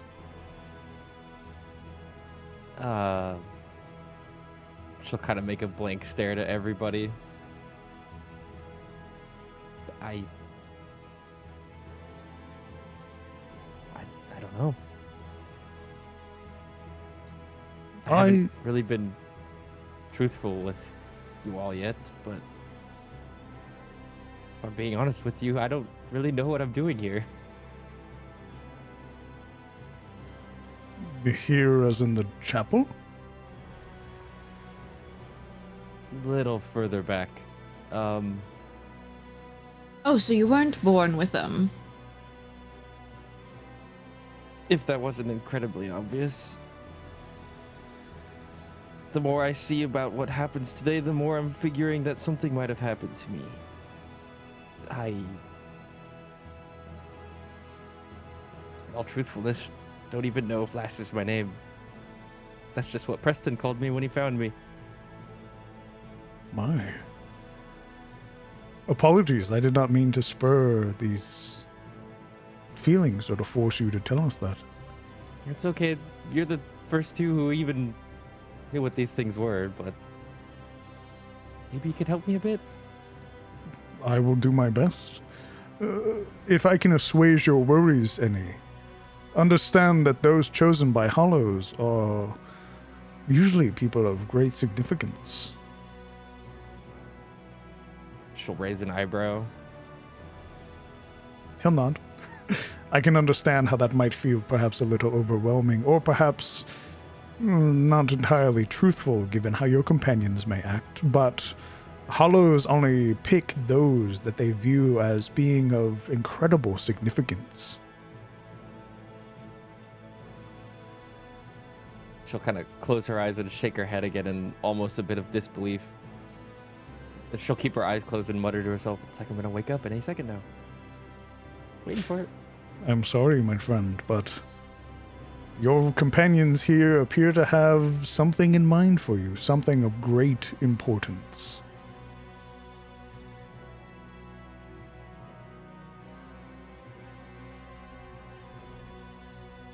Oh, you hear that? She'll look down at her hands. They're They're gone. Correct. You look down at your hands, they are empty currently, and they are kind of doing laps around, kind of one chasing the other. And then you would hear Nisha kind of shouting after Naira, like I told you she wouldn't remember. Only for Naira to go, no, she will. Just give her a little bit more time.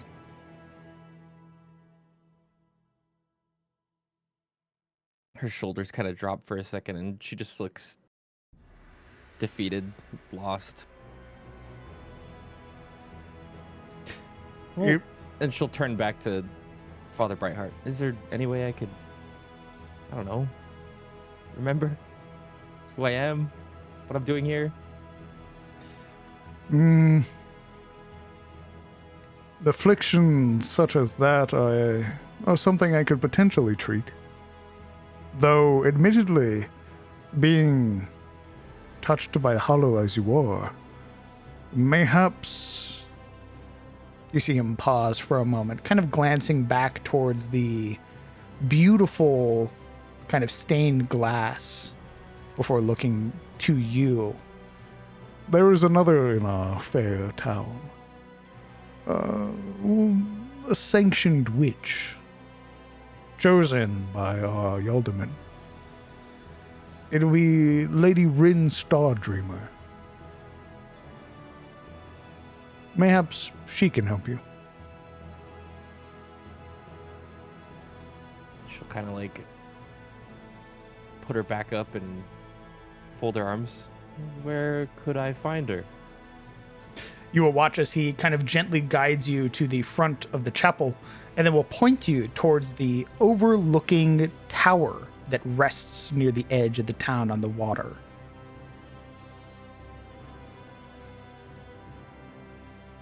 Though I perhaps have gotten your hopes up, Lady Stardreamer did step out just the other day, assisting a band of Wayfarers in the Elderdale Highlands. I know not if she's returned, but you're more than welcome to stop by and see if her tower is open. Got it. Before that happens, could you perhaps tell me a little bit more about these two? I can certainly try. You will watch as he kind of steps forward, and unlike your attempts to wrangle them, Lass, you would watch as he almost kind of holds his palms up. And you would see Naira and Nisha kind of chasing each other stop, and then would eventually go and make their way and like sit in his palms. She's like jaw dropped. Well, let us see. Twin spirits. Connected together through fate. You see his brow kind of knit together.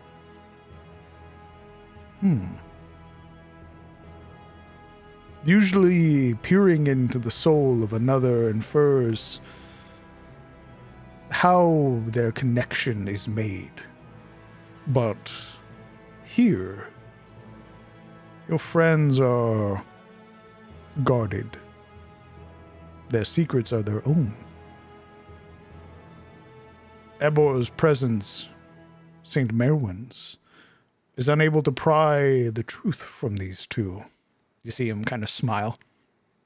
But they are bound by fate. And it would seem that fate is bound to you. You watch as he gently lifts his palms up, and both of them lift and will kind of slowly, perhaps the slowest you've ever seen Naira and Nisha move, gently make their way back to you and come to rest onto your shoulders.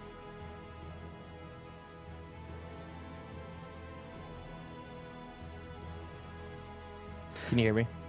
I can now. Okay. I just pulled some awesome shit. My Discord crashed for half a second, and I unmuted the stream and heard what she said. Hell yeah. Oh my god, he's gaming! As I come back to rest on my shoulders, I'll like give both of them an odd look, like, why did you just listen to him like that? What the hell's your problem? As you kind of look down, Nisha's kind of staring at you, but Naira almost seems a little transfixed, like they're staring off somewhere. And as you're kind of looking between them, you look to one, you look to the other, you look back, the first one's gone, and you can watch as it kind of speeding darts slams against Naira, kind of tumbling them off your shoulder as they begin to scuffle again. Great. Well, Fate, it huh? seems at any rate, they might be your key to what happened. From what they said, at least. One could surmise. Good luck getting along with them, I suppose, if they're going to give you your answers. Well, they listen when it matters, it seems like, so time will tell. I'm sorry that I cannot offer more, but whatever is protecting your friends is very powerful. I can only assume it to be another Erenar. And it looks like she's about to respond to him, and for a moment she'll just pause and think about what happened in the cellar with the web lurker, and what it said to her, and what she saw. She'll kind of put her hand down a bit and hold her tongue. Okay. She'll just get a little bit quiet. Satisfied that, or rather believing that he has satisfied your curiosity, Father Brightheart will kind of turn back and gently close the tome. Because you have agreed to basically return the blessing to this place, he's going to bestow Ivory with an additional 2 scrolls of heal. Let's go. Yay! So you're now up to 3.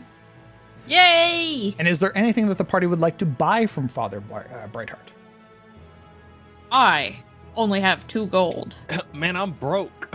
We're a little broke. I don't think we can afford much. Father Brightheart, seeing the polished shield, seeing that it is the symbol of the lion, the symbol of Ebor's chosen animal, he will buy that shield from you. Oh, for how much? Oh yeah, how is He'll buy it for the he'll buy it for the 5 gold. Oh yeah, I'll give it to him. Excellent. Go ahead and mark up 5 additional gold. He will take the shield from you. Yay! Thank you. Though this is perhaps not usable for me, it will see its presence shine in the halls of St. Merwin again. Damn, I fucked up. What did you Damn, I do? need help. What Look did at you my do? gold. What did you do? My at my goodness, how the hell I did you fucked do up. that? I don't My know. word. I don't know. My word, how did I you don't do have that? 52 gold. I swear. I swear. Okay, we're gonna remove 52 gold. We're going to add. You had 2. You get 5. You're up Yes. to 7. Yay! Okay, now I'm gonna open his store again.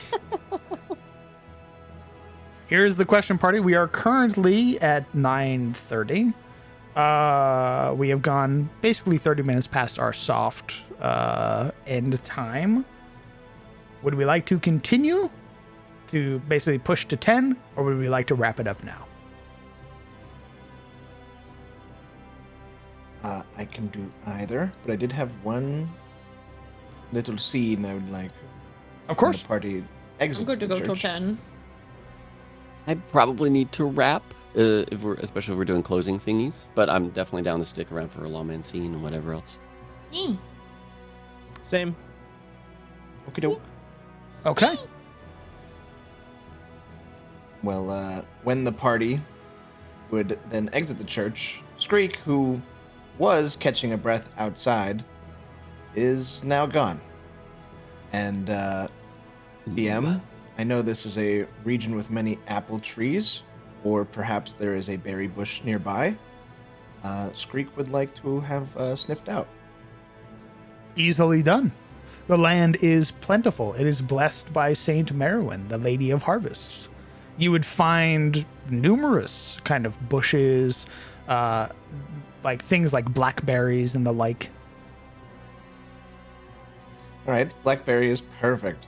Screek will have wandered his way to the nearest blackberry bush and be keeled over, not far from the path, but also not present at the church, and via the casting of prestidigitation, soiled every blackberry on the bush, and his mere presence visible as the path he walked to get to the bush.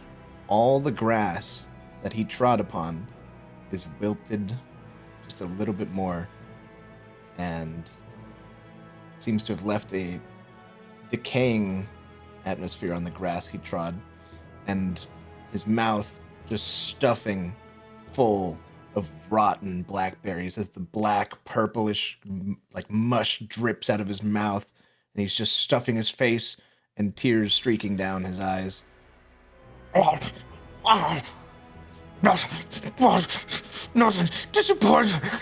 Failure. No. Sorry. And he's just ingesting rotten, gushing blackberry juice. Here is the question to you, Lolman, because this will determine what's about to happen. Are we apologizing to your Archon? Are we apologizing to the gentle hand that reassured you? We are apologizing to our Archon, who bade us spread plague, and we have failed in our task. Understood. And we are attempting amends at the current moment. High or low? We'll go with high.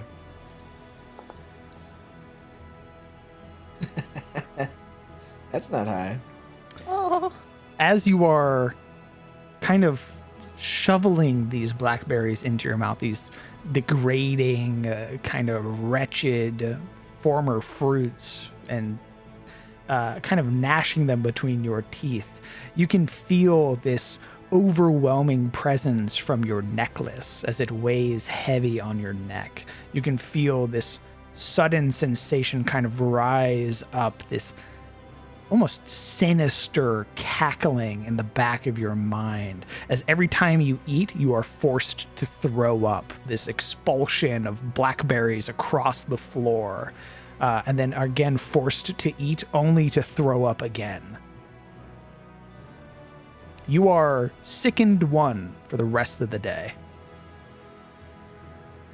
After repeating this process a few times, he'll just body like giving out, breathing, panting. He'll fall down onto all fours, his hands just firmly plopped in the puddle of fermented, decaying pussy blackberry goo that is also still dripping out of his mouth and falling between his two large teeth, and just look up above him to the sky and then hang his head back down low, looking at the puddle and seeing the murky, rotten juice before him, and then wipe his face as best he can, try to cover his face a bit more with his hood, maybe move around some of the bandages to, hide better the blackberry stains, but we'll get back up upon hearing or detecting that the party was exiting the church and rejoin the group. One more thing. You would watch the mash of blackberries, this regurgitated mess that you had made. As you begin to clean yourself up, trying to make yourself presentable, you could watch as it kind of trembles. You would begin to see these thick, viscous bubbles emerge and pop before the mass that you threw up begins to tremble and lift itself into a kind of moving ooze that begins to crawl its way from the blackberry bush deeper into the town. He would, actually, for this, he would still get up, bite, and gnawed his own fingernails. And he looks nervous. He frantically left to right. Anyone see? And like sort of tears down his own cheek, pulling his, even his eye socket down just a bit, just like agonizing over the thought, but will turn his back to the ooze and let it roam free and then return. Excellent.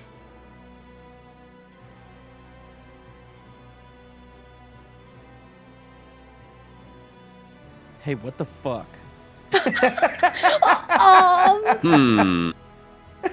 Cool.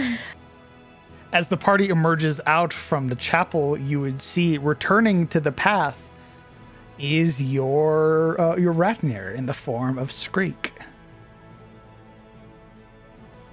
He'll hobble out from the small clearing and join the party and sort of hunch up and not say too much, but just nod and say or not say anything, but just nodding and affirming grunts of like, hey, I'm back, you guys are done,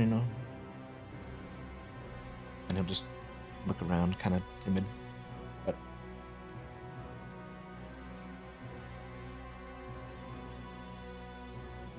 Okay. The party made whole once more. You have the rest of the day to basically plan, go to shops, and prepare yourself for your next delve into the ruins under Estari. But that's what we'll be doing next episode. I can't wait to deal with the consequences of these actions. Thank you guys so much for playing. Next episode, we'll be going over Downtime.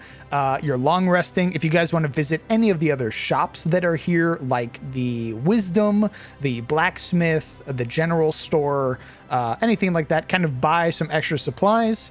And then we will long rest and then make our way back down into the ruins of Estari. So thank you guys so much for playing. Woohoo! Mr. Banger! DM. Crazy session. Crazy. Thank you, DM. Thank you guys so much for engaging with the world. I've loved all the roleplay today. It's been phenomenal. It's fun. Hell yeah. For as long as the players wish to stick around, I don't want to hold anybody here. We are, of course, already well over time. But we do have some fan art if anybody would like to see. Yeah. Yeah. I'm gonna fart. Nice. Gross. Sorry, the entirely last bit, my mouth was open. I was just staring blankly. Holy shit. Bro, Lux, he's gonna do that to you. He's gonna make you fetid and rotten. No! He's gonna do that to you in your sleep. No, Oh I my trust God. the rat. I trust the rat. I have no reason not to trust the rat. That's right. Yeah, there's the We have finished one, baby. the completed art of Ivory, This one is so sick. Whoa. Yeah. drawn by our lovely Mr. Joe Kama. I love that guy. We have a piece from Doipy about our lovely potato. You're being killed. Please do not resist. Congrats. Congrats. Oh, we have an excellent piece for Skreek for my Gringren. Whoa. Nice. Oh, That's Greek. is He's this a gross so little gross. guy? He's so freaking gross, dude. Skreek interacting with their Archon. Good. Amogus potato. Oh my god, he is a Mogus shape. No. No, just me, Saren Pie. That's Cute. that's a joke for me and Whoops. God bless. Saren mentioned. Please, dude. Mom, please. Speaking of moms, happy Mother's Aw. Day. Yeah. Cute. I think Under my wing. Freak. Yeah. Freaky. these are just little creatures. They're just little creatures. Under my Ooh. wing, my babies. We have a lovely piece. Oh my. Oh, Goodness, who is woman. this? They're a new fan artist. I'm gonna have to give them the new. I'm gonna have to give them the fan artist tag. Dang. Yeah, she could convince me to give away a really cool artifact. You're getting it back. Now you're gonna get fucking smacked around by her if she figures out that you did that ooze. Oh my god, it's That's perfect. incredible. Amazing. Wait, they're onto something. My power is to spin. Yo. Okay, that was cracking me up though, because you were using that so much. Oh, I love that. I need to use it Rotate. no matter what I'm playing. I gotta look at things. I don't get this particular reference, but it's great. The Why is he looking at us hyper-realistic like that? Tops are killing me. It's so Toph has if he to was a keep going. Giga Chad. We This is have like the never-ending bit. I love it. this lovely little comic between between Lass, Ivory, and Toph. Wait. Mechanically, would that work? Could I tie a rope around like her chest and just fly? It would depend on bulk, but potentially. I see. You are Taking carrying a notes. lot of heavy things, my potato. Not right now. Big problem. What problem? How get Big down? problem. This is a great piece. Nobara. Whoa. that's nice. Yo! Yeah, it's like, Sakuna Toph. Oh, I haven't bodied a bum like this since the Heian era. God. All right, get ready for flashbangs. Oh my god. Oh. Wait, Yo, whose we be- ass is that? we be balling, dude. Whose I think that's Cyril's ass. Oh, ooh, nice. Because Lass is in the background. There's Creek and Tom. My head canon is that that's Cyril's, but yeah. Absolutely. That's Oh my the God! nice POV. Jesus. You can't beat Holy. him. Holy Oh my god. Lass's Here we go. Twitter. Oh my god. I like that the ad is also Jane Doe. Nice. Oh my nice. god. Okay, now I'm True. peeved. This is a 3-part. Oh, now she's peeved. Grrr. Then she realizes, wait a minute.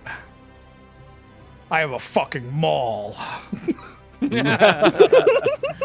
my Surprise, the witch has high strength. That was surprising. Alright, I'm out. Skeleton said, Yeah, hell no, nice. I ain't getting critted. Oh, the no clipper. Yeah. Our lovely Skreek, he says social anxiety and every disease. Oh, screw. Dude. He has the urge to be a rotten little guy. I will beat it out of him. Cyril Maybe you refusing to go prone. Absolutely floating. It's dirty. Ew. Yeah. Church tithes. Nice. Nice. Yo. Me taking all the money. I don't know where this 52 50 gold gold. came from, guys. I don't know. Yo, this I next swear. piece. Whoa. Yo. Oh, that's sick. Damn. Is that Joe? That is. Oh That my is Mr. god, Kama. Joe Kama, my beloved. And we have the start of a fantastic set. I can't wait to see it complete. Oh, shit. No. It's killing me. It's actually just always a good bit. Please keep it going. Viltrumites, no. I cannot wait to see who they draw as Conquest. I cannot wait. Okay. Thank you guys so much for playing. That is it for episode 2. We will meet up next week on the 19th, unless there are any kind of situations or anything going on. I'll look around. Could be good. I'm ready to kiss you all next week. Yippee! Damn. It should be good. Excellent. Okay, we will meet up at the same time on the 19th for episode 3. Why don't you guys go ahead and say goodbye to chat? Bye, chat. Bye, chat. Thanks for watching today. Hope you guys had fun. Good night. Yeah. Woo! All right, I'm gonna meet gonna up, go kiss say your goodbye to mom. chat. Thank you guys so much for playing. I'll see you guys around. See you later. GG's, everyone. Thanks for the game. Bye. All right, friends, companions, thank you guys so much for tuning in and enjoying the game. As well, thank you for supporting us here at the World of Attes. As well, fan artists, you guys knock it out of the fucking park every single time. Thank you guys so much for all of the amazing fan art pieces. I will be rushing to get this up on the Patreon in an MP3 format. The episode will be up tomorrow over on the YouTube. That'll be it for me tonight.